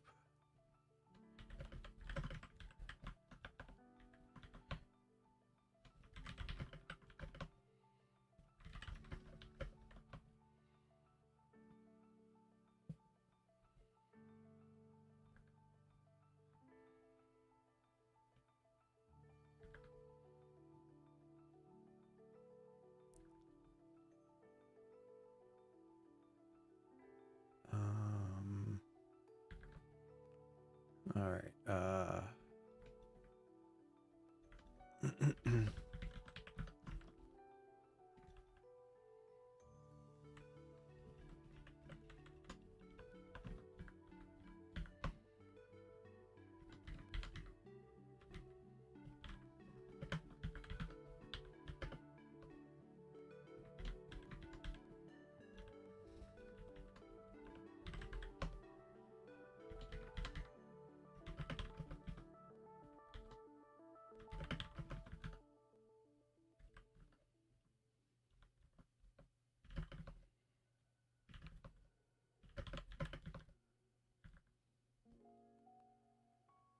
Okay, sorry, I'm almost done clearing off some space, and then I'll be able to refocus on imaging stuff.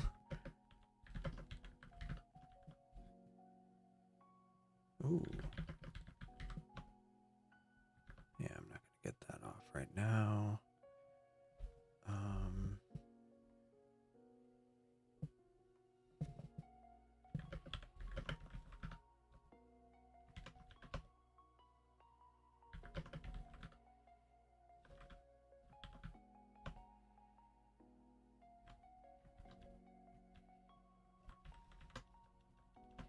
Just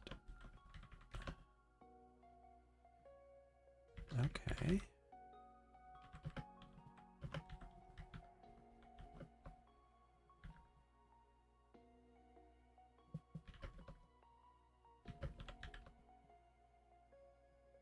At least I freed up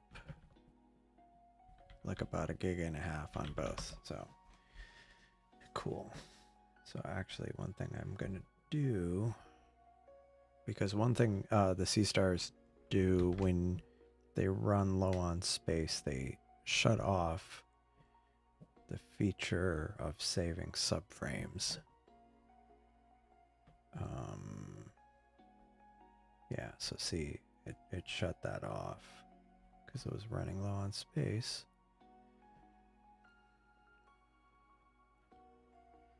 So now I can go live, and I'll change this one as well. And yeah, this one shut off as well. So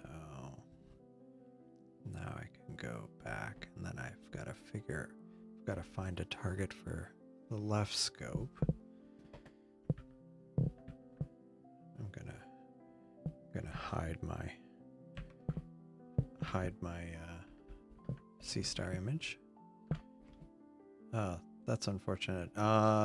Could you like put it in a Google Drive and share the link, and then I'll grab it, and then you can delete it.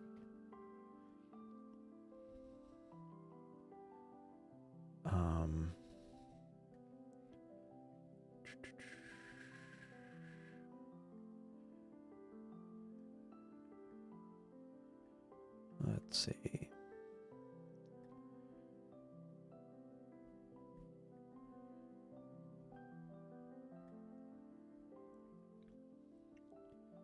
M106. Vacuum cleaner galaxy. That's always a well-named object there. Okay. Okay, cool. Vacuum cleaner galaxy. What else is down here? Let me actually move and just temporarily until I figure out what to image. C3.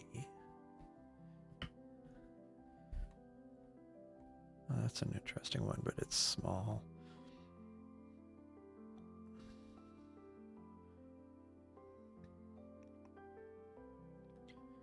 Vacuum cleaner galaxy is an interestingly named. If I go back to the weird names,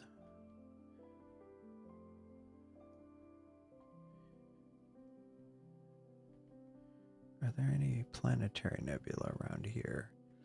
I was pretty pleased with the. What's that one? Oh, that's Bodes. I'm totally on the wrong framing.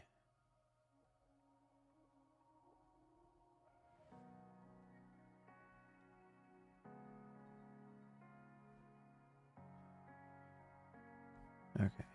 Actually, that's a good framing. Although that's kind of a small target. C3. It doesn't have a weird name though, so maybe I'll skip it for now.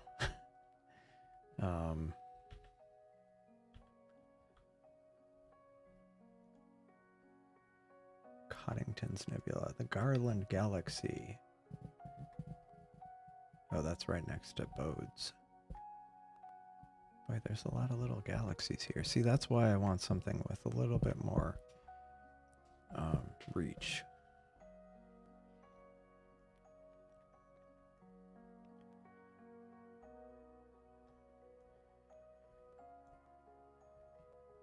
Little pinwheel. That is a little pinwheel.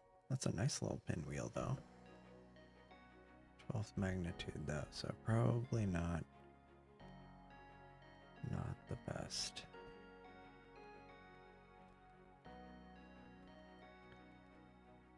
Wait a second. I forgot I turned off the. Wow, there's a lot over here. Some of this is going to be more for the Great Bird Cluster, Double Wedge, Little Beehive, Dolphin, Caroline's Cluster, Seagull. You know, maybe I do that area because I'm really curious. The Seagull, especially this whole area. So I'm going to change the. I'm going to stop this, the right one. And actually, this one did pretty well. 40 or 34 minutes of data. And compare that to this. So, what I'm going to do is. I was thinking of doing the Seagull Nebula, and I'll do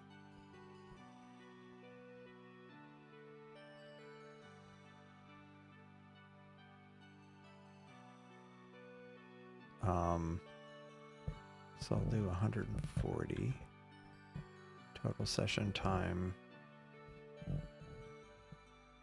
I'll do 45 minutes. I'll do an hour. It won't go for a full hour, but at least I could try.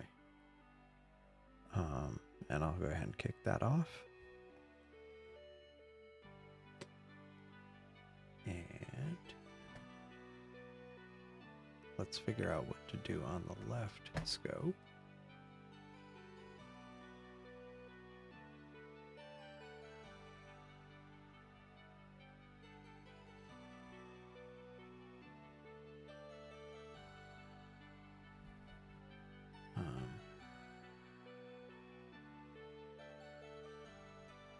All right.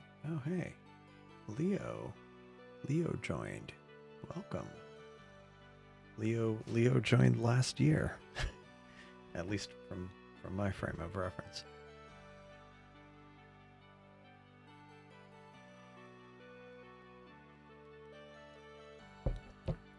Who keeps drinking all my eggnog?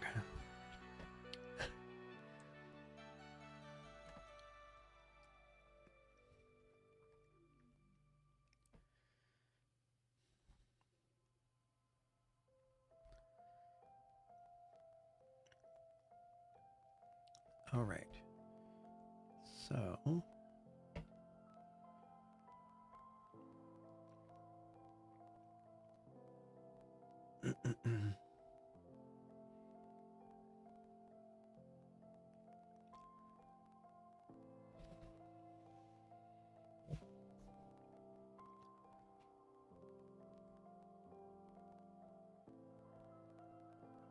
All right.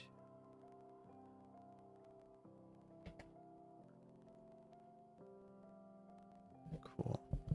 Yeah, Markarian's chain in EQ mode would be pretty awesome.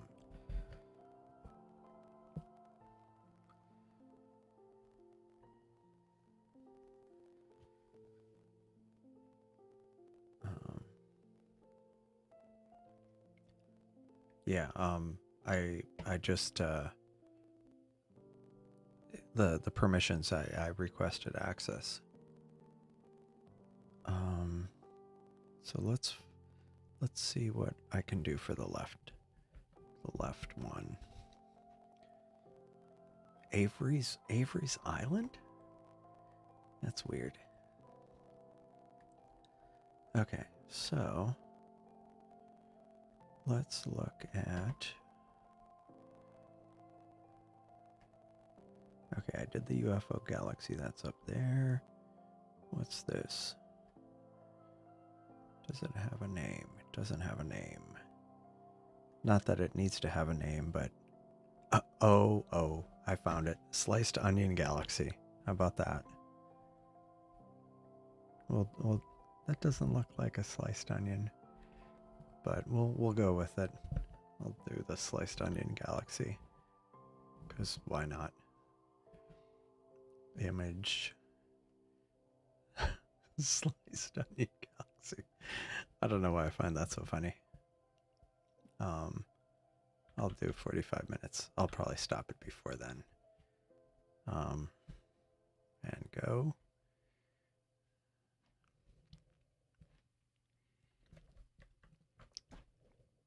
Okay, trying. I am trying.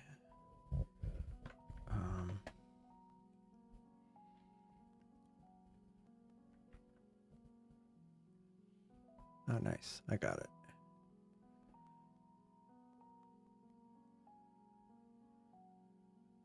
Okay, I was able to grab it.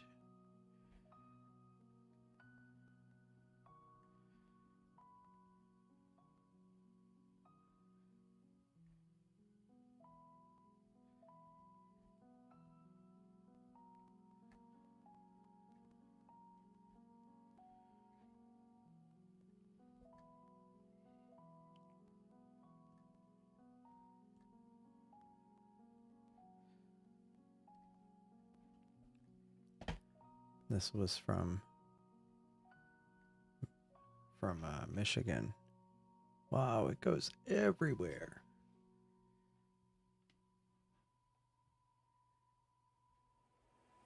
Like all the way. That's crazy.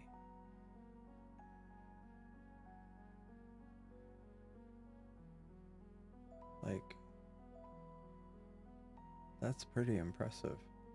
I guess I've seen plenty of photos, but that's interesting seeing like it's like every direction all the way up.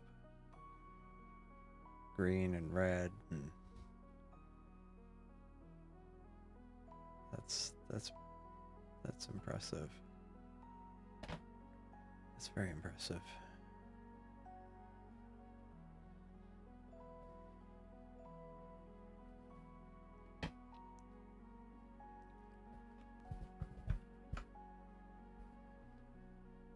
Yeah, that's crazy. Even to the south. Yeah, the dancing ribbons, that would be cool. Yeah, I've yeah, since I missed out on that, I have thought that, well, one day I'll just go somewhere more northerly, that where it's more likely more likely to see it.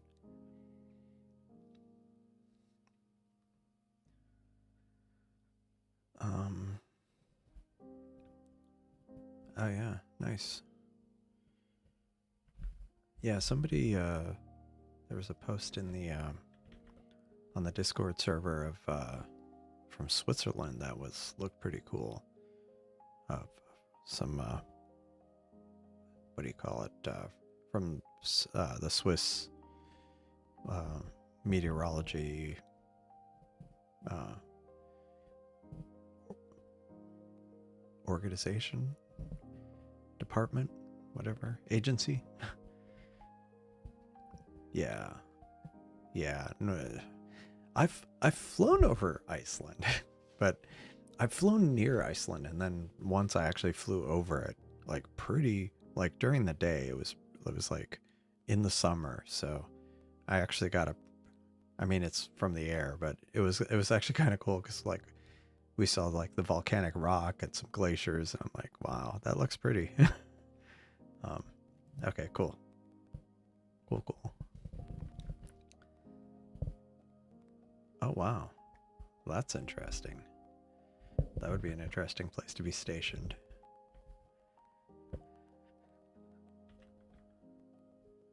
Um, yeah, I ended up clearing off a gig and a half on both Seestars, so I should have a little bit of time again, but I'm still looking for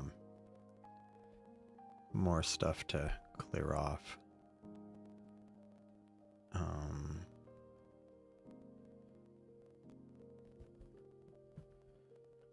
okay, that's B.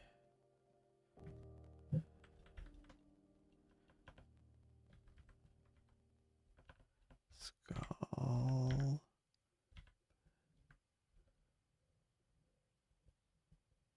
Okay.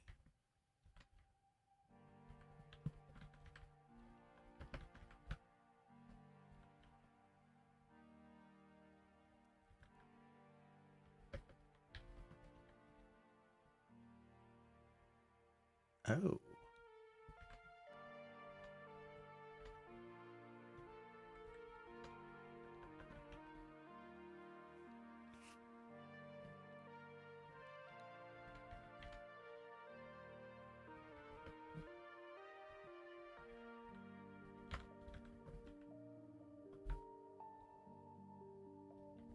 Okay. That's cool. First year in the Air Force. Spent there. Then a year in Tucson, year in Orlando, and then New York. Wow, that's like a whole bunch of different climates there. That is a lot of different.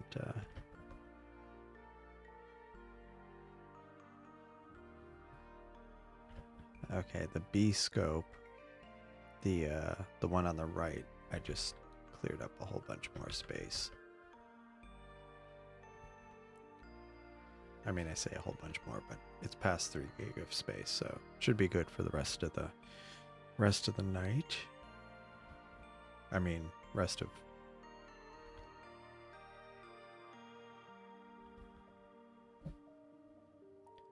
Wow. Yeah. That's impressive. Impressive levels of snow.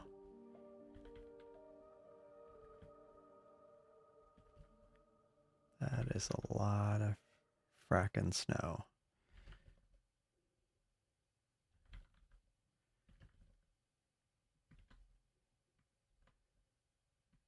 Okay. Getting there.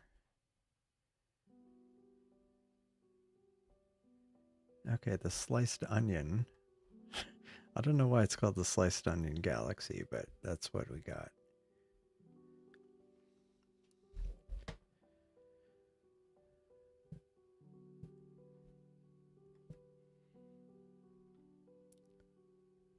NGC 1924. Let me check that out. I like suggestions. One thing, somebody mentioned it on a live stream, I think, and or no, maybe it was on a Discord. Somebody suggested it to me. I don't remember who did. I'm sorry if you're listening right now, but basically, having like a Discord, having, and that would be a cool thing if we get if there's an additional scope for the stream, I could potentially dedicate like the Seestar to like requests where you could like chat in on Discord or maybe even on YouTube chat and request request a target and it would go image it. Like that would be kind of cool. I'd actually started looking into coding up something like that. The biggest challenge would be not the specifics of telling it to go to a target, because that would be relatively easy. The challenge would be figuring out what's visible, and so that I still have to think about. But that's something I've thought about as a 2025 thing. So let's go back to this. It was NGC 1924. I remember it well, 1924.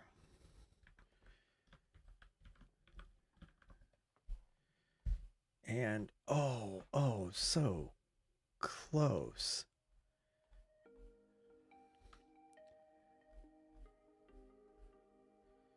So close. That is something. Next live stream, I'll try that.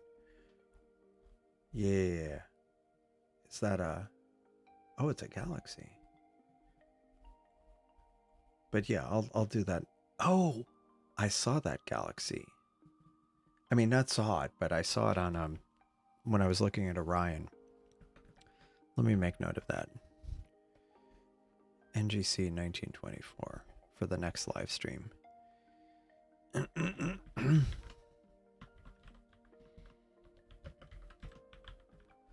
Yeah.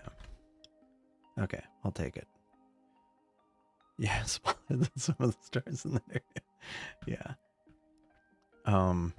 But I had noticed it because I'm like, it's right near Orion and it's like one of the few galaxies in the field. So let me see. NGC 1924. No, not NGC. Sorry, my brain's Brody's video.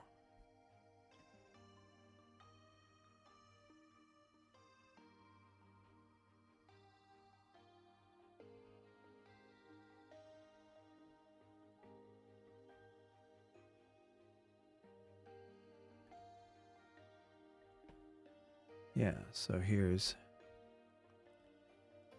another video of, this is from October. That's just crazy. I mean, the fact that it's like everywhere and like all the way up, like up in the sky, and that's awesome. I would have loved to have seen that.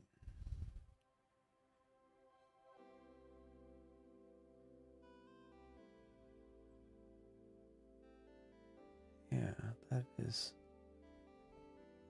so cool. That is so cool. Wow.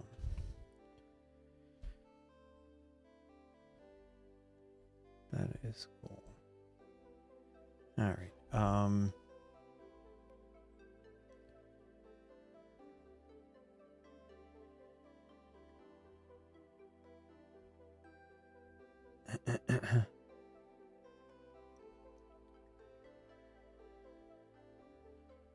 Let's see. Yeah, very awesome. That's amazing. Oh, sorry. Yeah, let me look. Because earlier, Seiko posted a... Oh, it was in the live streams. Sorry. For some reason, my brain's not functioning.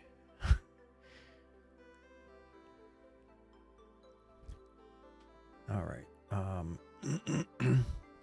So it's in the bottom left corner.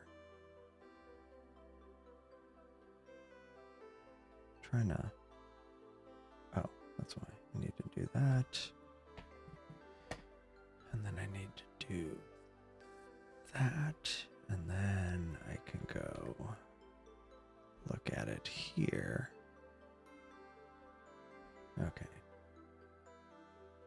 So if we look at this. Wait. Okay. So in the bottom left.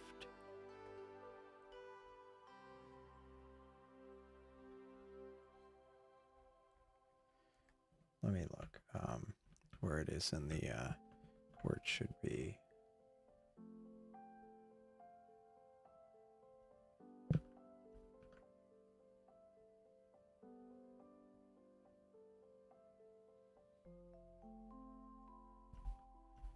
Wait, I'm confused. So it should be the bottom left?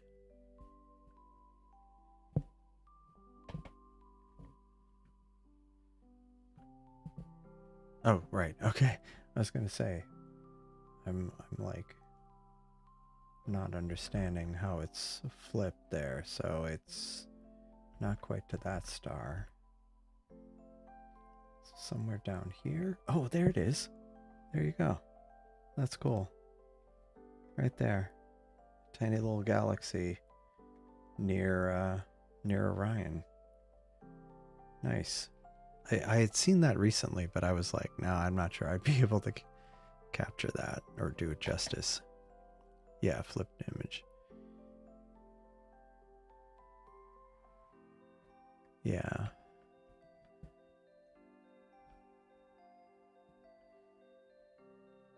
Wait, where am I?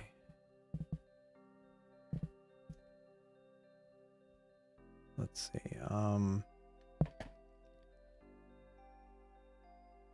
NGC 5033. For some reason, my brain's not. I just said that I need to stop saying that. 5033. If I have, it's been a while. I like the name though. Waterbug Galaxy. Is it visible? It is not quite. It's not visible yet, but it will be visible.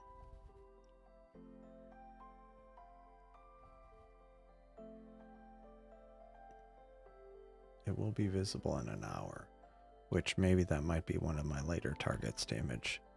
So let me write that down. Waterbug Galaxy.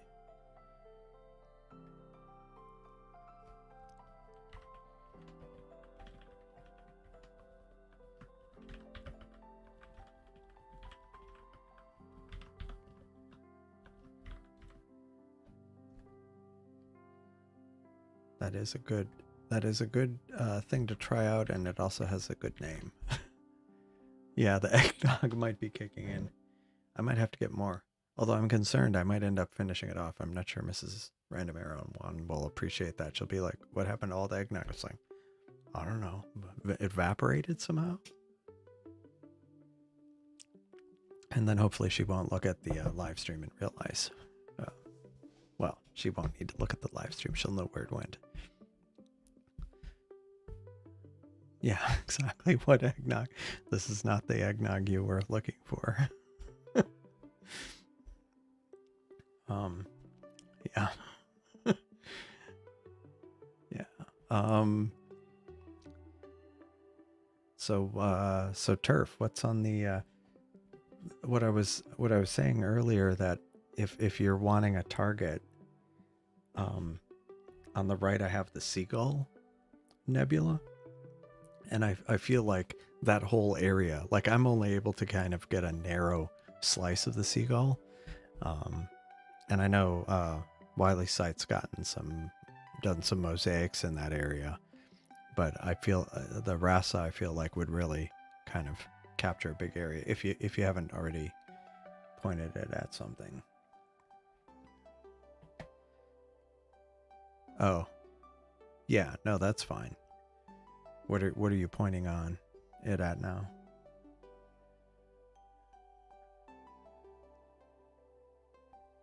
Oh, where? The Seagull Nebula. So it's it is, yeah, again, I don't know why my brain's turned to mush even more so than usual.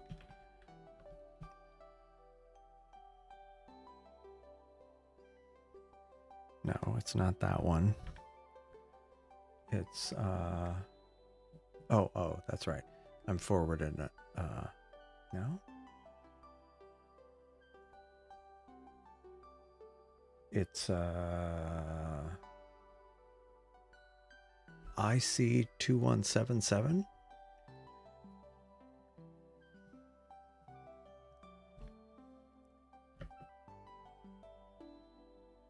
Or sorry, SH2, like basically anything in that area. Like there's a few different objects, or a few different designations, I should say. So there's like the seagull's wings, the seagull itself is IC2177. Yeah, SH2. But like the whole area is and I guess the reason I was thinking this would be awesome to see how the Rasa does it is if you look at kind of just it in the like in this view, it's just got, there's so much stuff. Like there's so much nebulosity in this area. It could be a really interesting target. And there's even like a cluster down here. Oh, and there's Thor's helmet. See, I should have imaged that. If I was going to image weird names, I need to do Thor's helmet, but I'm not doing it today.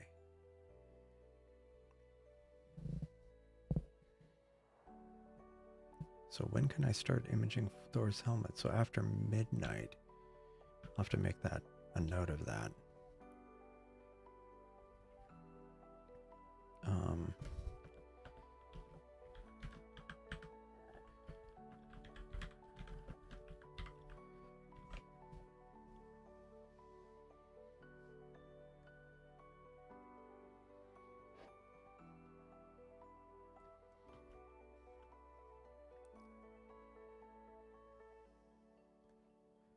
I'm just waiting for it to just like pop.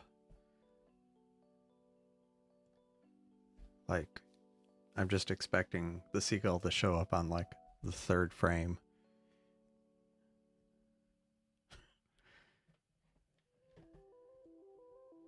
Yeah, I've seen some really, I think I remember seeing some photos of Thor's helmet. Maybe it was ones you took and some others took, and it like it's a good target as far as fitting in the Seestar's field of view. And I've seen some pretty good results. And actually, I bet now if you do that one again and process it in PixInsight, you'll get some pretty spectacular results. I bet. Oh my gosh! Wow. That was like, I saw it briefly pop there. Nice.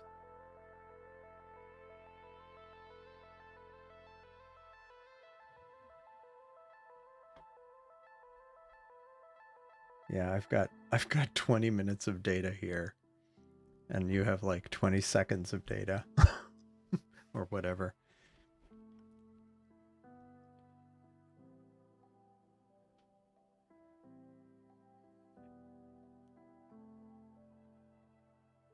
Yeah, exactly.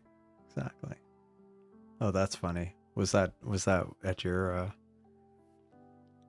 was that where you were on Christmas? Yeah, that would be cool. Reprocessing it in PixInsight. I bet that would be really impressive. I always hate it when like I end up like, let me try to get the last little drip, you know, last few drops out of this.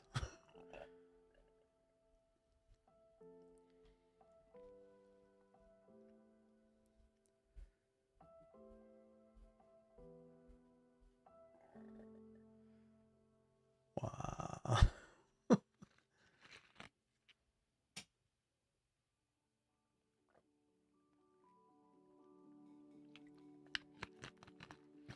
I mean, how much data do you have on that already?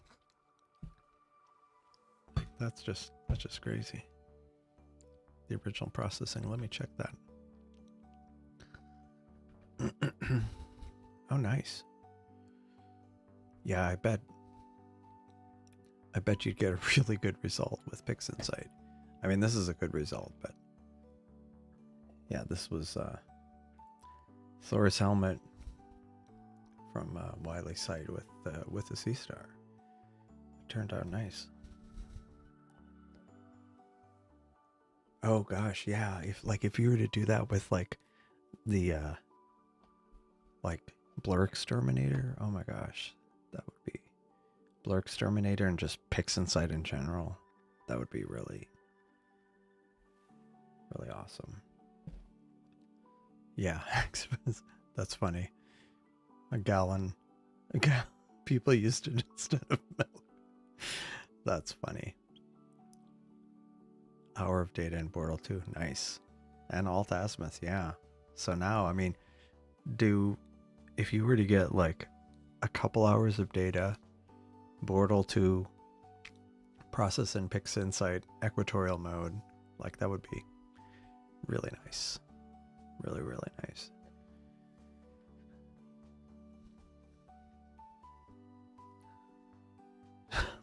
Four minutes.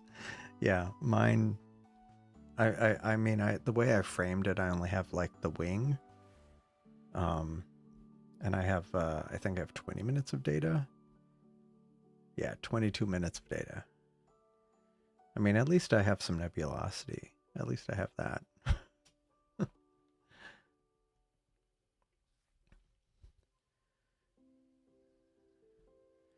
I'm not sure that this really looks like a sliced onion or whatever. Oh gosh. I think this target might be done. I'm getting the cursed why is that? What is it that's doing that? Is it like a temporary issue?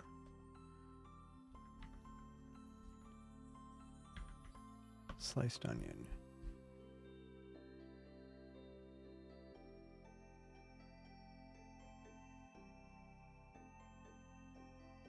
Oh. See, the problem is like this mapping isn't like completely accurate, and so well, because I stood in a fixed point when I took the image, or when I kind of did the when I mapped the horizon, and so the telescopes are in two slightly different positions, and yeah, it must be because of the position, and it's probably catching the overhang here. But maybe it'll be okay. Maybe it'll just kind of wing it and it'll keep going. Because it's only going 16 minutes, and that's kind of unfortunate.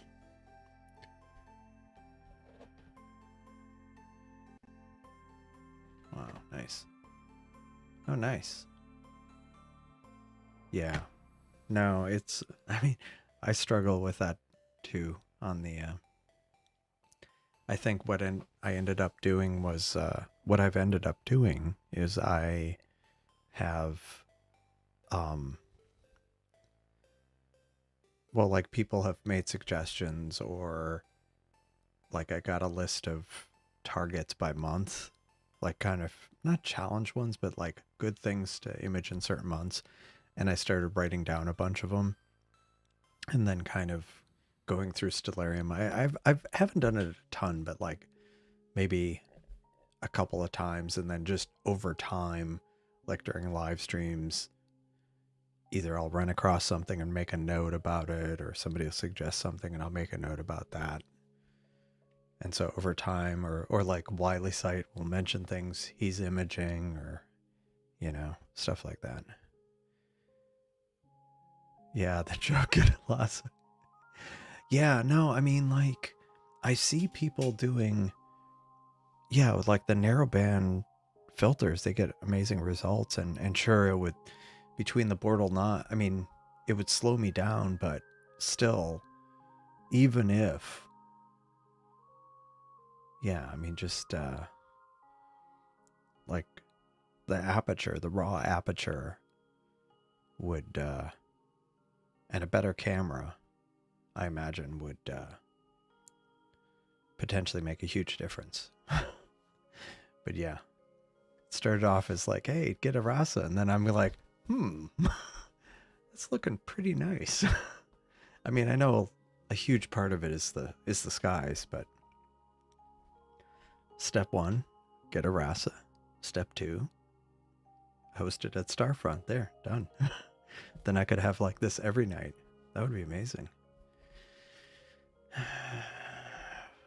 Just have to insert 10,000 quarters and then it would be good.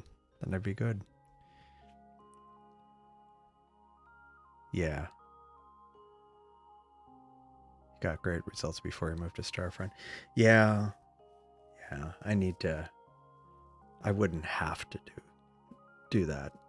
But I mean, that's why I had it as step 2. Step 1 would be get the Rasa.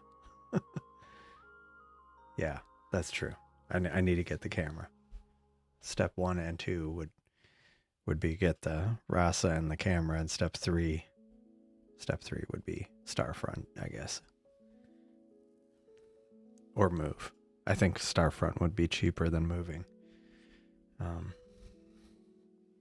shoulder blade's hurting.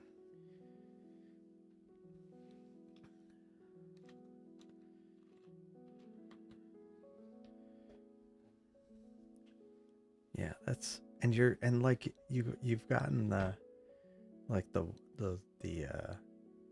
don't know if it's a reflection area in the head, but like just that's just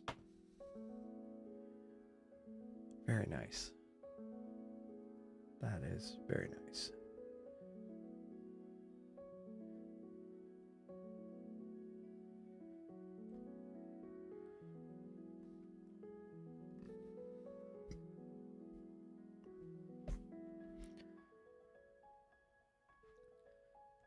Yeah, I almost rather move. I know. I think I don't know if I mentioned on Discord or on the stream where I ended up on Zillow's. Like I get emails from Zillow about real estate in Fort Davis.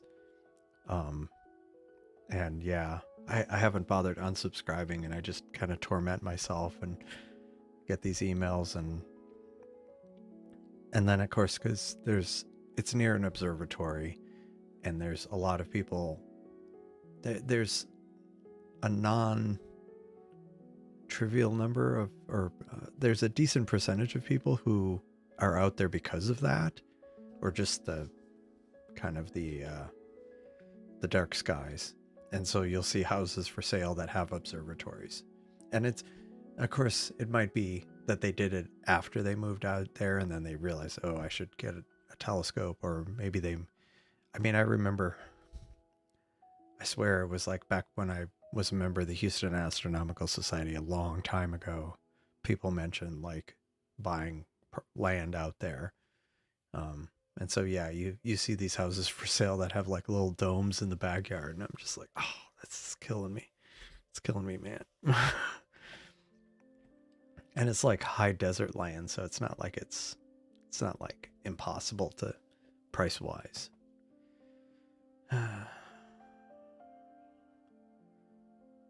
Yeah, that's true. You're killing me.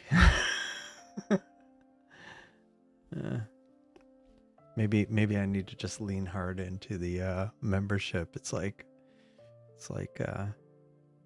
become a member and help me get a Rasa with narrowband filters for the live streams. so we could do something like this. um, I mean, I love the field of view, to be honest.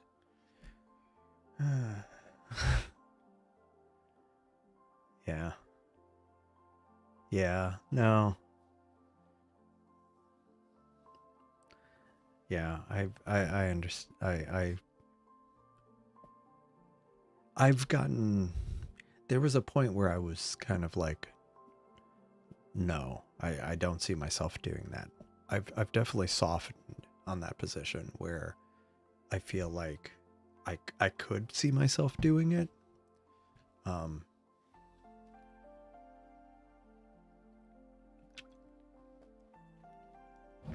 but I also do appreciate the idea of maybe just. I mean, because in isolation, it would be like getting getting a place in the country would seem kind of extreme. But it's something that we had been discussed in kind of the broader family um, over the years. And of course, it being Texas, we know people who have places, um, dare I say, even ranches. Not little R ranch, not a big R ranch necessarily, but um, but yeah, we know people who have property kind of in various areas of the hill country, even far west Texas, Big Bend area, Big Bend area, not in Big Bend, obviously, but um, and like kind of what I call the near hill country versus the far hill country. I've known people who ended up selling their house and went out to ended up buying a house out in the hill country. So yeah, it's something that has kind of come up. Yeah, yeah, that's true. That's another thing. And yeah, and then yeah, there's maintenance, and then yeah, like, well, I guess I've kind of gone through the scenarios in my head of, a fully automated rig with like something for doing light frames automatically or whatever. I mean, because you can, but yeah, I don't know. I've like I say, there was a point where I was like, no, I don't see myself doing it, but I've definitely kind of evolved on that where I kind of would consider it, and especially being here and then seeing other people's results, and even just my own experience from darker skies. Um, yeah. Although it is, it's a monthly commitment. And then it's like, should I just spend that money on gear? Or should I kind of go the other direction of like, that's money I could put towards some kind of a remote thing. I mean, not a remote thing, but like property. Anyway. Elon Musk. Yeah. Unfortunately, it's like a lot of things in this world. It can be, Starlink can be so convenient. Yeah. Yeah. That's also a good plan. Yeah. Unfortunately, step one, retire. That would be that's a whole nother whole nother thing. Anyway, yeah. Oh, I totally missed wishing everybody happy New Year in Mountain Time Zone. Totally missed that. Sorry about that. But for all those in Mountain Time, Happy New Year, and welcome to 2025. Starlink, yeah. I mean, I'm kind of, and then of course, yeah. There's the whole thing about like, yeah, do I want to be spending money on something that's destroying us? Not destroying, but like making where I'm having to work around the astrophotography, working around the satellite trails that are mostly Starlink these days, or a high percentage are Starlink. Yeah, Happy New Year.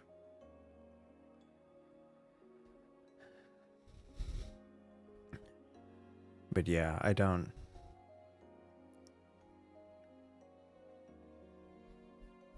Yeah. Yeah, so I don't know. It's something I've kind of been pondering, not struggling with, but pondering. Like, do I go remote? Do I, do the thing that's been discussed of getting something remote? Where would it be? I mean, Fort Davis was always one of my kind of dream locations, as it were. But a lot of that was familiarity. Well, yeah. I mean, if you don't consider the other aspects, just the fact that you're contributing to the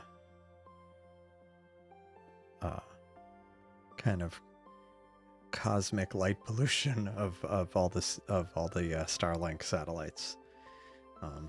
But yeah, there's other things to have a bone to pick with about Starlink. But it's interesting. No, that's that's fair. Yeah, let's not open that can of worms. Personally, yeah. Doug Moreland. I don't know. Have I?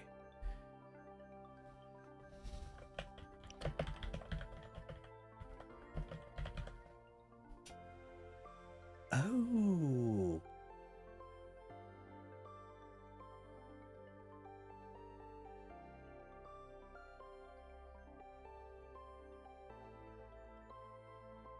I might have seen some of his stuff. I don't know. I'm not 100% sure. Because I have run across a lot of what do you call it? Different artists out there. So, sculptors and other people. Yeah. Yeah. I'm not 100% sure, but I might have maybe not heard of him, but seen stuff of his. I don't know.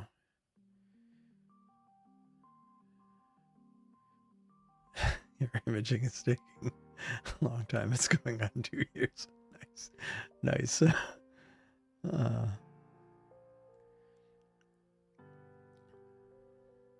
Yeah. Again, it started off as a joke, like, oh, you should get a Rasa, and then now I'm looking at Rasa, and I'm just like, that's a really nice result so quickly. And maybe that was part of my motivation for picking the last or suggesting the last couple of targets, because I'm like, I mean, a lot of it's dark sky, but a lot of it's Rasa as well. Oh, that's cool. That's really cool.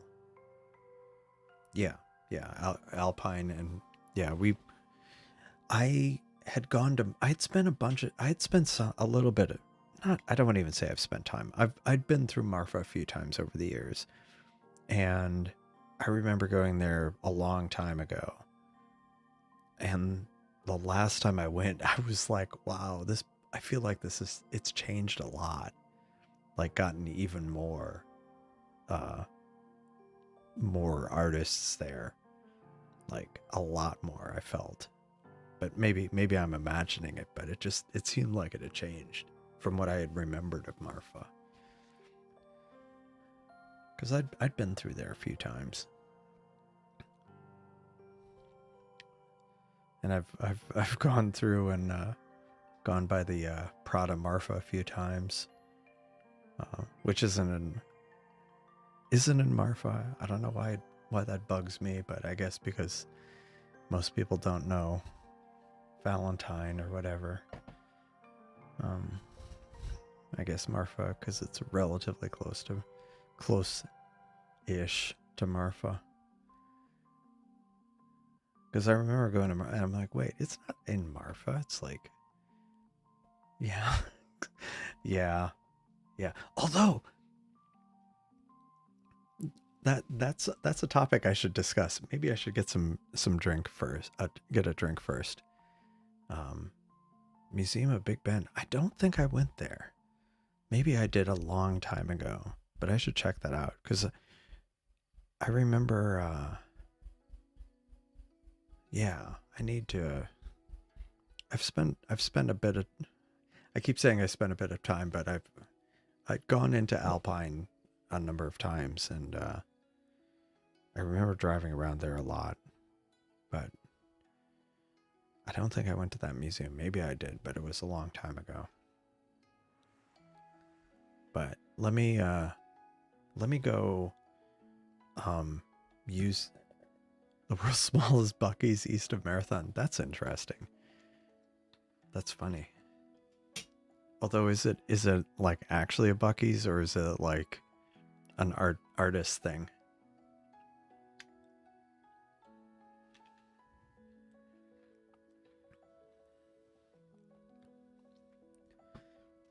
Yeah, I could see that. Oh, okay. That's hilarious. I hadn't heard of that one. Now I'm intrigued. Maybe I'll make a trip out there in the spring. But yeah, as far as the electronics, see, that's the thing about why another reason why I like Fort Davis, because it is like a mile above sea level. Like the summers aren't as hot there generally. I remember we went there in, I mean, granted, it might have been kind of like it was a front, but I think we were there in May, and it was cool in the morning, and it didn't get particularly hot. And they even had like signs because they were advertising like for 4th of July, and they said like the coolest 4th of July in Texas, and it was just kind of like, you know, saying it was cool, but also saying because it's probably the coolest weather in Texas in the summer. Yeah, so another reason Fort Davis area might be a good place. Anyhow, yeah, I need to get oh wow, yeah. Low 60s overnight. Yeah, I have Fort Davis on my weather and on my weather app, and so I get to look at the climate the weather all the time there, and yeah, I can believe it. But that's nice, especially for July in Texas. But let me I'll be right back. I'm going to I might have to make a pit stop, but I have an empty cup, an empty mug, so I need to fix that. And then I will get another target going on the left scope. So yeah, I'll be right back.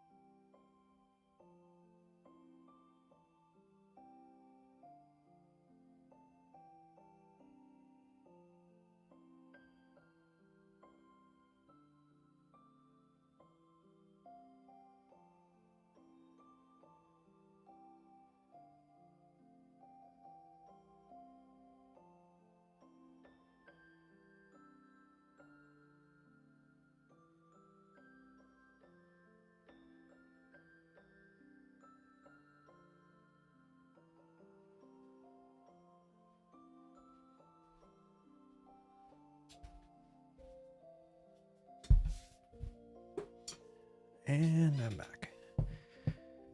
Unfortunately, this bottle wasn't nearly big enough. Should have gotten a bigger bottle of eggnog. Yeah. Yeah, I know. I think that's one of the reasons why. One of many reasons why I like Fort Davis. It's just kind of different.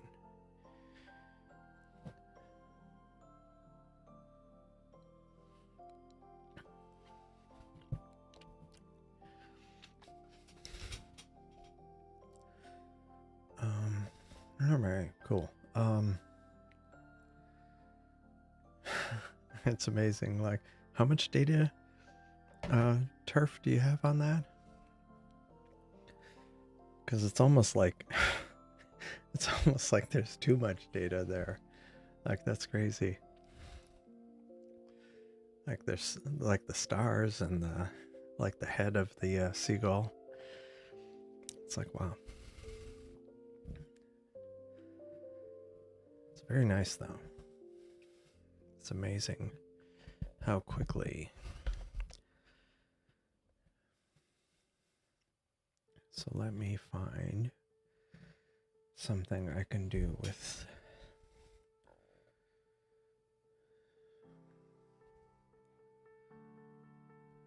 Yeah, nice.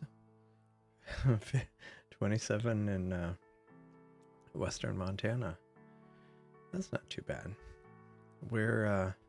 Whereabouts in roughly?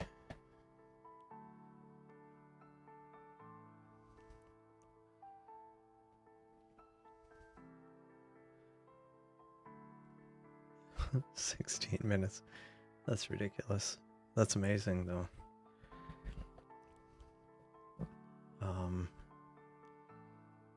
Okay, north of Missoula.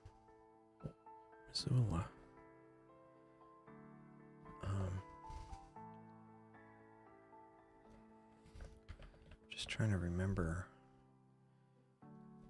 where I went last time many years ago when I was in Montana. Okay.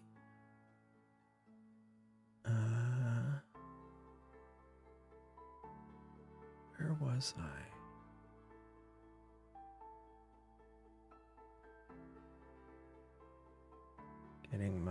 Trying to get my bearings here.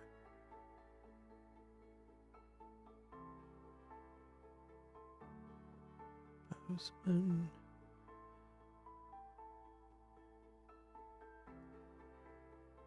Okay. I'm just looking at a map of Montana because just trying to remember where I was.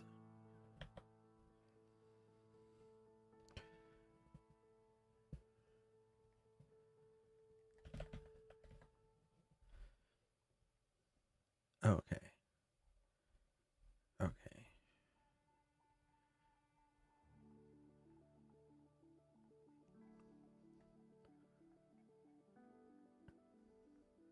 All right. Okay. I see where that is. Yeah, I spent a few days. I mean, I've been through Montana, but I spent a few days at a lodge outside a glacier. So I was just curious where it was I couldn't remember where Missoula was relative to. Nice. Bortle 3. That's awesome. Oh yeah, used to be just east of Missoula.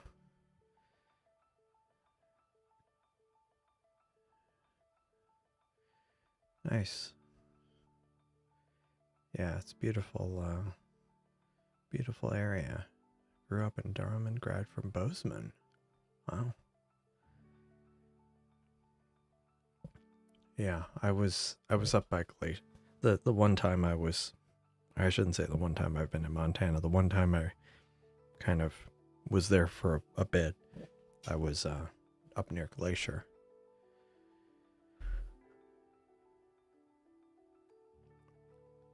Okay.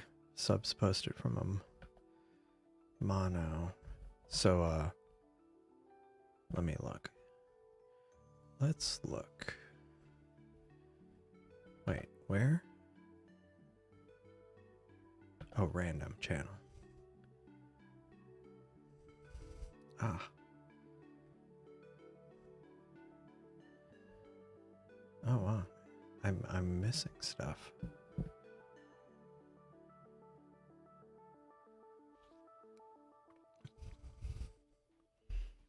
Let me move this over here. So, did that finish? Oh, this finished. So now I have 2 targets I need to find.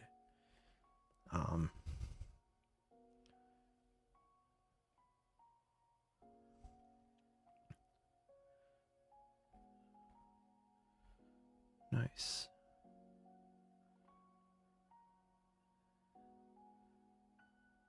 So these are dual bands, and this is in a, is this in a, and how much data? How much data was this? And this was with the Rasa, or Rasa, 8-inch?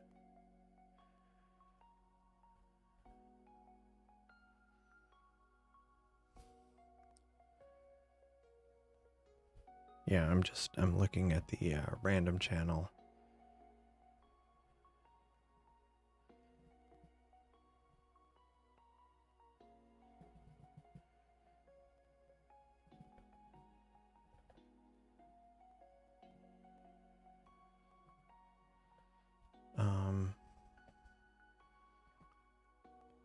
But this was taken, I guess, with a Rasa in Bortle 8 skies. That looks really nice, and I love the field of view.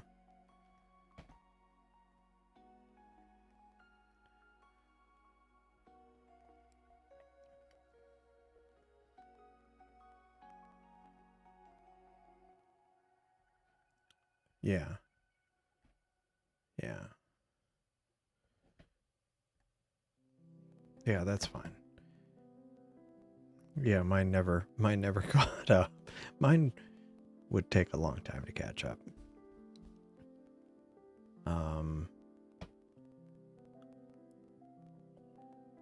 Let me see here. So, the stuff that's in the random channel, like that was,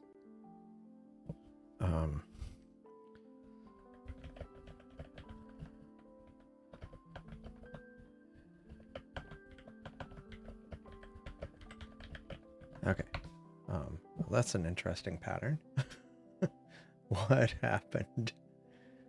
What happened? What's happening?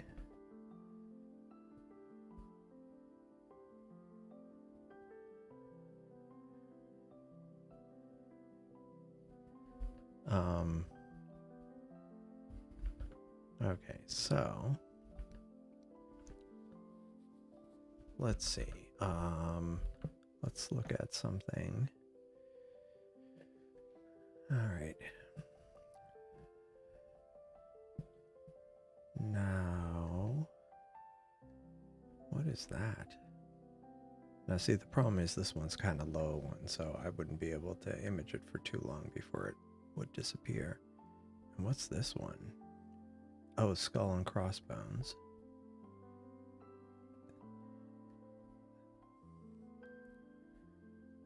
Charlie Brown's Christmas tree. Yeah, see, the problem is a lot of the nebulous, a lot of the nebulosity. And I was imaging sliced onion. So let's find some other weird name. Croc's Eye, the box galaxy.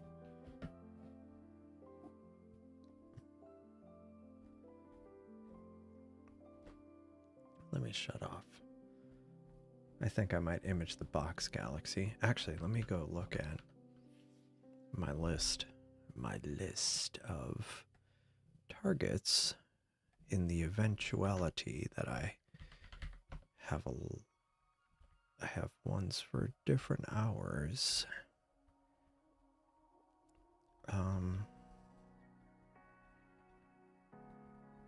Yeah. Of course, some of these are more targeted at my stuff, my capabilities. I was gonna say abilities. It's not. It's capabilities. NGC 3521. That's still not visible. Okay, that's the another galaxy with a supernova.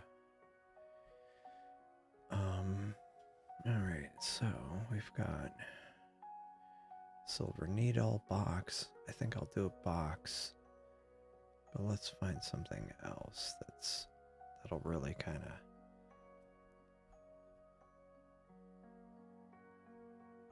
be good for the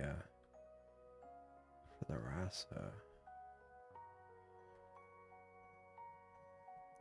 Problem is, like, a lot of the wide field Milky Way stuff is kind of not something I can really image right now.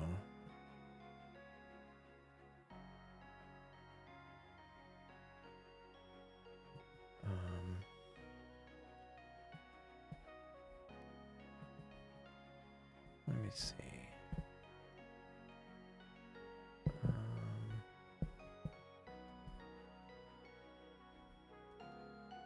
What would be a good Rasa target?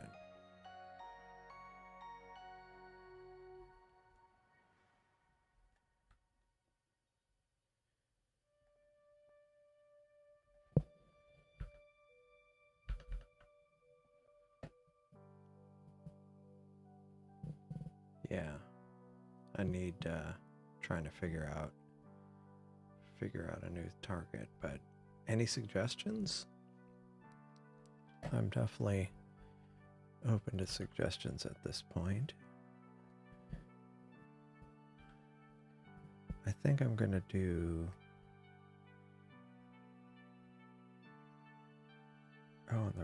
the whale galaxy is there.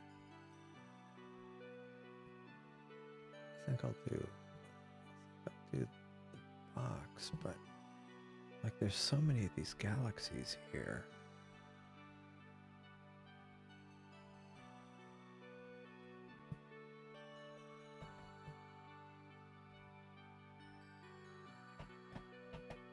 Leo triplet.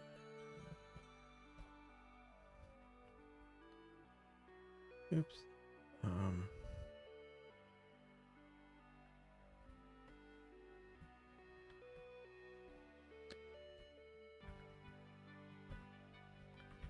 Question is it? It's not visible to me yet, but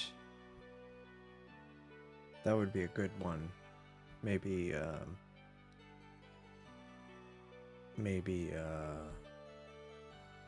Turf, you could image that, the Leo triplet area, maybe, because that, I mean, that could be interesting just to see what it does with galaxies that size. Or you could do, yeah, the Leo triplet would be a good one. Where's M95? Is it M95? Okay. I mean, that would be another possibility, is to get, is actually for the Rasa, that area where you have, because they're a little further apart, M105, M95, and M96. Like, that could be an interesting combination.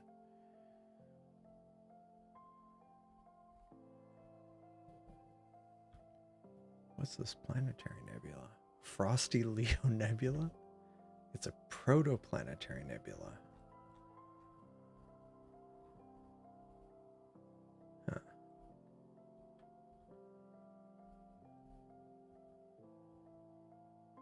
Actually, I could image the frosty Leo nebula, or I could do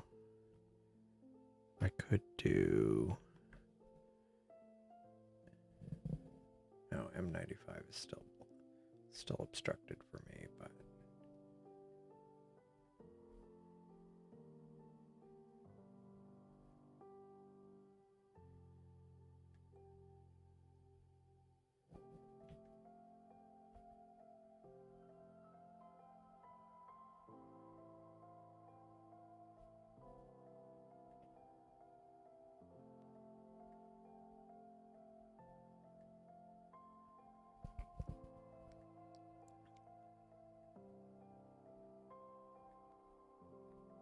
there's a Leo quartet.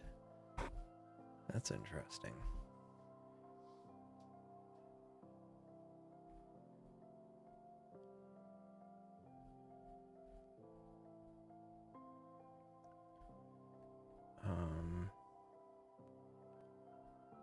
What is the one?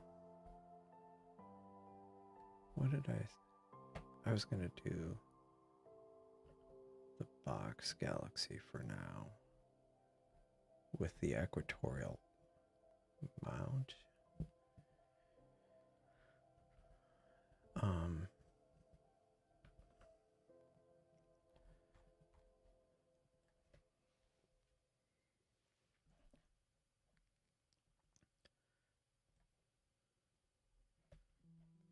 Okay, cool. Let me check.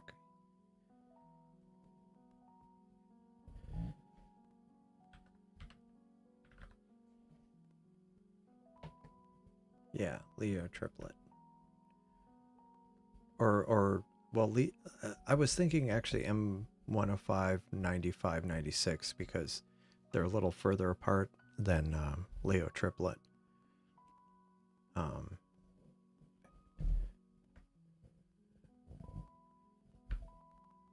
Let's see.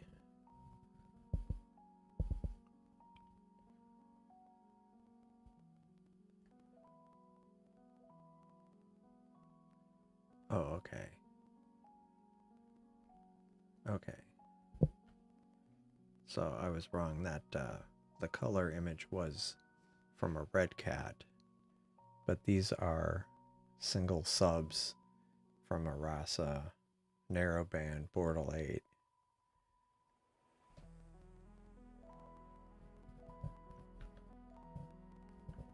So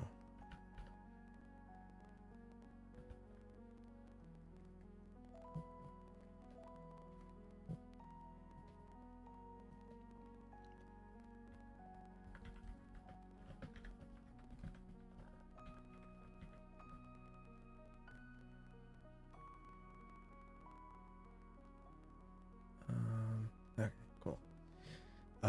So let's close that, and I need to find something for this right one. Probably not. Okay, 90-second.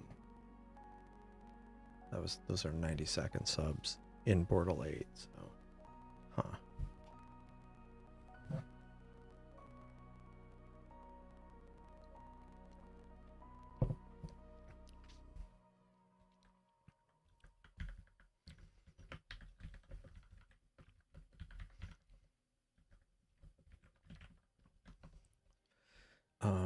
Okay.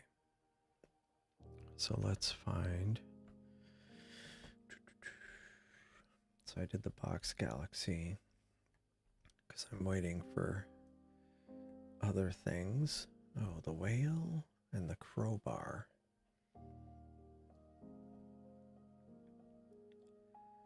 Yeah, I mean, there's so many galaxies over here.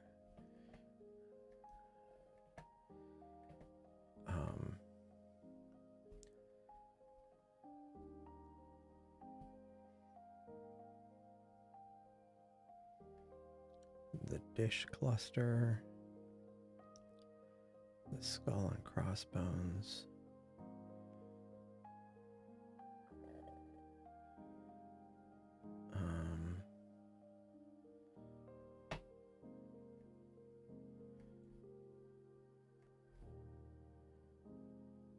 Calabash Nebula?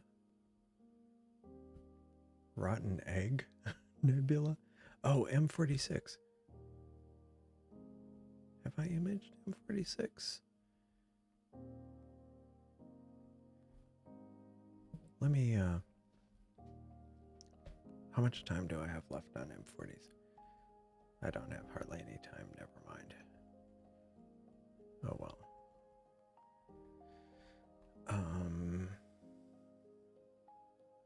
Again, my bad skies again, strike again. Dish cluster. Maybe I just pick another galaxy over here. So I did the sliced onion. I'm doing the box galaxy.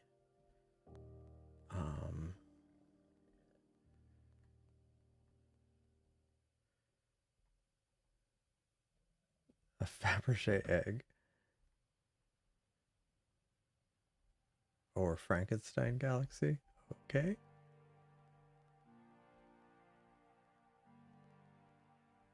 Pinwheel whirlpools are up. Maybe I'll try the whale.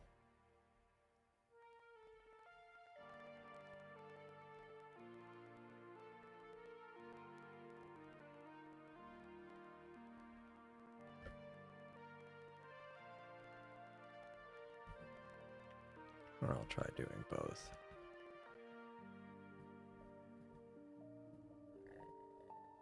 Image.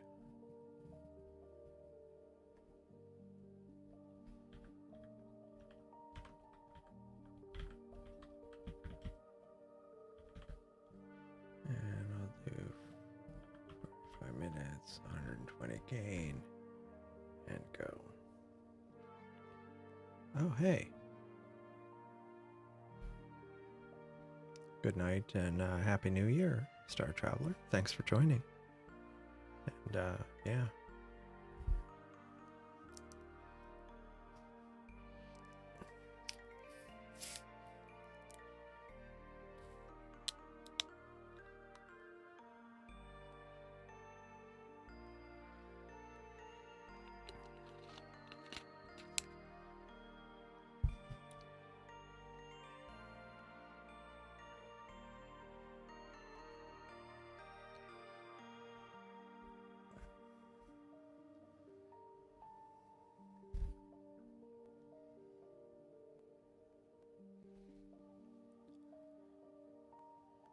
Okay, and plate solved.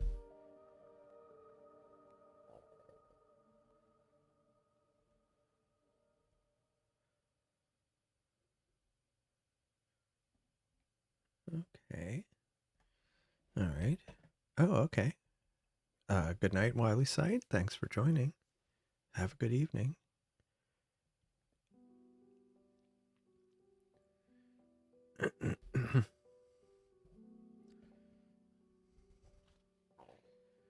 I need to go look at something real quick here.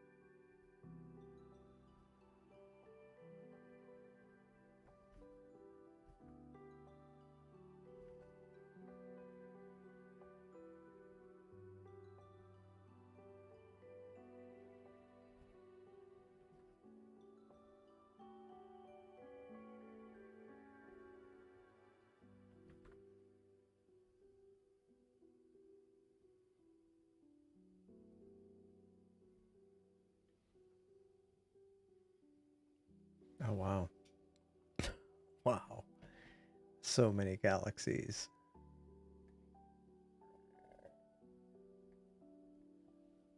Wow. I looked away for a bit and then I'm like, holy moly. Like they just pop out. It's kind of crazy.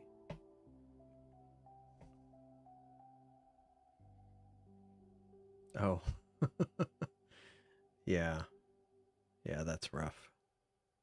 20 hours and not being able to sleep in. That's very rough.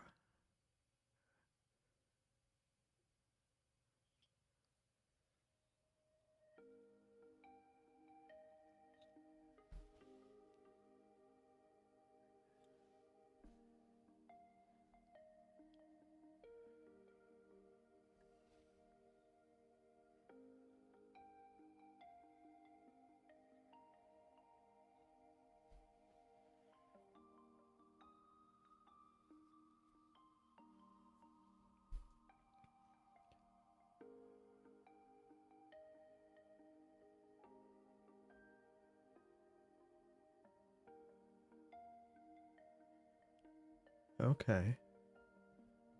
Let me check.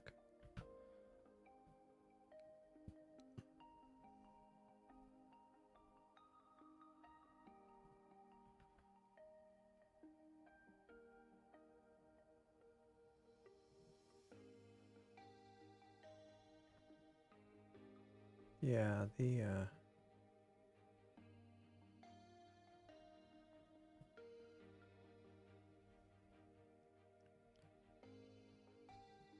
sorry, I'm just looking at stuff in sorry, looking at stuff in Discord.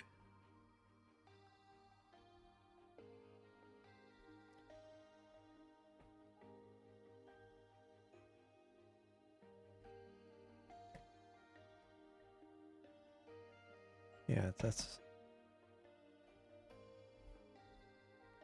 um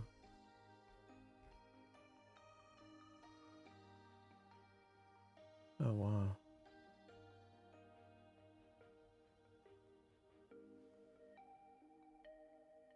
Whoa. that one that one all kinds of haywire.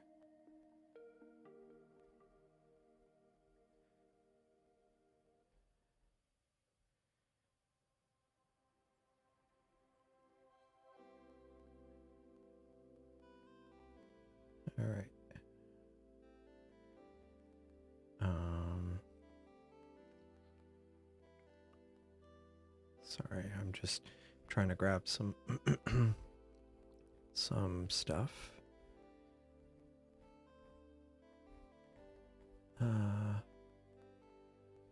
How do I do this in one shot? Okay. There we go.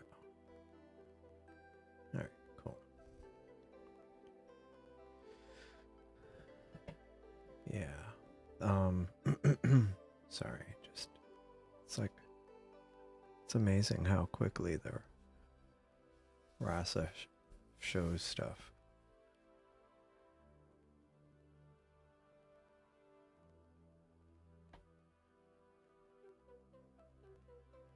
That is really, really impressive.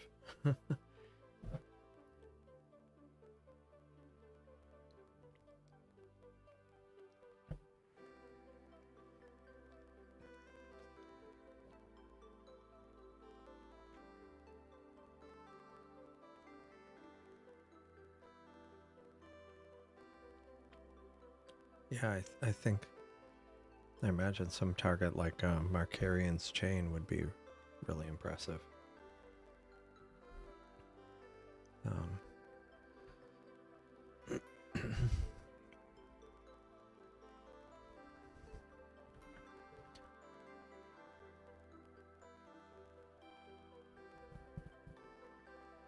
right, sorry.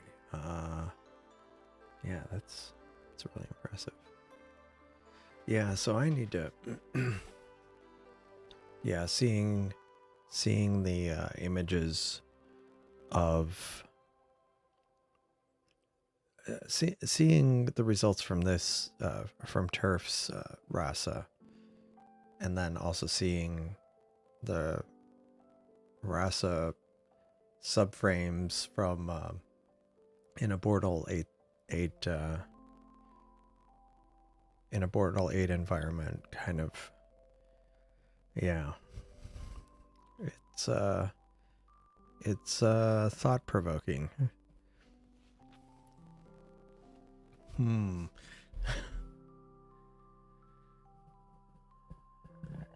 me or I'll put this here and then put that there. So that's the whale and the crowbar galaxy, and this is the box galaxy.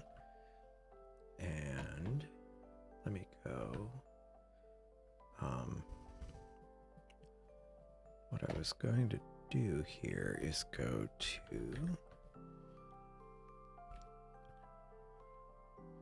RASA. Buy now. No, I'm kidding. I'm not gonna buy now. Oops. I didn't mean to click on the 11-inch. Honest. I'm just curious about some of the specs.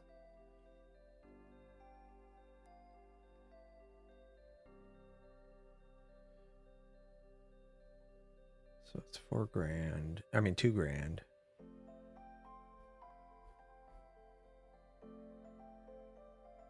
$3,000 with the mount.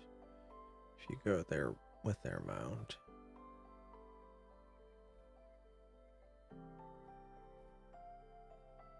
And of course that's new.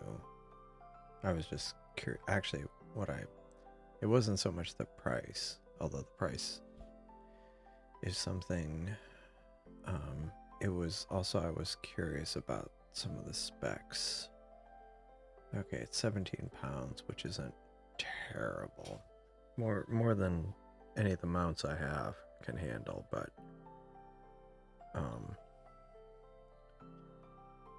sorry, I have like something in my eye.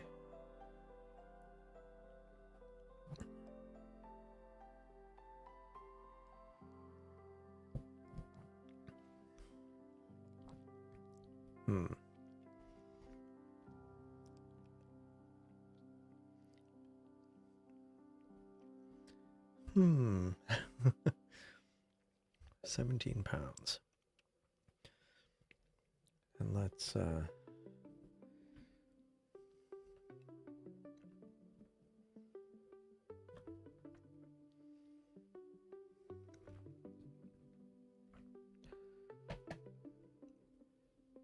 interesting. That does make sense. That does make sense.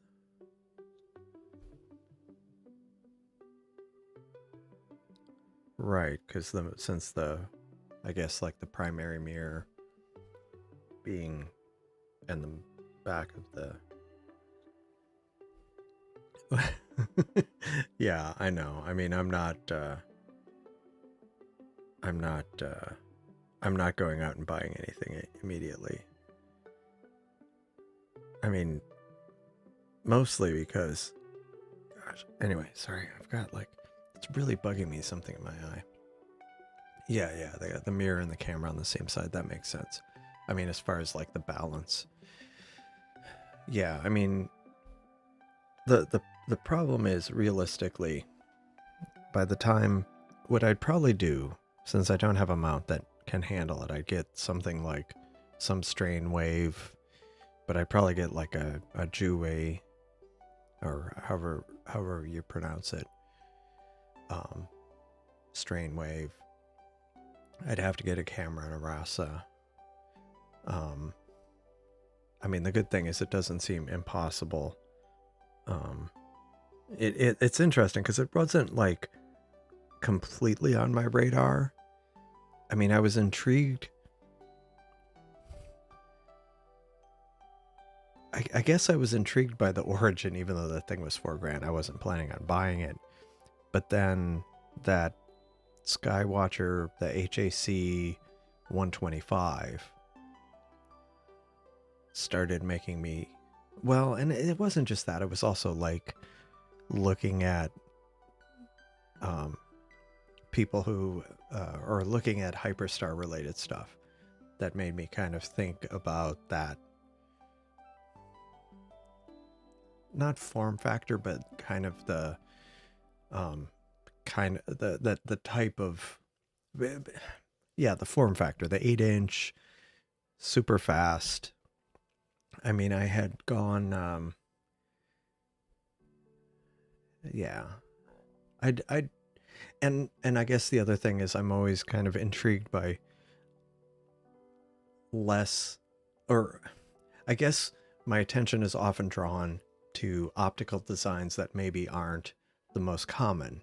So non-Newtonian, non-Schmidt Cassegrainian, green Cassegrain, and so like the RASA, I had kind of like, oh, what's this?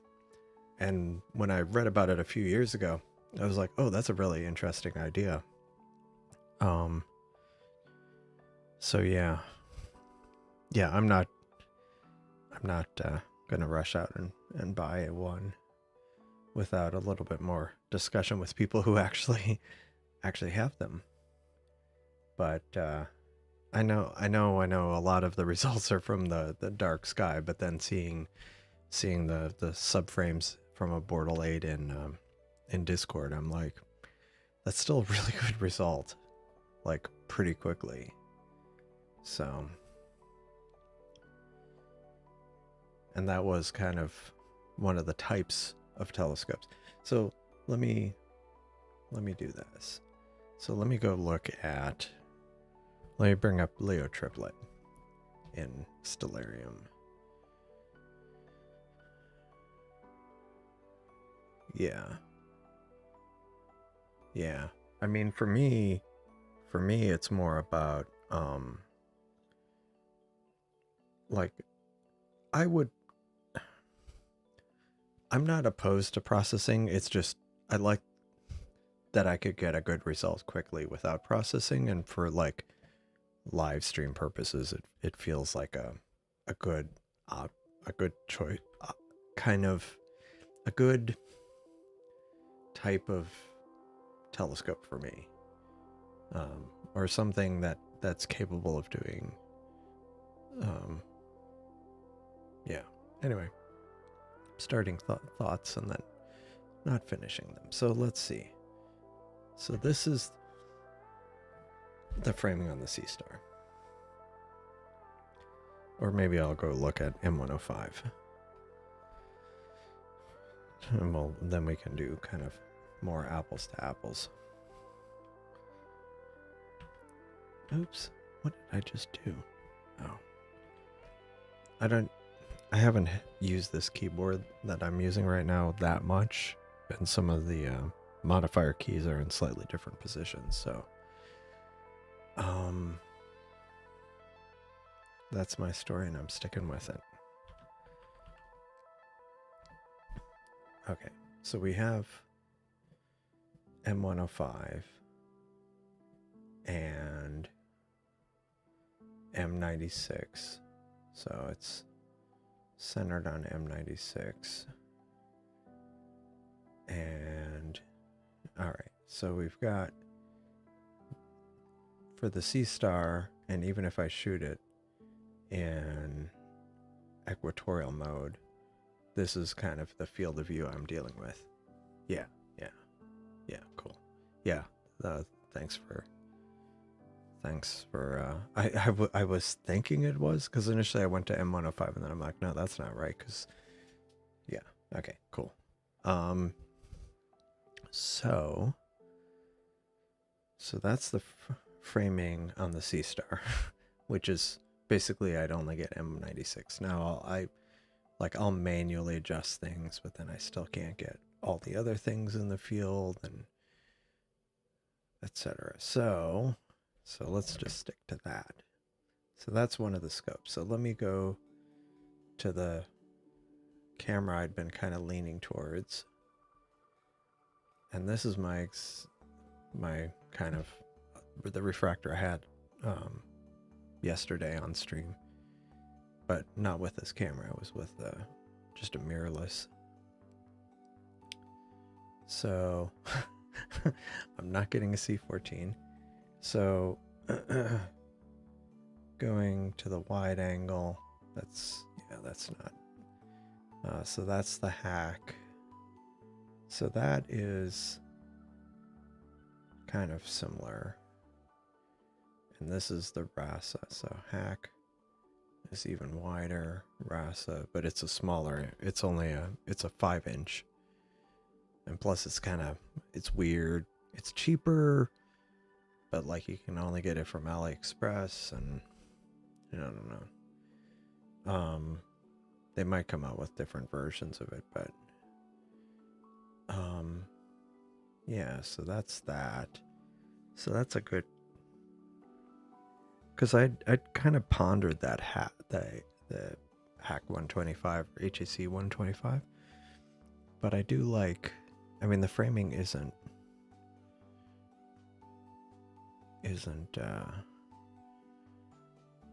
now you have a larger sensor, so that helps. But with the camera I was considering,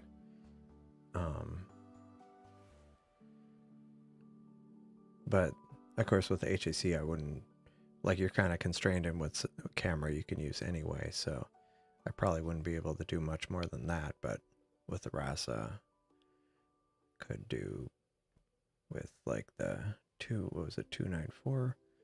Yeah, so then that's like much bigger field of view. That's, what is it, 2.5 degrees, 2.5 degrees versus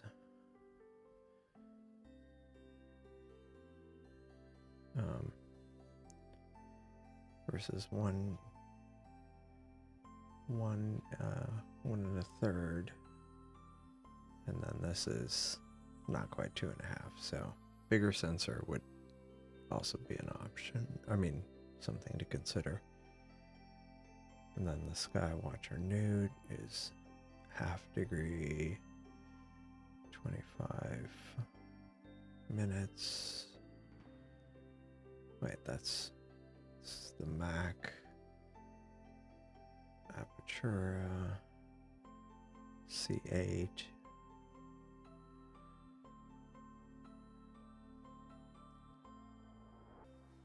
C11, C14. Okay, cool. I was just kind of working through it mentally.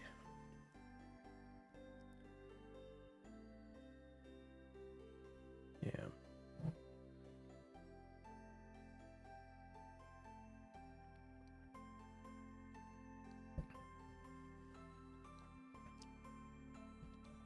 Yeah, that's, oh, and I forgot.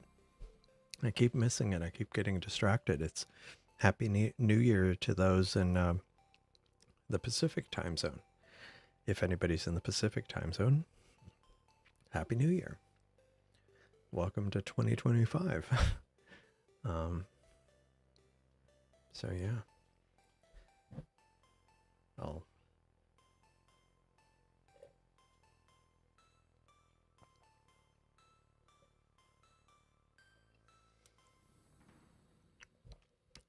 Yep.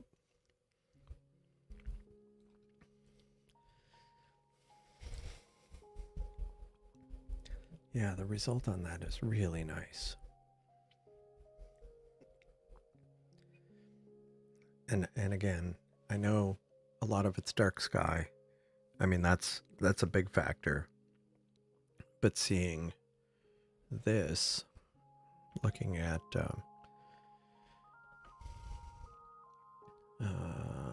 what was in random? Yeah, seeing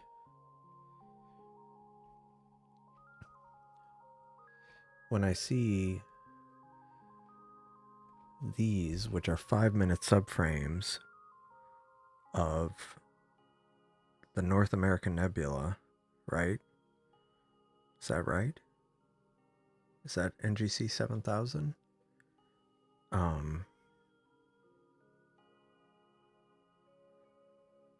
Yeah, when I see 5-minute subframes with a rasa from Bortle 8 that look like that, like that's nice.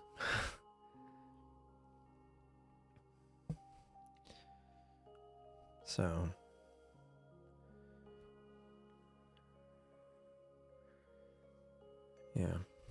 yeah, some more things for me to ponder. More things to ponder.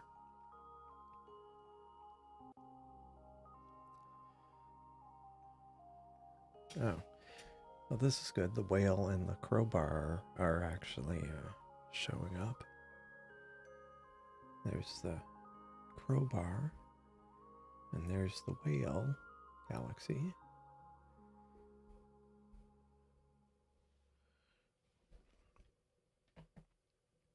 Yeah, yeah. That what do you call it? I mean, that was yeah. Sorry. And traveled to an even darker sky, Portal 1 in Nebraska. Nice. Nice. Yeah.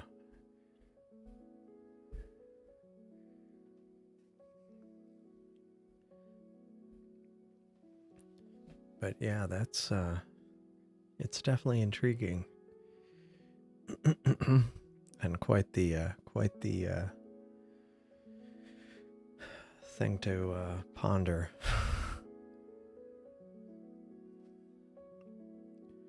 But it's 2025, and oh, hello, Hein. Thanks. Happy New Year to you too.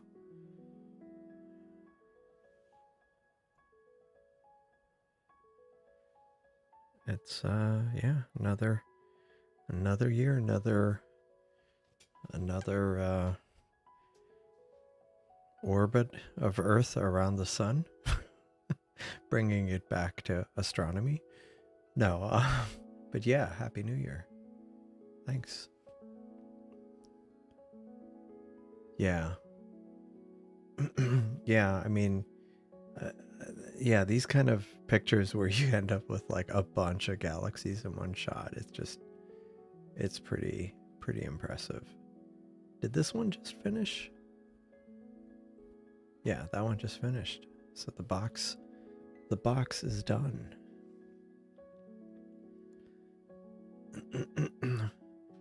And honestly, I'm not sure. I might be done now too. It hasn't gone through New Year's, and it hasn't got. Sorry, I have like something in the corner of my eye, and it's bugging the heck out of me. But we haven't gone through New Year. It hasn't gone through New Year's in Hawaii, but the continental U.S. has, or completely in Alaska, but the continental U.S. is all in 2025 now. So, I'm not feeling particularly tired, but I'm not feeling particularly coordinated either, mentally or physically. So, I might have to start winding it down before too long. But yeah, these kind of yeah, let me zoom this in. That looks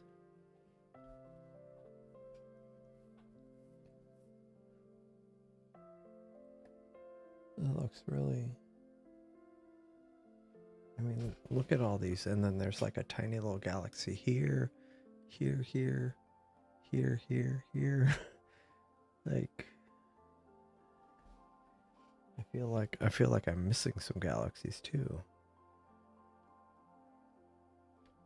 Yeah. Yeah, you're welcome.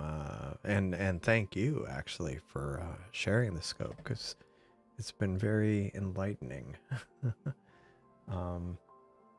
Very, very enlightening.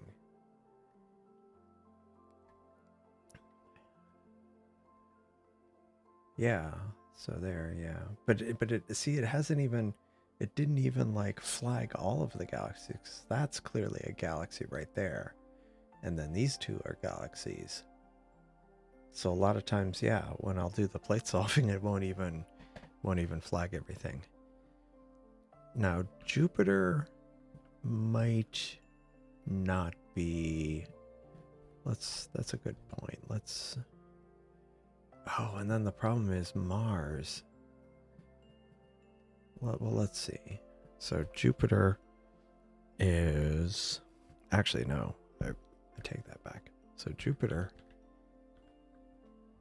is not visible anymore in my sky, but Mars is visible for a little bit longer, and it's very high, but the equatorial would be fine with it because it's...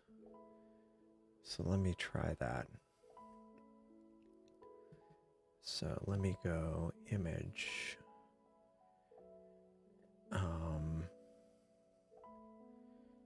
Let's see if we can do this. Planet search. It's not always the best. I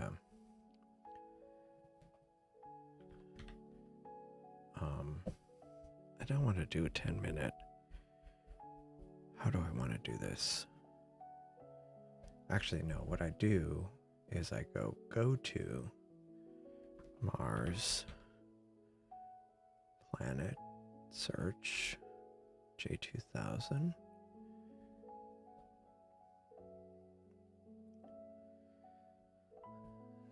And what I end up doing is I'll go to there, and then if I live view, it should show up. Now see, this is again my dilemma. I really, really, really, really like the idea of something like a RASA for a lot of the targets I image. And even in these cases of like galaxies, galaxy clusters, or kind of wider galaxy areas, I really like the idea of that. But oh, this is turning out nice. I mean, for the Seestar in my backyard, it's turning out nice. And there's the crowbar, but the whale is turning out nice. Oh, did you pull up Jupiter there? That's interesting. Yeah, I'm glad you did that because I was kind of curious how that would look. But so this is the dilemma. I like the idea of the wide field, but for a lot of targets. But then there's things like this, and I feel like the Seestars is great for the sun and the moon, for like white light sun, and because it does full disk, and moon, it's great because it does full disk, and it does a good job of exposing the moon. But for the planets, they're a bit small, and so this is a case where I like the idea of having did I actually... Whoa, what the heck? Like, I barely touched it and it just like rocketed off. Anyway, I like the idea of this is where having something like a Mac or a C8 would come in handy. Being able to image a planet. Yeah, there's Jupiter.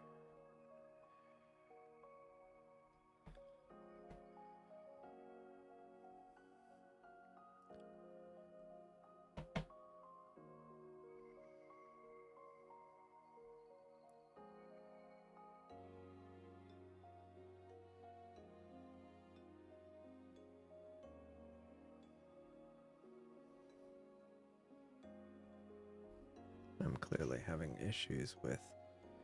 Let me try this again. Mars. Planet.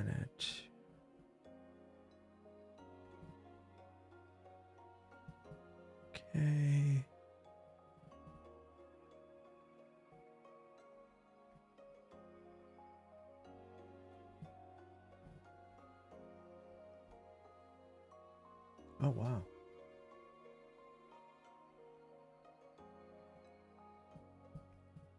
It's actually not too bad.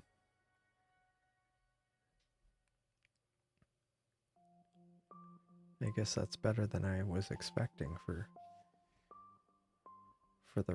something as wide as the Rasa.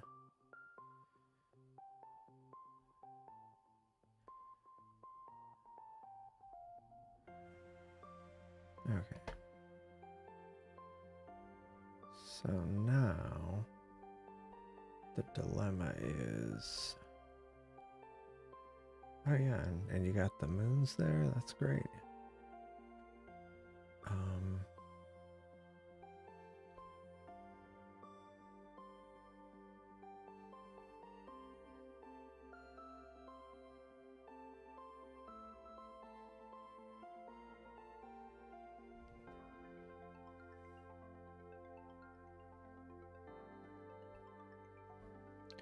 Problem is, oh, you know what? I need to go to, that's what I need to do.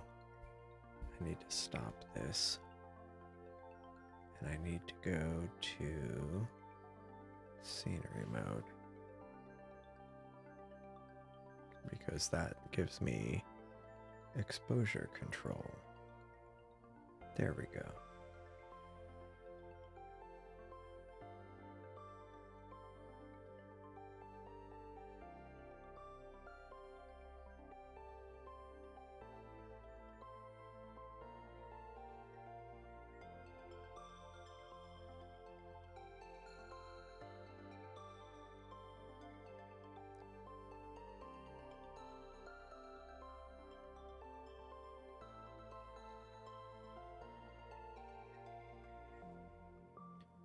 Okay, so let me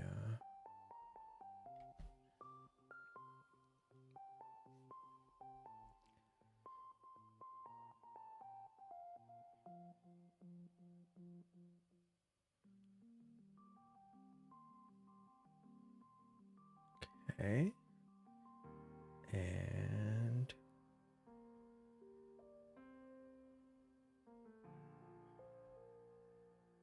oh wow.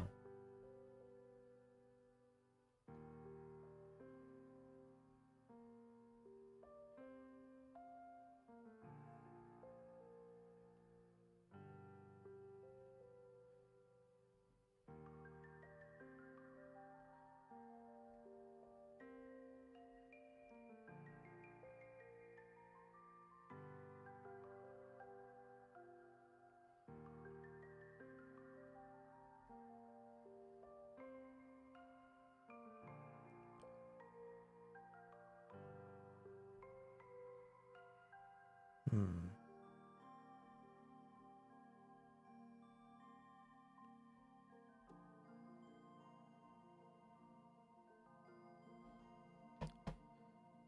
Let's see.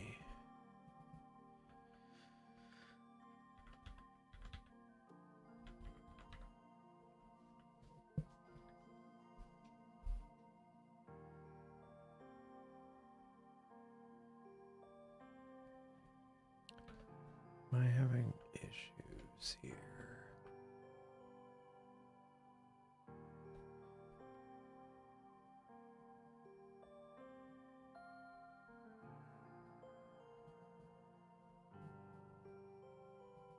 Why isn't it?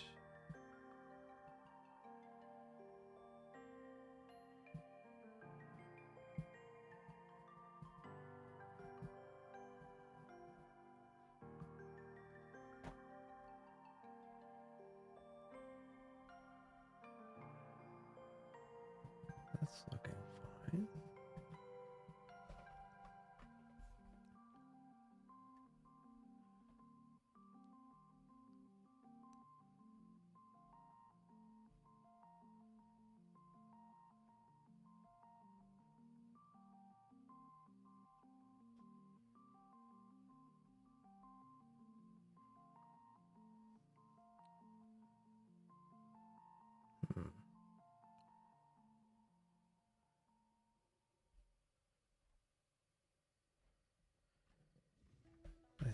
something weird going on here, so let me restart this.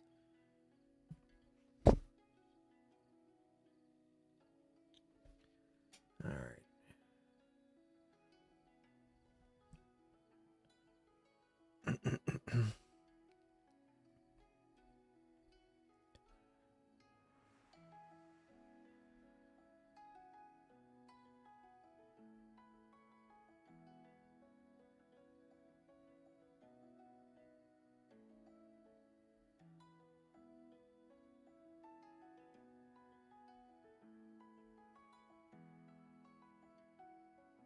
There we go. Now,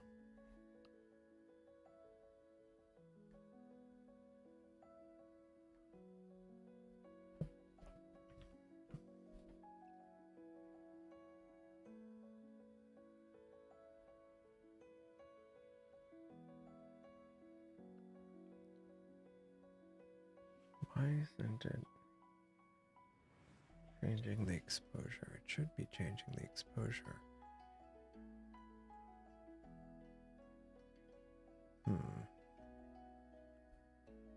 Anyhow, that's Mars. But I can't seem to fix the exposure. Oh, I wonder. You know what? Maybe I never hooked that up correctly.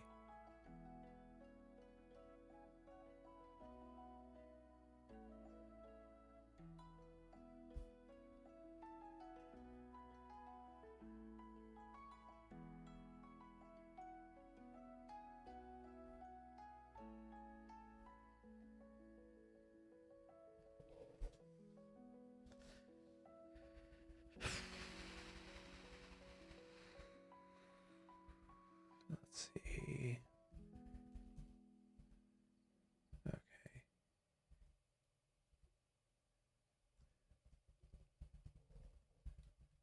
Okay, let's try this.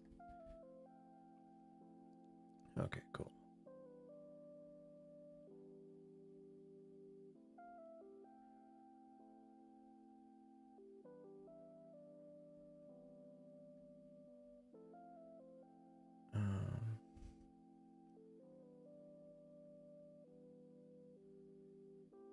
Gosh.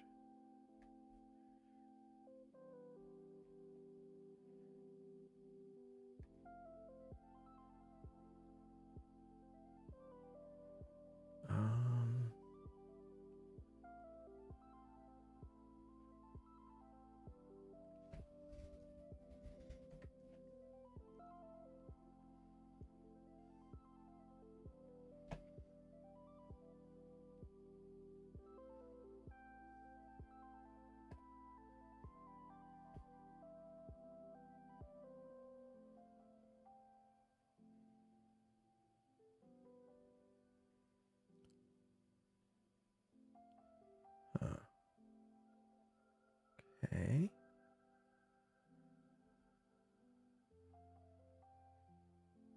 What's going on? Oh, there we go.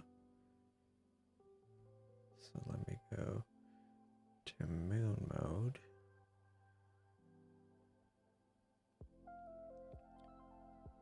There we go. I can. There we go. And finally.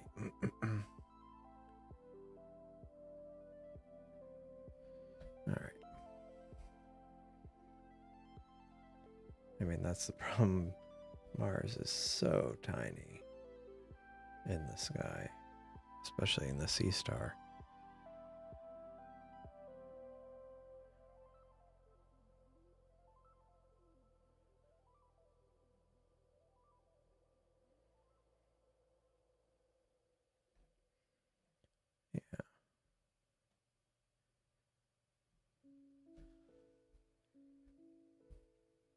Yeah, unfortunately, I can't zoom in any further for Mars.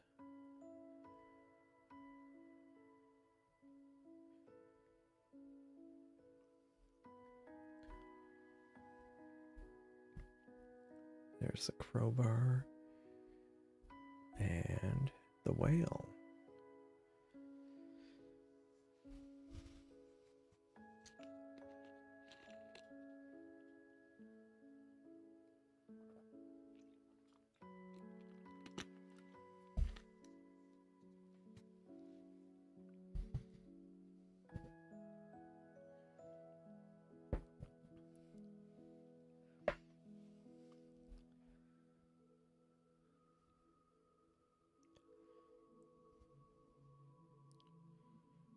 Yeah, that's I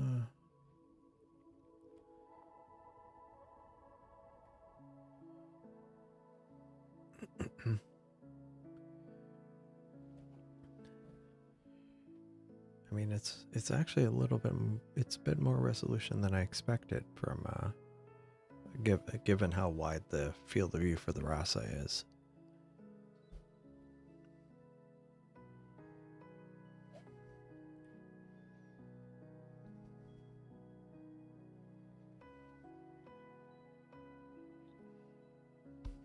Oh yeah, you can see bands even.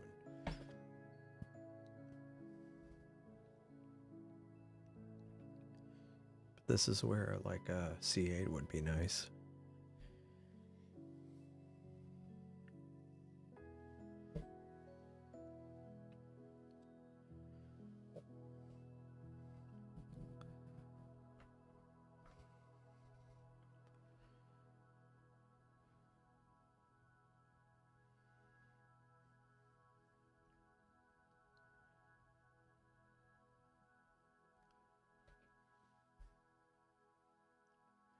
There we go. Tiny little Mars there. Jupiter and a whale. Mars, Jupiter, and a whale.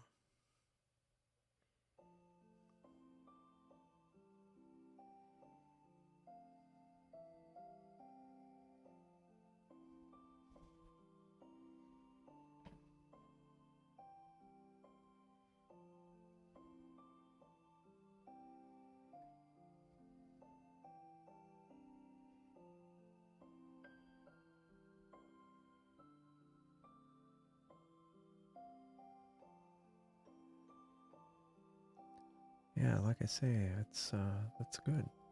Actually being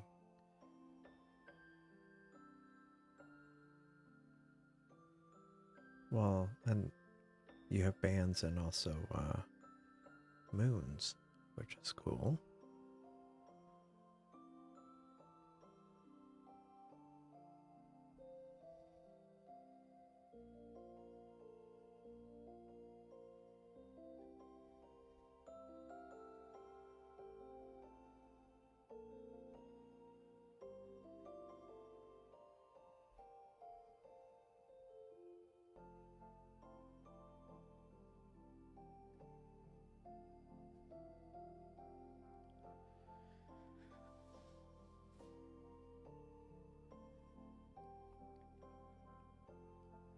Yeah, again, it goes back to the whole, it would be nice to have something like a map. Yeah, Sharp Cap. Sharp Cap is, I haven't, I've only used it so far for solar, and I've been pretty happy with it. I paid the 18 bucks or whatever it was for the pro version, and yeah, I've been, I need to use it for like, for astrophotography, for evening stuff. Because yeah, this is definitely making me want to use it for that. I had actually looked into I was planning on at some point using it for actually Seestar stuff by either pointing it directly at the what do you call it, the file share that the Seestar publishes, where you can see like basically the Seestar volume and you can connect to it over the network. Either directly point SharpCap at that, or have a script that copies stuff off the volume, and then and then run sharp cap, point sharp cap at that. I think that would be pretty cool. Just kind of to test it out and stuff. But yeah, I mean, it's it's getting a bit late, so I'm actually thinking about wrapping it up for now. But it's been Happy New Year to everybody. It's been nice having the stream. I need to have some more water. And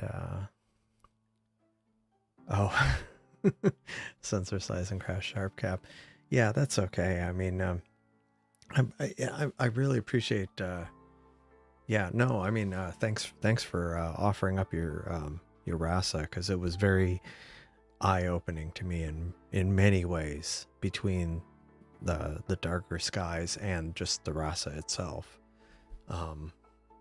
It's been very eye-opening, and it was neat seeing some of those targets and how quickly you could get data from them. So I appreciate it. Thanks for doing that, and thanks for your support too, Turf. Appreciate it. And yeah, and so I think I will probably leave it at that then. I will I'm not sure when the next live stream will be. Let me check on the weather here. I always like kind of looking ahead. The conditions are good. We're pretty good tonight. Let's see the next time. I had initially thought Friday, tomorrow, but I don't think that's going to happen. But Friday's actually looking decent. Yeah, Friday's looking good. So I'll probably do another live stream on Friday. Give myself a chance to recover, and take care of some other stuff. But yeah, that's probably going to be the next live stream. I might try to. It's kind of inspiring me to want to try sharp cap too again on the next live stream.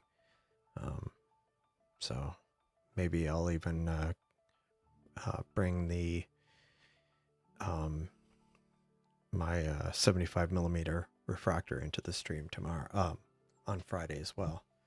So yeah, thanks everybody for joining, and Happy New Year, everybody. And I will see you again in the next video. Thanks. Bye.